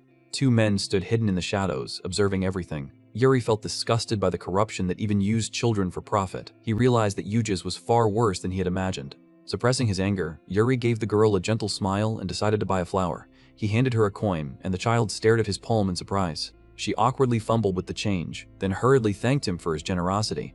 Using the chance, Yuri asked whether she knew anything about Sir Raymond. From her, he learned that Raymond was about to face a public trial simply because the Lord hated him. Clutching her basket tightly, the girl insisted that the knight was an extremely kind man. As tears gathered in her eyes, she explained that Raymond had once given her starving siblings a piece of bread when they had been suffering terribly. Yuri gently placed a hand on the girl's head to comfort her. He reassured her that everything would be all right and told her to go home early to her brother. Yuri watched the little flower seller run off into the distance, then remained alone in the silent street. Anger burned in his eyes as he silently swore that this time he would completely crush Gennard Jatari. The next day, the execution square was packed with people. A guillotine had been erected ominously on the platform, standing like a cruel warning to anyone who dared oppose the Lord. Raymond knelt in chains on the wooden stage, his face exhausted and resigned. Hidden among the crowd in disguise, Yuri quietly observed the Lord's show of power. A hammer slammed hard against the table, ordering the crowd to stay silent. The magistrate began reading the charges, calling Raymond a disgraced former knight. Murmurs spread through the crowd, and Yuri's guards could barely contain their anger at the obvious slander. The official loudly listed one false accusation after another, including tax evasion and bribery, all meant to stain Raymond's honor. Yuri said nothing, silently watching the absurd play performed by corrupt officials. When the defense's turn came, the lawyer cowardly bowed his head and said he could not defend the accused. The people immediately began shouting in protest, convinced that Sir Raymond was innocent. As the crowd grew heated, the guards tightened their formation and pushed the citizens back with their shields to protect the execution area. Gennard Jatari then stepped onto the platform and loudly declared that the trial had been completely fair. He challenged anyone who disagreed to speak out. The ordinary citizens exchanged frightened looks. Under the pressure of the Lord's soldiers, no one dared raise their voice. Seeing their silence, a malicious smile spread across Junard's plump face. He coldly announced that everyone had accepted Sir Raymond's guilty verdict. The people could only look at one another helplessly as their final hope for justice began to fade. Junard signaled the magistrate to announce the sentence. At that moment, a loud voice rang out from the crowd, calling him a bastard directly to his face. Junard froze in disbelief, unable to accept that someone had dared insult him so openly. Still disguised, Yuri curled his lips in contempt and asked if this was how Junard had been governing his domain all along. He added a sharp remark about Junard's incompetence, making the Lord's face flush with shame. A nearby soldier drew his sword and shouted, demanding to know how Yuri dared insult the Lord. In an instant, several blades were pointed at Yuri and his companions, turning the atmosphere dangerously tense. Yuri did not flinch. A cold glare flashed in his eyes, making unease crawl across Junard's face as sweat began dripping down his skin. The aggressive guard moved to attack, but Junard sensed something was wrong and hurriedly ordered him to stop. At that moment, Yuri's necklace shone with brilliant blue light. He warned them that drawing a blade against him would be considered treason. The disguise dissolved, revealing the true face of Third Prince Yuri Briol. Yuri strode onto the execution platform with complete confidence. Seeing him, Junard was struck with shock, while Yuri declared that the situation here was even worse than he had expected. The crowd began whispering in astonishment at the prince's appearance. Yuri announced that the relief funds had been a royal gift personally given by him to the veterans. He then stated that every accusation against Raymond was completely baseless. Raymond slowly lifted his head and looked at Yuri with eyes filled with renewed hope. Old Junard collapsed to the ground in terror, staring at Yuri as if a demon had descended before him. Yuri growled that Junard should stop tormenting innocent people and vomit back every coin of embezzled money from his fat belly. That night, after the chaos in the square finally settled, a quiet calm returned to the manor. Yuri exhaled softly, finally able to sit down and rest. The blonde knight beside him praised the prince for everything he had done that day. He reported that Sir Raymond was receiving intensive care, and that although he had been imprisoned for a long time, his life was no longer in danger. The knight then asked what they would do next, since the matter clearly would not end there. Yuri nodded and guessed that Junard was probably scrambling to erase every trace of his embezzlement. He said he intended to appoint Raymond as the head of the Veterans Association, because Raymond understood the veterans' suffering better than anyone and had the compassion to lead them. As for old Junard, Yuri revealed that he had already sent an expert to deal with him. At that very moment, inside the Lord's castle, the purple-haired female assassin was secretly infiltrating the building. She crouched outside a balcony and observed the room through the window. Inside, she discovered chests filled with gold and silver hidden away. Then she saw old Junard kneeling before a magical communication orb that glowed with a strange blue light. Junard frantically reported to the person on the other end, explaining that the third prince had unexpectedly interfered. Sweating heavily, he stammered apologies and promised that he would still handle everything according to plan. The assassin narrowed her eyes and carefully moved closer, trying to identify the one giving orders to Junard. Suddenly, the voice from the orb grew colder, as if sensing something unusual in the air. The mysterious figure warned Junard that a rat was hiding outside the window. The assassin stiffened. She had been discovered. The word sent a chill through Junard. He rushed to the window, his movements tense and frantic. Breathing heavily, he pulled back the curtains and searched outside. But there was no one there. Only the cold night wind brushed past the castle walls. Seeing nothing, Junard shakily told the communication orb that nobody was outside. The person on the other end did not sound convinced. Instead, he coldly said that Junard's time was up. In a threatening voice, he warned that there would be no next time. Those words struck Junard like a blade. With trembling hands, he said he would remember, fear clear on his face. After the communication ended, frustration and rage immediately overtook him. Cursing everyone around him for his misfortune, he stormed out of the room, completely unaware that someone was still watching from the darkness. Asuna remained hidden in the shadows, silently observing everything. Once Junard finally left, she quietly slipped into the room. Moving lightly and carefully, she checked the surroundings to make sure no one remained inside. Then her eyes landed on the communication orb left on the table. Asuna slowly approached it and picked it up carefully. Narrowing her eyes, she examined the orb closely, hoping to trace where it had been connected. Asuna intended to bring the orb back to Prince Yuri as proof.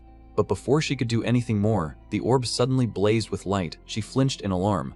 Tiny cracks began spreading across its surface. Her expression tightened as she immediately realized something was wrong. The next instant, the entire room was swallowed by blinding light. A massive explosion erupted from the room where Asuna stood. Meanwhile, at the mansion where Yuri was staying, the lights remained on despite the late hour. The atmosphere inside was tense and restless. Yuri stood quietly by the window, waiting for Asuna's return and wondering why she was taking so long. His gaze kept drifting into the dark night as uneasiness slowly grew inside him. Then someone suddenly called out to him. It was Asuna. Yuri's eyes widened in shock as he turned around. Asuna crawled in through the window, clutching a stack of documents tightly in her arms. Her condition was terrible. Bruises covered her face, injuries marked her body, and dust and burn marks stained her clothes.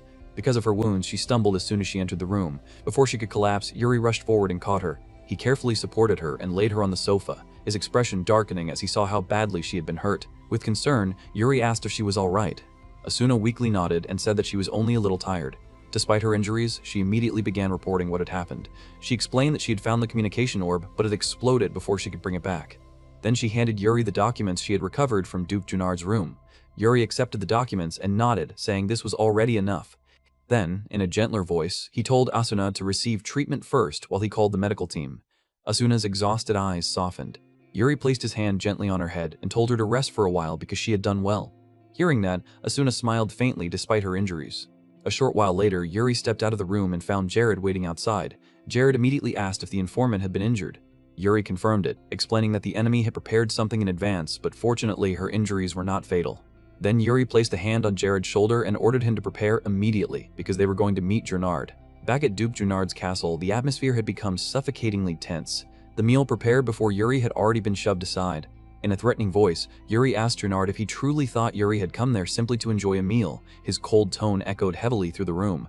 Jared and Laurent stood silently behind him like immovable guards. Holding up the documents in his hand, Yuri declared that he had no intention of letting any of this slide. He warned Junard to think carefully before answering his questions. Then Yuri placed the documents on the table and began the interrogation. The moment Junard saw the papers spread before him, his face turned deathly pale. Panic flickered in his eyes as his composure began to crumble. Yuri said coldly that the documents contained the corrupt acts Junard had committed so far. However, he added that if Junard cooperated properly, Yuri would personally consider leniency on the lesser offenses. Leaning forward slightly, Yuri fixed him with a piercing stare and asked about his connection to the Empire. Junard immediately denied the accusation, but his trembling hands betrayed him. Sweat poured down his face as he explained that, as a Duke of Briol, it was only natural for him to have connections with several imperial officials. Yuri's expression remained unchanged. With sharp, oppressive eyes, he asked again if that was truly all. Then Yuri suddenly slammed his hand onto the table with enough force to make everything shake. The sound thundered through the room. Yuri asked whether Junard thought he had come there to listen to excuses. Then he released his aura. An overwhelming pressure filled the room, making the air itself feel heavy. Junard's entire body stiffened beneath the force. Yuri coldly ordered him to tell the truth about why the Empire was targeting the Alliance Veterans Association. Junard clenched his teeth and began mumbling nervously. His eyes trembled as fear overtook him. Yet, after struggling for several moments, he finally muttered that he had nothing more to say. Silence settled over the room. Yuri stared at him quietly. Then he slowly gathered the scattered documents and asked if Junard truly intended to act this way. He said Junard must have mistaken law enforcement for a joke. Yuri added that once Junard was thrown into Briol's underground prison, the luxurious life he enjoyed would become nothing more than a distant memory. Even after hearing that, Junard remained silent. A faint smile appeared on Yuri's lips. He calmly said that if this was Junard's choice, then there was nothing more to be done. However, before anything else, uncovering the truth came first. As Yuri turned to leave, he declared that he would personally go to the Empire and dig out the truth himself. Junard remained frozen in shock. Before closing the door, Yuri left one final warning. He told Junard not to try anything useless and to stay still. Out in the hallway, Jared and Laurent quietly followed Yuri. After walking for a short distance, Jared asked whether Yuri was truly letting Junard off that easily for now. Yuri calmly replied that, for the moment, he was. Laurent spoke with a grim expression, saying that even if someone powerful was backing Junard, the Duke had still committed countless crimes, so they could not simply let him go. Understanding their doubts, Yuri asked what would happen to Yuges if he punished Junard immediately. Laurent fell silent, unable to answer. Yuri explained that someone still had to manage Yuges while they were away. Besides, it was not as if they had gained nothing from this situation. Laurent looked startled. Yuri continued seriously, saying that the fact Junard feared someone even more than imprisonment proved that a massive figure was backing him from the shadows. At that moment, Jared and Laurent finally understood Yuri's intention. A sinister smile slowly appeared on Yuri's face as he said they no longer needed to worry about managing Yuges. He intended to greatly expand the role of the Alliance Veterans Association. Afterward, the Alliance Veterans Association was entrusted to Sir Raymond, along with the responsibility of monitoring Junard. They were also placed in charge of veteran reintegration and welfare throughout the region. Thanks to these reforms, the people of Yuges gradually regained the ability to live like proper human beings again. Stability slowly returned to the city after a long period of suffering. Romer also eventually came to the Alliance Veterans Association. There, he reunited with his old comrades and began returning to an ordinary life, finally abandoning his days as a bandit. Meanwhile, Yuri, Jared, and Laurent left Yuges as soon as the situation settled. During the journey, Jared expressed surprise after learning that Romer had once been Sir Raymond's comrade. Yuri replied that Romer's skills were actually quite impressive. Jared admitted that since Romer could not use aura, he had assumed the man was not a knight. Yuri pointed out that Romer carried a massive scar across his chest, meaning his core had most likely been damaged during the war. Laurent immediately praised Romer, then added that Yuri was remarkable as expected, since he had noticed all that in such a short time. Yuri ignored the excessive admiration and reminded them that now that the Veterans Association matter had been settled, they needed to return quickly and prepare. Laurent looked slightly surprised and asked if they were leaving immediately. Yuri looked toward the distant horizon and smiled faintly. Then, in a calm but serious voice, he declared that from this point onward, they were heading for the Granzan Empire. As Yuri gazed ahead, the Granzan Empire slowly surfaced up ahead,